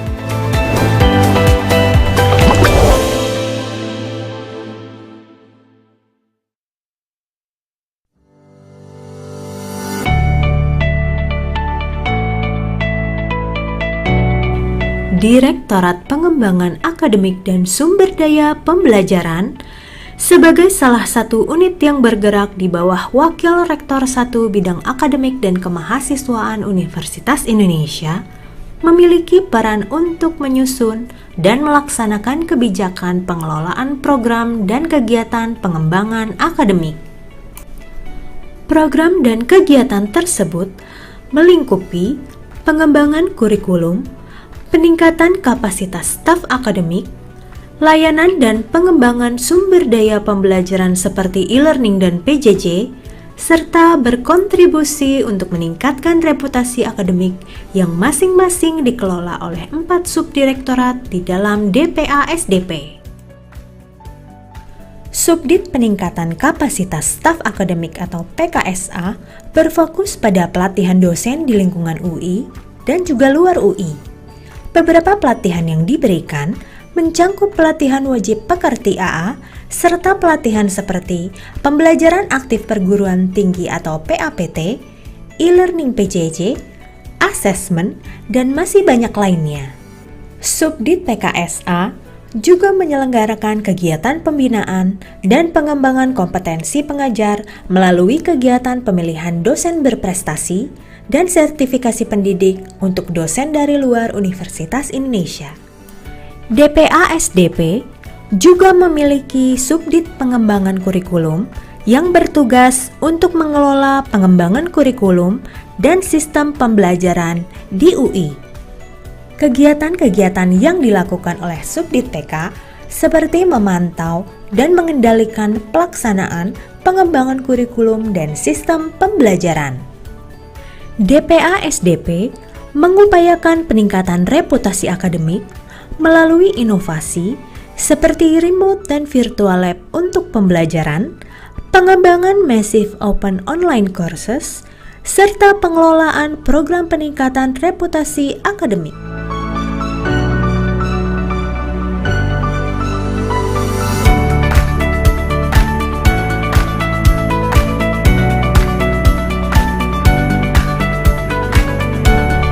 Pengelolaan program dan kegiatan akademik juga didukung DPA SDP melalui Subdit Sumber Daya Pembelajaran dalam seksi sistem aplikasi dan fasilitas e-learning seperti penyediaan Learning Management System untuk perkuliahan daring dan MOOCs, serta berbagai fasilitas seperti ruang lab komputer hybrid, ruang pelatihan, dan smart classroom. Subdit SDP juga memiliki seksi produksi konten yang mendukung produksi konten perkuliahan, materi MOOCs, dan materi terbuka di Office UI yang dilengkapi dengan 2 studio syuting dan 4 studio mikro perekaman mandiri. Lewat berbagai fungsi dan fasilitas yang tersedia, DPA SDP berharap dapat turut serta memajukan Universitas Indonesia.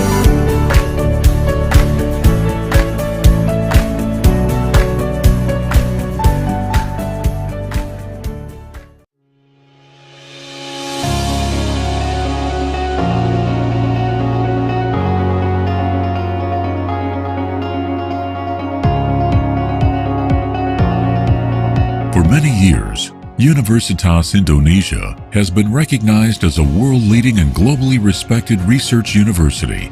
Universitas Indonesia continues to pursue the highest achievements in terms of innovation, development, and novelty in science. Universitas Indonesia has 3 study clusters with 14 faculties, 2 postgraduate programs, and a vocational education program.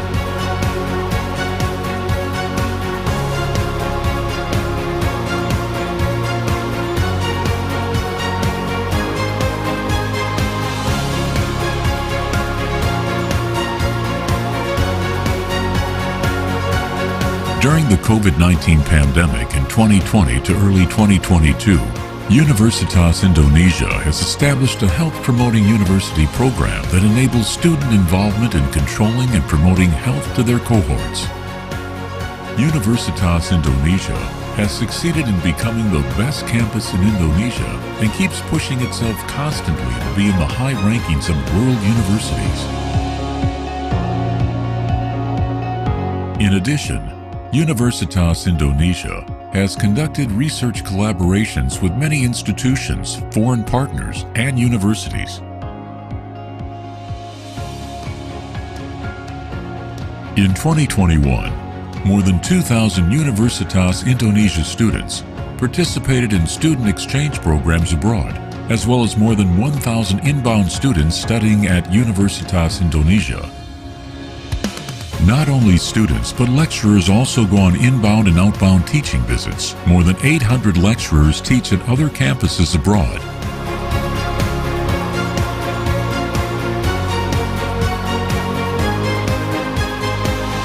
Universitas Indonesia actively collaborates with many world-renowned universities and several education and research associations, as well as collaborations with faculty networks.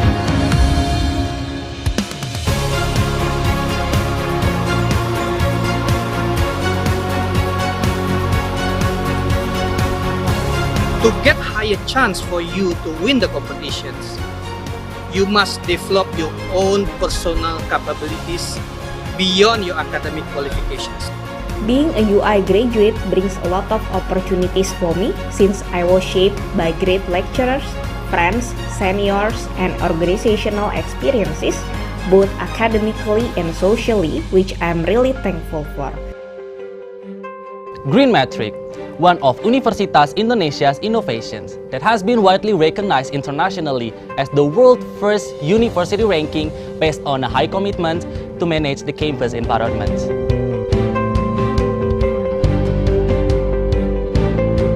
Universitas Indonesia needs to build constructive interactions between departments based on the principles of togetherness, transparency, accountability, responsibility, independence, and fairness. The essence of the university's social responsibility is how we address through teaching, research, and public affairs participation so that we can become a place of hope for future development. In addition, how does Universitas Indonesia makes a real contribution to the government through in-depth analysis related to strategic issues and national policies. Innovation and entrepreneurship are important components of Universitas Indonesia's intellectual ecosystem.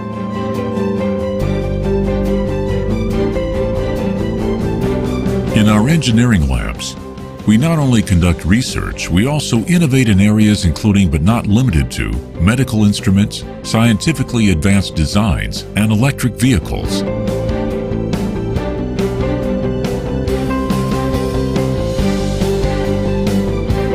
The process begins when University of Indonesia academics identify a problem and come up with a solution. University of Indonesia academics, who come from different fields of study, seek solutions through various research materials, research and creative innovation, until we find a solution to make an impact on society. We have built a startup culture over the past few years that inspires academics to have a problem-solving approach.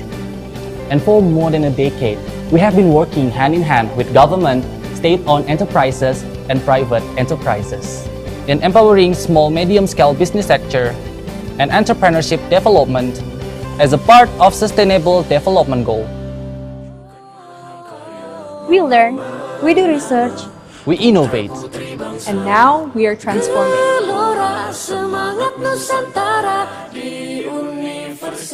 Universitas Indonesia, towards an entrepreneurial university.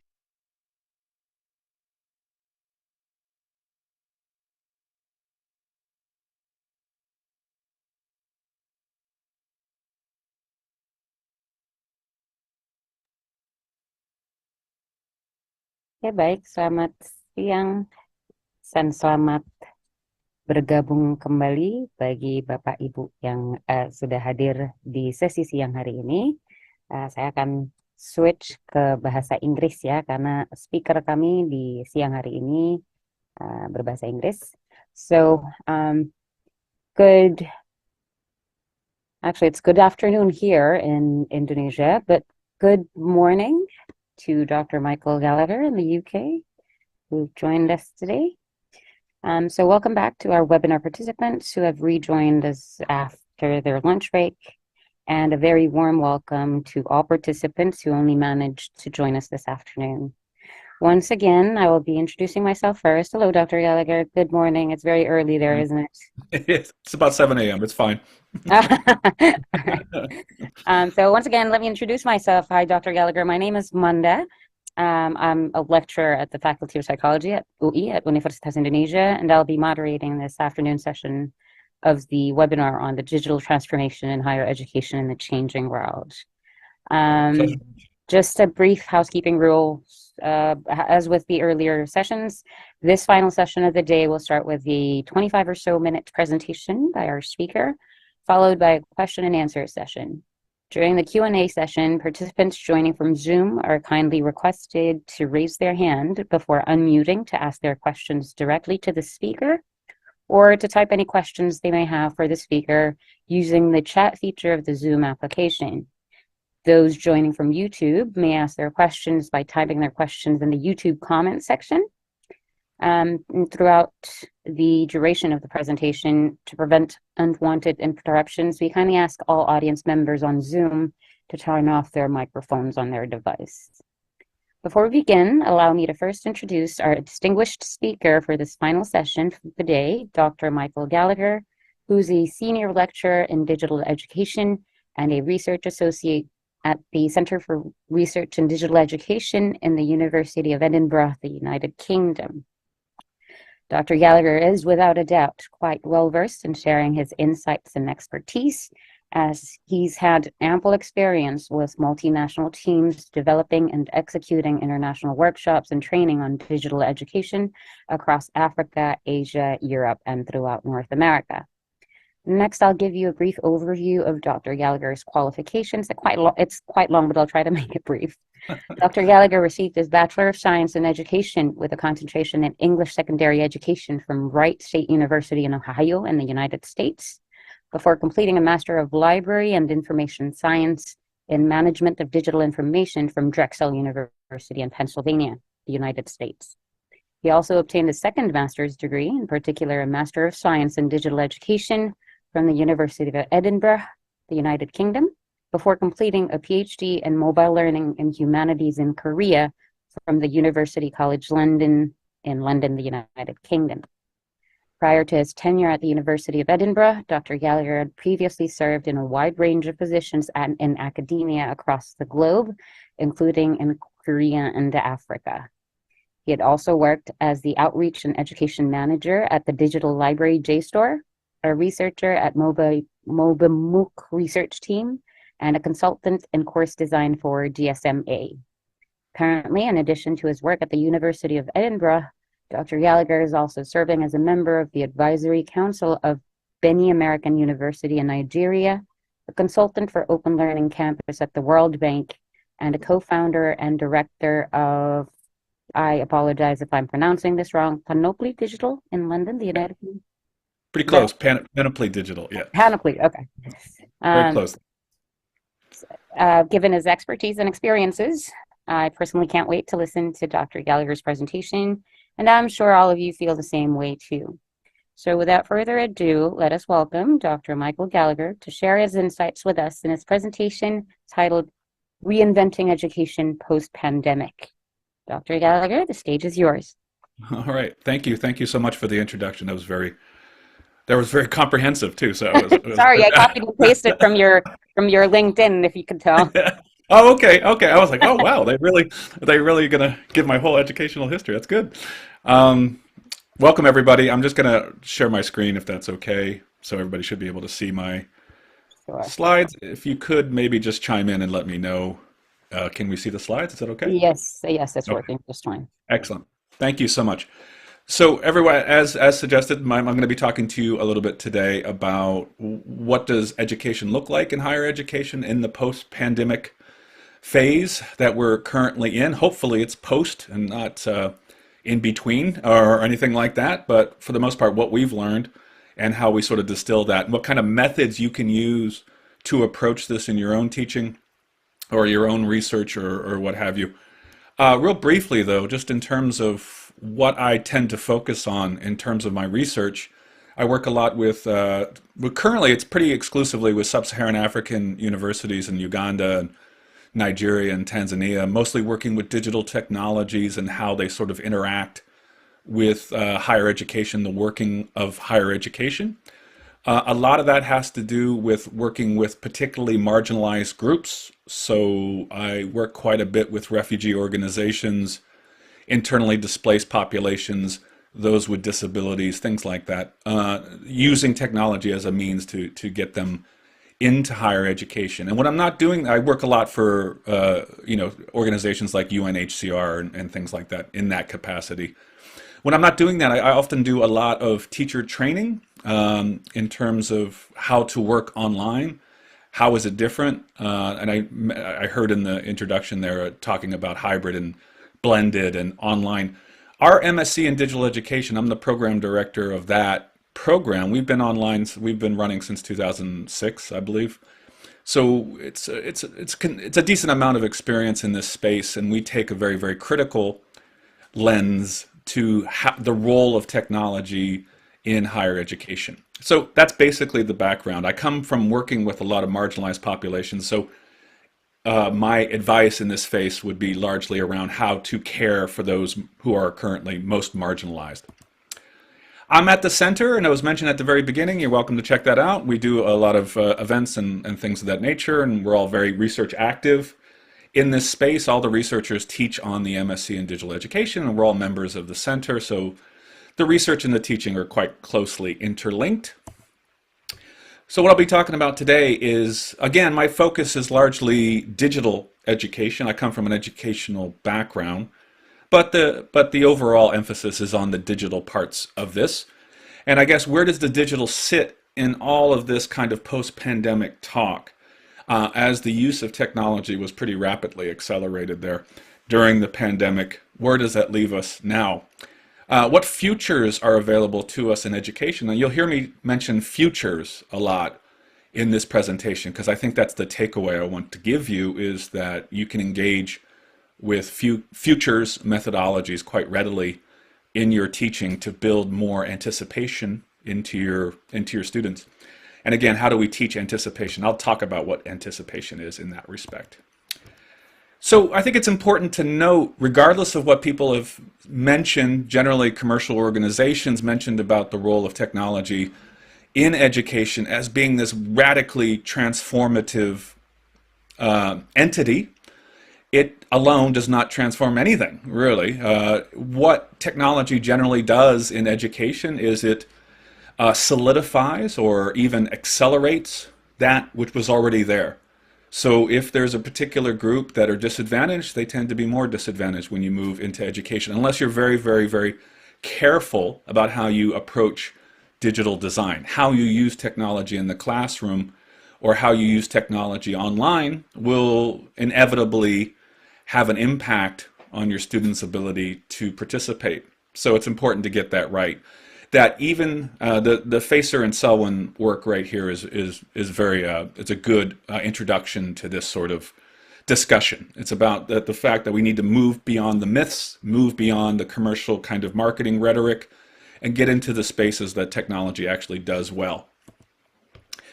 What the pandemic told us very readily, and maybe you've experienced this in Indonesia as well, is that the divides, digital divides, are very, very complicated things. They're not one dimension. It's not strictly about access and use of technology. It's more than connectivity, it's more than just content, and regardless of what we conceive digital divides to be, the pandemic really, really did accelerate a lot of what we already saw in higher education in terms of who was able to access and who wasn't.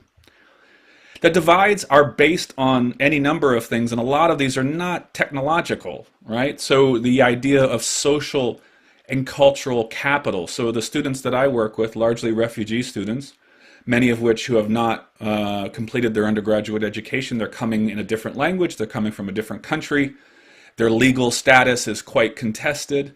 So they often do not have any kind of social capital to be able to navigate higher education.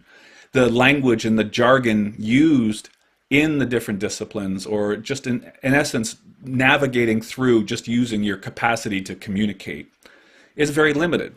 So there's significant financial considerations, right? So finance is an obvious one when you're dealing with technology and education. Those with financial means tend to do much better regardless of where they are. There's a particularly strong gender disparities here, at least in the places I work with, and I'm happy to be corrected in the Indonesian example, but in the places I work with, the digital gender divide is quite pronounced. So using technology in education will generally increase that divide for women to be able to access education or higher education. And of course, there's rural and urban divides. Rural areas obviously struggle to have the same level of infrastructure and connectivity to participate. And the growing climate crisis is a big factor in this as well. The use of technology the world over is not environmentally probably sustainable. So we need to be a little bit more mindful of how we're using technology and avoiding the rhetoric of unlimited technological growth. It's more about appropriate use.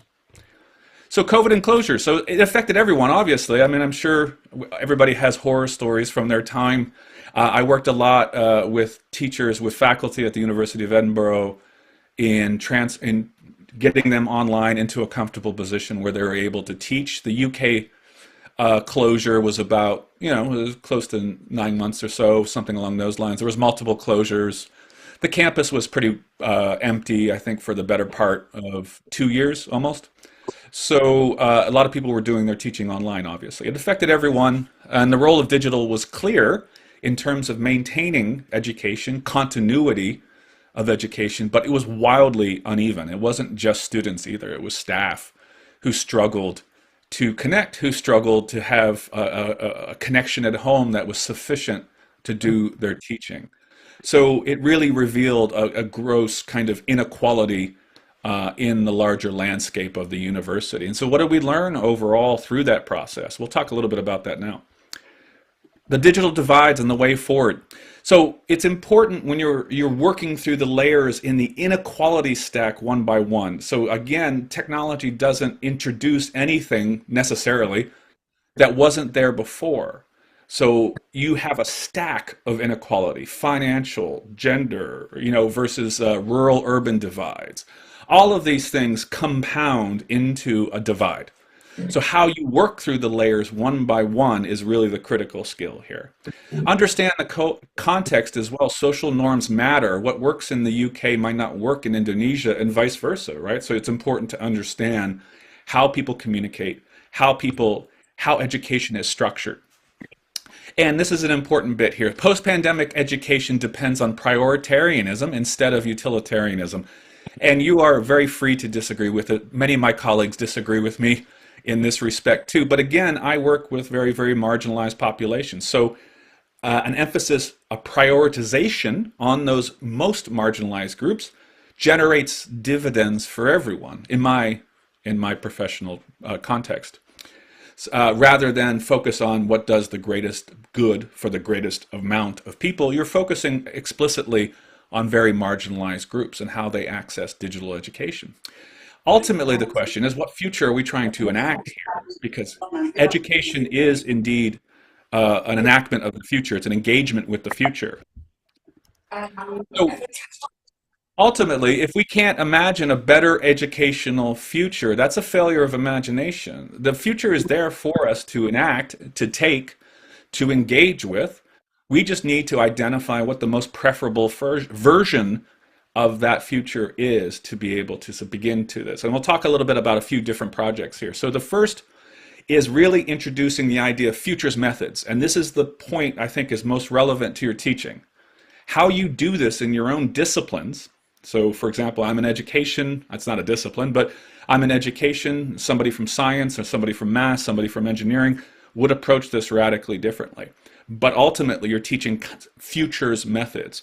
So the idea of the future as a singular, inevitable trajectory in the face of which we have no agency is subject to critique. We do not believe that to be true. We do have agency as teachers in response to this future.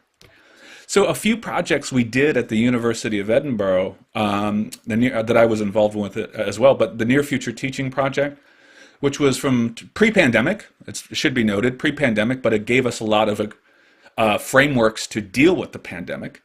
So the aim was to co-design a value-based future for digital education. So it was participatory, community-led.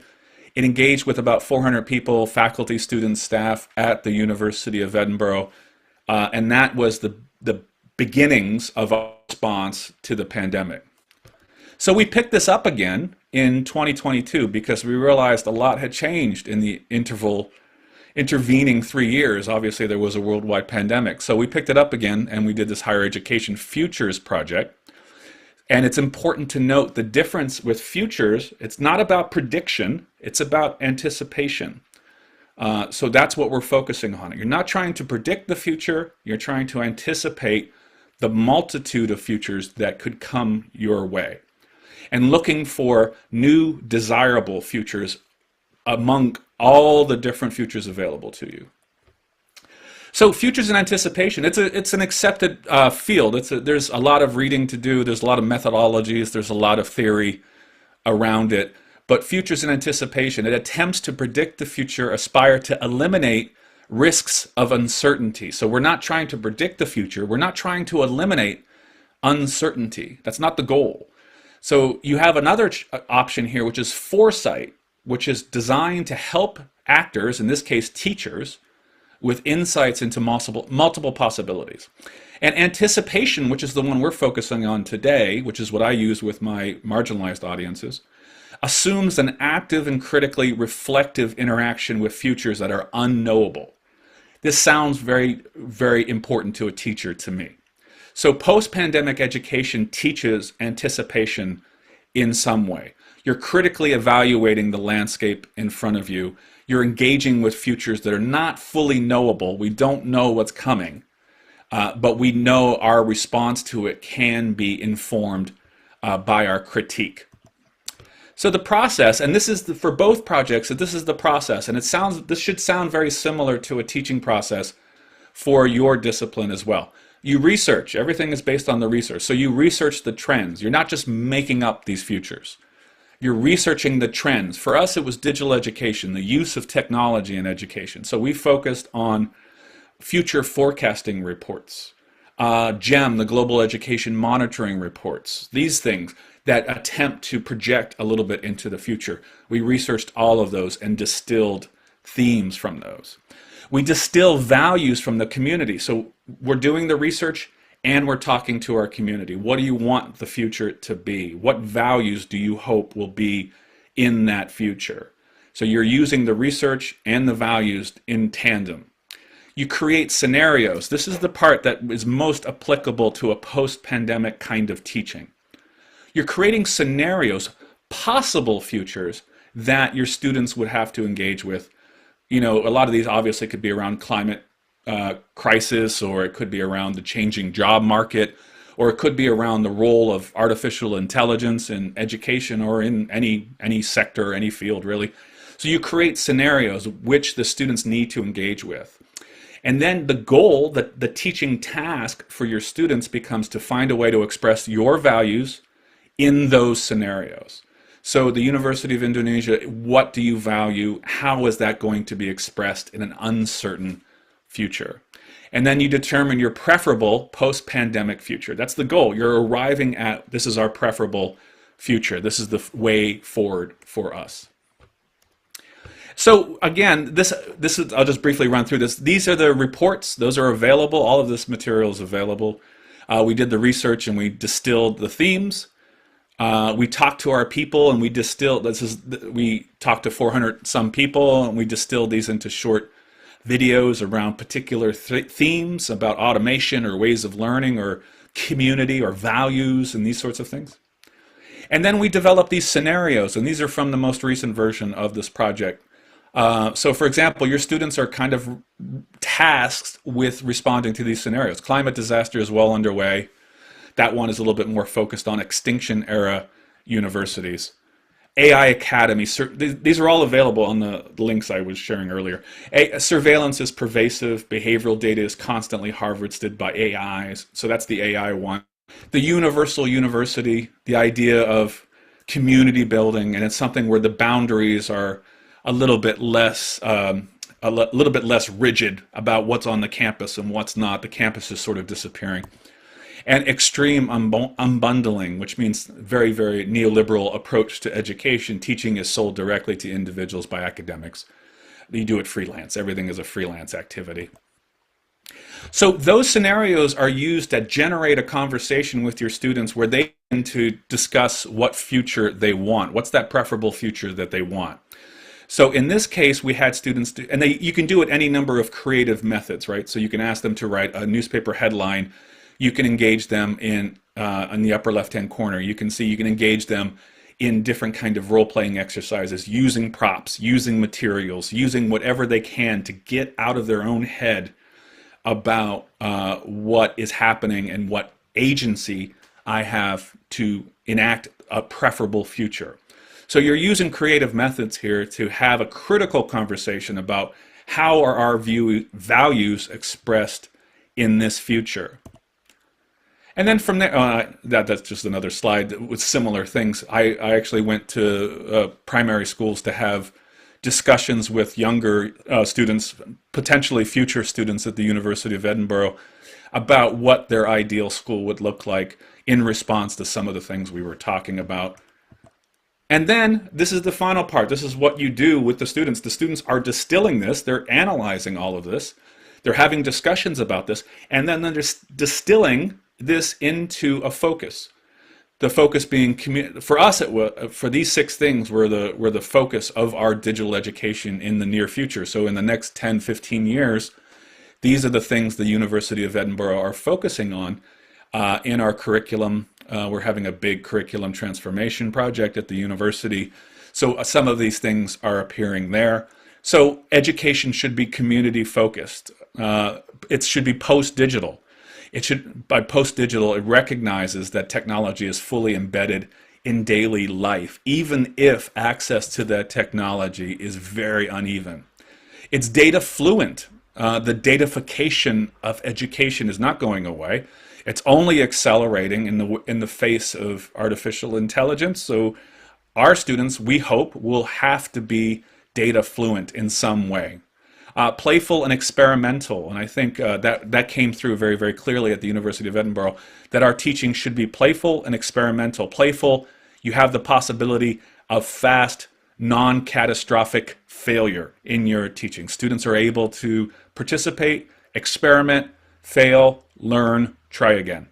It's assessment oriented, and so that's a difficult one to unpack in a short presentation, but ultimately there was a feeling at the University of Edinburgh that our education is over-assessed. There's too much assessment going on. So about scaling that back and making it more relevant to a professional or a disciplinary context. That's what the goal of that was. And it should be boundary challenging. The crises of the modern world are interdisciplinary. They're multidisciplinary.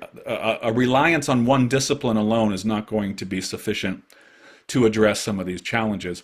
So it came very clear through this project that all future education at the University of Edinburgh should, in some way, be boundary challenging. It should be multidisciplinary. You should be speaking to someone outside your space to solve or tackle or address major challenges in the world. So the questions I can sort of wrap up here a little bit, and in terms of the questions to carry forward for this conversation. Hopefully these are questions that resonate with you as well. So what is Indonesia or the University of Indonesia's preferred educational future in all of this? What would you like to see happen? If we as a community, if we as educators cannot articulate that, if we can't work with our community to define that, then you are merely responding to circumstance. You are merely being pushed through a scenario that you have very little agency over, I should say. So the first goal is always going to be defining what your preferable future is. What is the preferable future for your students? Have those conversations with them, engage with futures methods, and define that. So what is the preferable future here? What values drive your future? Now values it's a very subjective term. The values that the University of Edinburgh determined to be our values, it might be different than what you come up with at the University of Indonesia. And that's to be expected. Diversity in itself is a value. That one solution or one set of values will not dictate everyone's response to a post-pandemic education, or even in a curricular or a teaching approach or anything like that. So what values drive your future? It could be criticality. It could be creativity. It could be, rigor. It could be anything that you draw from. But talking to your community about what they want from this is the first step there. And how are you teaching anticipation? Going back to the role of anticipation in our teaching, how are you teaching your students to address those issues that are coming? They're not fully knowable, right? They're not fully controllable. It's not about predicting the future. Again, it's about providing your students a capacity to deal with the futures that will be arriving, the futures that will be coming to them. And a lot of that has to do, again, with defining at the onset, what are your values? How are those values enacted in your teaching and at your university? So that's ultimately the goal. So I'm going to pause there because I was told to keep it to right at 30 minutes, and I can pause there for a second. Actually, I don't know if anybody has questions. You can if you still have things to share, I think we still have time for that as well. Not really. No, actually, that was the end of the slides. I can share some of the links from the projects if anybody wants to see those. I can sort of stop at the chat in the chat box. Maybe you can use that. Yeah, for sure. Let me just pull that. So, all right. So thank you so much, Dr. Gallagher, for the very insightful presentation.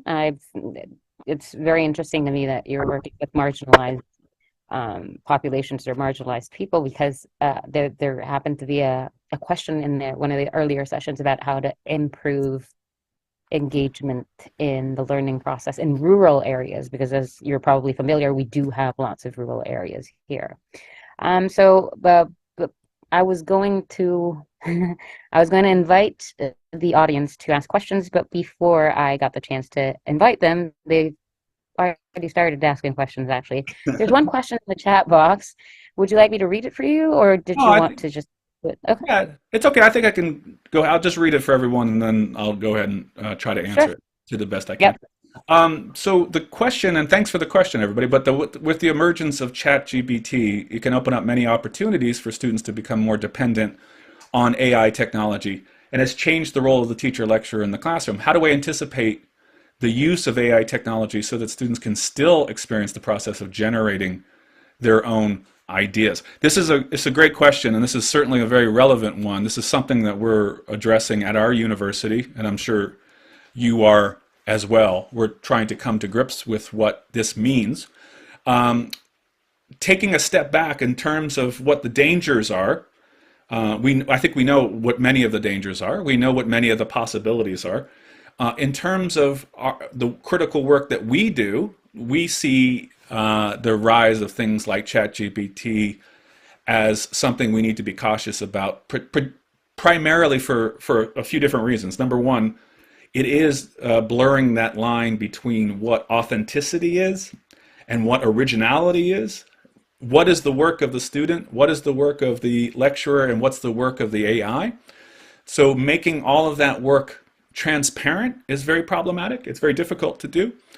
And more importantly is the allure, I think, the promise that with a technological development such as ChatGPT, we're going to look for technological restrictions on that ChatGPT. So essentially, we're going to use technology to combat technology, which is problematic because you're already seeing a large number of AI detection applications, most of which don't work at all. So it's sort of fool's gold right now. People are selling these things, and we're seeing a greater encroachment onto what we do in higher education, what we do as universities. So that is problematic for any number of reasons. And again, this is why we say data fluency for the students is particularly important in this space, that they understand what data is being mined about them, what data is being used to create these new products that are then sold back to the university. Again, it's very problematic, but that literacy is very, very important. But in answer to your very specific question about what's teaching, what impact, what could this possibly do for us as teachers? And this is where our program, my MSc in Digital Education, we're quite open about this. So we basically say you're free to use any number of technologies to co-author, because our work is critically exploring what does authorship mean when you're using technology. So if you're using Grammarly, if you're using any like a WordPress site, anything, the code and the technology is co-authoring with you, right? So it's not just an independent kind of innocent little application that you're using, it's co-authoring. So it changes the nature of what that means already. So on our program, what we do is we encourage students to make it co-authored, to make it transparent that you are indeed using OpenAI. So you credit it, so you acknowledge it, just be very open about that, and you look to extend the boundaries of what's possible in terms of the assessments. Our program is a postgraduate program, so our students tend to be a little bit more, they tend to be a little bit older, in their 30s and in their 40s, they're working professionals, et cetera, et cetera. So they're looking to advance the field, to see what's possible in these spaces. So we have students generate an OpenAI, for example, this is just an example, generate an OpenAI ChatGPT type of dialogue with the student and the application, and then write a secondary critique about the restrictions on that kind of dialogue. So using their own analysis to explore the interaction itself. What we think is also very, very helpful is to move away from traditional assessments. This is much harder when you're teaching 300 students in an undergraduate program, of course, I fully acknowledge that, but moving away from traditional assessments. So our students, for example, will negotiate their topics with the tutor before they do the assessment. So a lot of our assessments are open. They have to answer a particular question, but the form in which they answer that question is quite open. We encourage multimedia submissions. We encourage composite things that are putting together text and the AI exchanges, and we've had students create virtual worlds as part of their assignments and things like that. That's our subject, so we sort of encourage that. We cannot pretend, though, that AI does not have an impact on what we do as teachers, and certainly what we do on assessment. Assessment is the biggest first challenge posed by AI here. So acknowledging that, loosening the assessments a wee bit, having a little bit more playful, and that's going back to the playful word, a little playful approach to how assessments are being formed, and just acknowledging if it's used, it's acknowledged to be used. Because if they're hiding the fact that they're using it, and honestly, that they're using it, let's not pretend let's not pretend otherwise. So it's as long as they acknowledge that the fact that they're using it, you put that into the syllabus, you put that into the curriculum, they acknowledge it, it's transparent, then you have something a little bit more productive than trying to hide it and things like that. But we have to rethink, in some ways, the substance of our assessments. If we prefer traditional essays, the traditional essay still has a strong place in higher education. It should. It's still a very, very helpful thing, but we have to acknowledge the pressures that AI puts on it. And that's only going to be a little bit more pronounced unless somebody, a region or a country, or puts it, blocks it entirely. I'm not sure how that would even be possible. But assessment is the first place to start, I would think. Sorry, that was a rambling answer, but No, that's all right. That's actually quite interesting because in one of the earlier sessions that there was a similar question on ChatGPT, and your question actually resonates with your answer resonates with the answer provided by our speaker from Australia. He also mentioned how what they're doing at the University of Queensland right now is exactly what you said. They are asking students to cite ChatGPT as a co-author. It should be included in the reference list. And then I also offered an idea that we played around with at our faculty, which was to come up with an assessment or an assignment in which they're asked to integrate ChatGPT's answer and do like a comparison and contrast, compare and contrast the answer provided by GPT and what your thoughts are on this. So that also resonates with your other answer. And the third one, I agree, it's sort of difficult. I do deal with, I guess, about 1,200 undergraduate students in my faculty alone. So the assessments tend to be a bit more on the traditional side. And there's less room for creativity, such as the one that you mentioned earlier. But perhaps our colleagues here, in case you didn't know, there are a lot of colleagues from outside Jakarta as well, outside Universitas Indonesia. So some are from different Indonesian provinces. Okay, good. Yeah, that might. But just to resonate, just to what you're saying, that's absolutely true. So I think the issue with some of these technologies, it attacks the fundamental, I don't want to say economic, but the fundamental structure of the universities, where undergraduate programs are very big and then they get slowly smaller as the higher you go into education. It fundamentally attacks those kinds of structures. So it's important to rethink it that way. Thank you so much for the answer. That was a very comprehensive answer too. So there's another question, Dr. Gallagher, from Ardi, from I believe Ardi is from Universitas in the Jakarta area, Universitas Pelita Harapan. If you'd like to read it. Sure. Oh, wow. So somebody knows about the Curriculum Transformation Project. Okay, so it's the Curriculum Transformation Program, I'm reading the question here, is a significant and long-term initiative for the University of Edinburgh, closely aligned to Strategy 2030. How is University of Edinburgh developing a shared institutional vision for the Edinburgh student to define the distinctive qualities and impact of the curriculum for the graduates? It's a great question, and I will say, number one, to begin with any, I'm sure we can all appreciate, with any university transformation project, it's messy, right? So number one, it's long and it's messy, and its end result is not always abundantly clear. What we did at the University of Edinburgh is, number one, the representation issue is very important. So we have students on the curriculum transformation groups working towards defining what these attributes are for the quote-unquote the modern student. What kinds of things do we want them to have?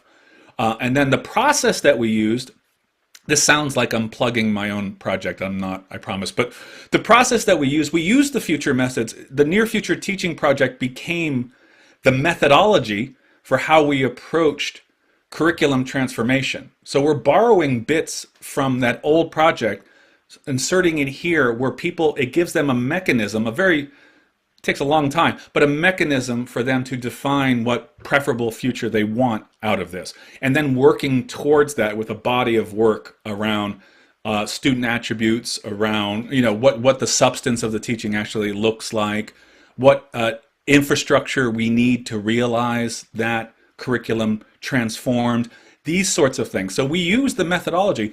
That's why the futures approaches are so helpful, because they work really well in very ambiguous spaces, right? Otherwise, you would struggle to get consensus of any sort. I'm not saying it's a perfect process. It's like I said, it's very messy, it's very political, it's very contested. You know, people have very differing ideas about what that future should maintain and should be in the wake of societal change. But that process has worked well so far. In fact, it's I think it's a 5-year project. So we're not pretending like this is going to happen very quickly. We started this during the pandemic in 2021, I think, and it's still ongoing. I think we're at the point now where we're starting to translate outcomes into bodies of work for the schools and the colleges to begin to address in a curricular fashion. So it took 2 years to get to that general consensus about what it is. I'm sure everybody who's experienced any kind of fundamental institutional change program knows how messy it is. But again, I would emphasize that the Futures methods really provide you a blueprint for how to approach that in a kind of a collaborative, very participatory way. So that's not a great answer, I apologize, but that's basically, it's just very messy, I think, is the takeaway. I think everyone here is familiar with the messiness of the transformation, because in the past, so I don't know if you're familiar with this, but starting from 2020, the Indonesian Ministry of Education began a new curriculum. We call it the Independent Learning, Independent Campus curriculum, and it's actually implemented nationwide. So as you can imagine, it's messy everywhere. It's not just one university, it's universities, higher education institutions across Indonesia, and we're just beginning to touch the surface of it. And I happen to be in the managerial position I've been in the managerial position for the past year, and it's very not pretty. So I agree. I can imagine. Yeah. You sympathize. Yeah, I think this is something too, and I would suggest. I think universities or higher education systems that might be younger are actually, in some cases, much more equipped to make that transition. It's still messy, it's still very political, it's still very contested, but Edinburgh, I mean, it was founded in 1583, and it feels like some of the processes are from still 1583, right? The 16th century. So, that's right. So changing all of that, you have to begin to analyze administrative processes and curricular process. Everything fundamentally needs to change. And so again, that's how I go back to the marginalization, working with marginalized groups. So I see everything through their lens, and I see the barriers they encounter as they sort of enter this very older kind of, not quickly moving kind of organization. And that becomes a priority. So you prioritize the most marginalized as a way to see the larger landscape of what the university is doing and could be better at. So yeah, I definitely appreciate what you're saying. Thank you so much, Dr. Gallagher. That was very insightful, and I think it is very closely in line with what we experience here, because we do still have marginalized groups in the country, marginalized like cultural groups, ethnicities, because we have 13,000 islands and hundreds of languages, hundreds of ethnic groups. And I'm sure your work in Africa has taught you a lot about like those marginalizations among like countries with different ethnic groups and ethnicities. That's right. That's right. And I think often in those locations where it's diverse, but it's also very kind of disparate. It's kind of decentralized in some respect. That I think often technology is kind of looked at as being the solution to that, but it can make those inequalities worse in many ways as well. Yeah. All right. Thank you so much for the answer. I hope that answered your question, Mr. Ardi. Any other questions? We still have about 12 minutes. If there are more questions, or let me check, because some of the audience are joining from YouTube. So let me check if there's a question on YouTube.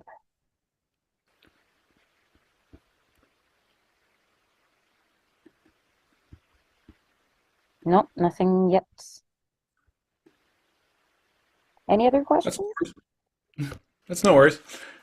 We'll just assume it was because I was so comprehensive. It was.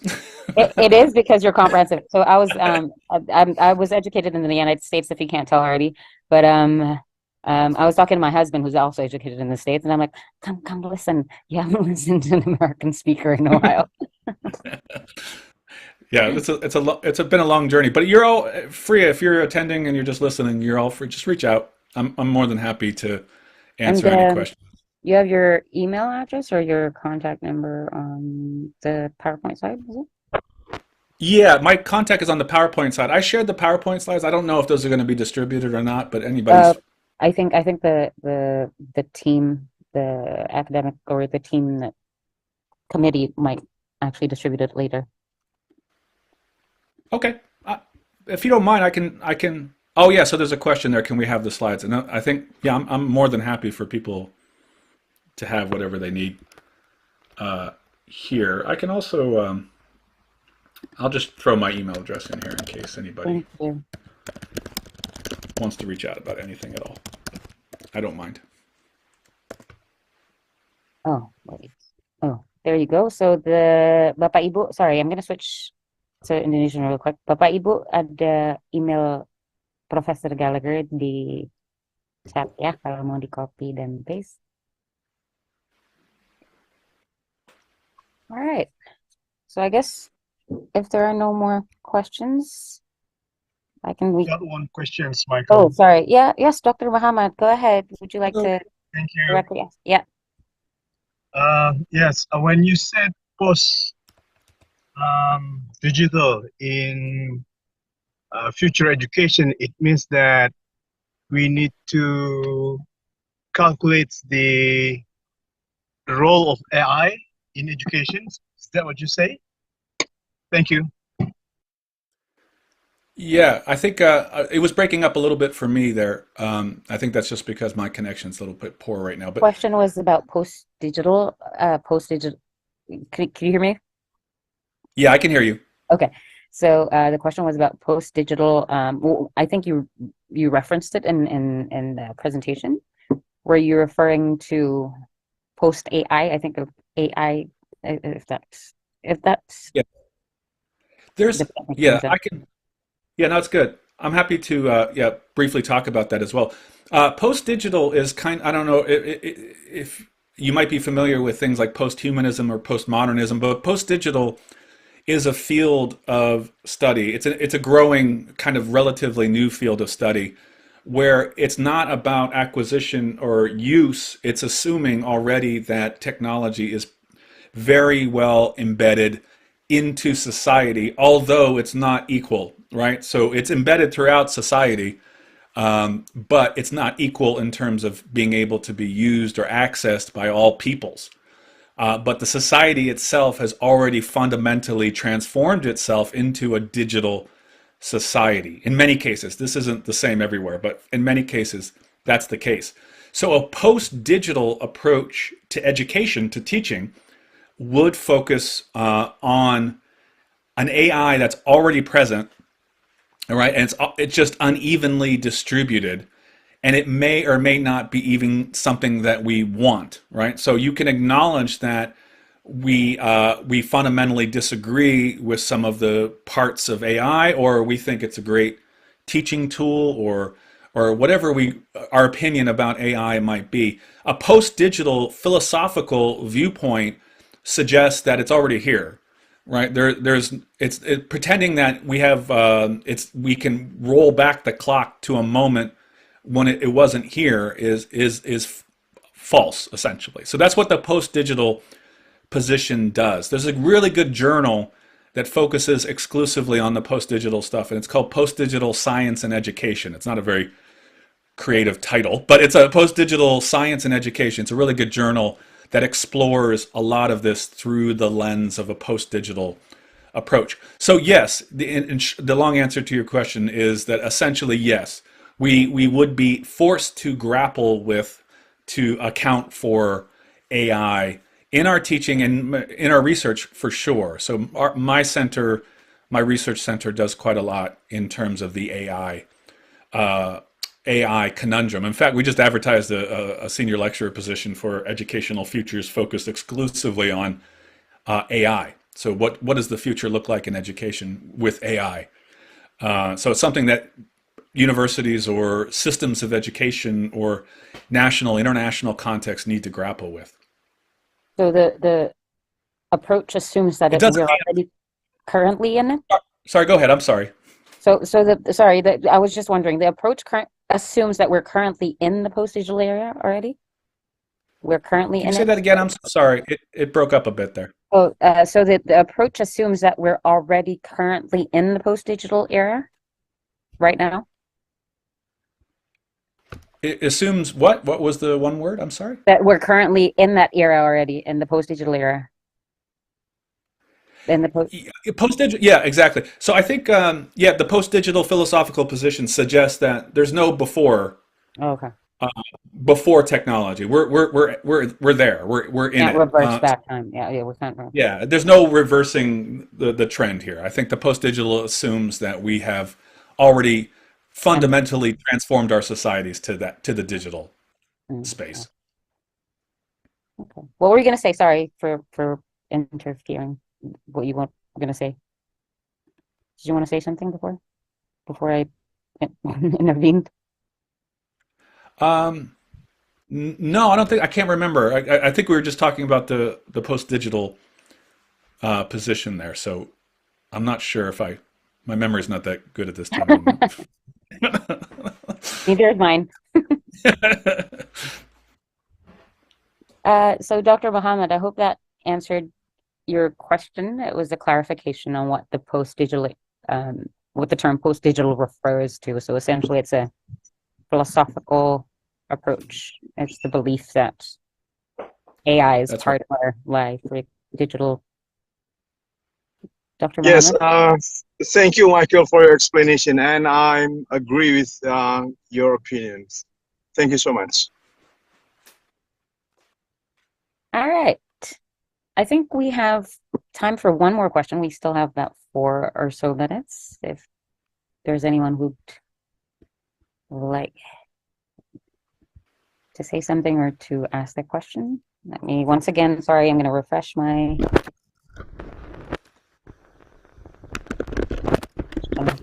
YouTube, if there are any additional questions on YouTube. Yeah, nothing from YouTube. And I think there's no more questions on Zoom either. So Dr. Gallagher, it was our pleasure to hear your presentation. It was a very comprehensive and thorough presentation. It's interesting, and you definitely introduced a lot of new concepts and new information and new insights for us. Thank you so much. Is he still here?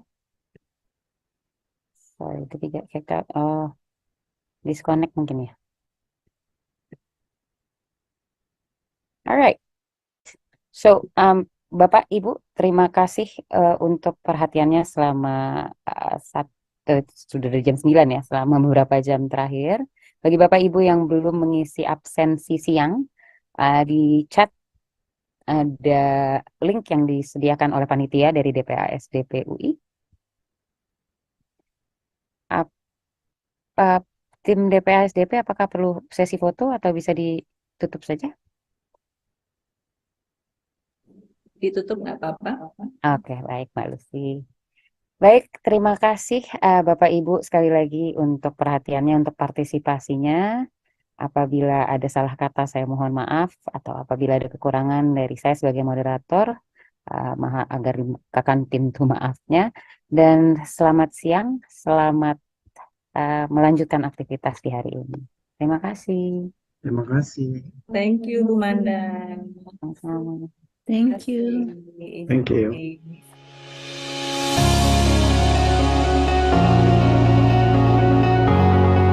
Recording stopped. For many years, Universitas Indonesia has been recognized as a world-leading and globally respected research university. Universitas Indonesia continues to pursue the highest achievements in terms of innovation, development, and novelty in science. Universitas Indonesia has 3 study clusters with 14 faculties, 2 postgraduate programs, and a vocational education program.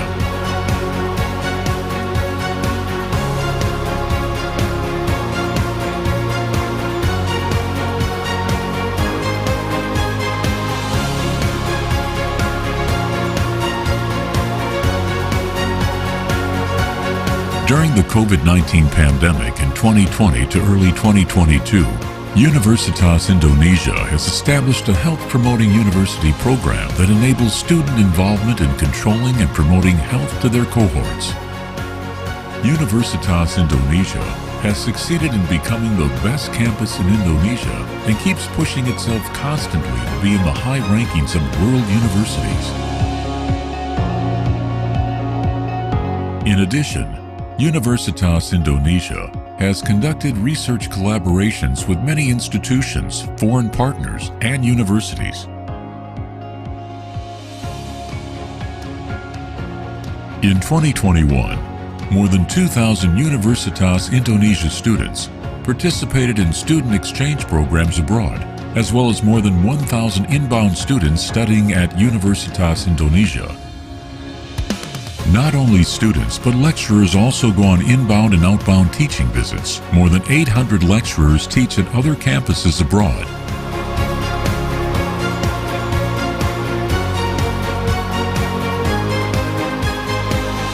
Universitas Indonesia actively collaborates with many world-renowned universities and several education and research associations, as well as collaborations with faculty networks.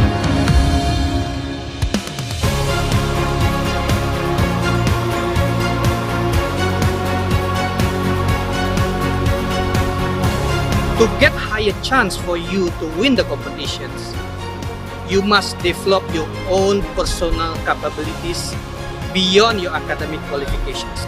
Being a UI graduate brings a lot of opportunities for me since I was shaped by great lecturers, friends, seniors, and organizational experiences, both academically and socially, which I'm really thankful for.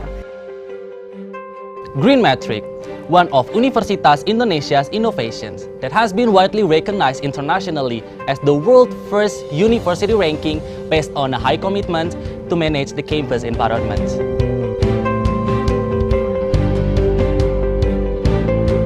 Universitas Indonesia needs to build constructive interactions between departments based on the principles of togetherness, transparency, accountability, responsibility, independence, and fairness.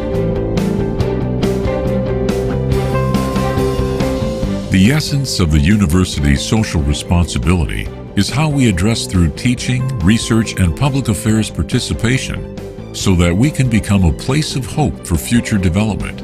In addition, how does Universitas Indonesia makes a real contribution to the government through in-depth analysis related to strategic issues and national policies. Innovation and entrepreneurship are important components of Universitas Indonesia's intellectual ecosystem.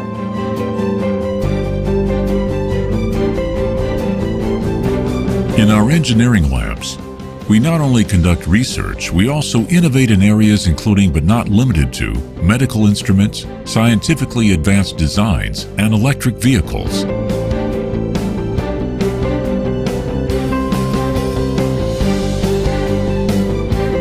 The process begins when University of Indonesia academics identify a problem and come up with a solution.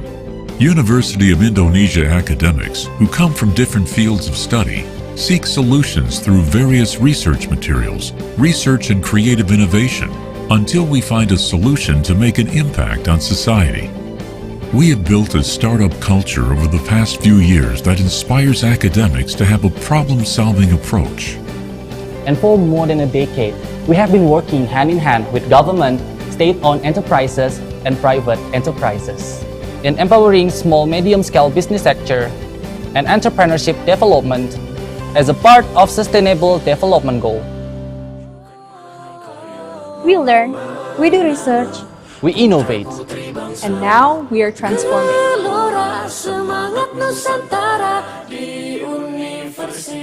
Universitas Indonesia, towards an entrepreneurial university.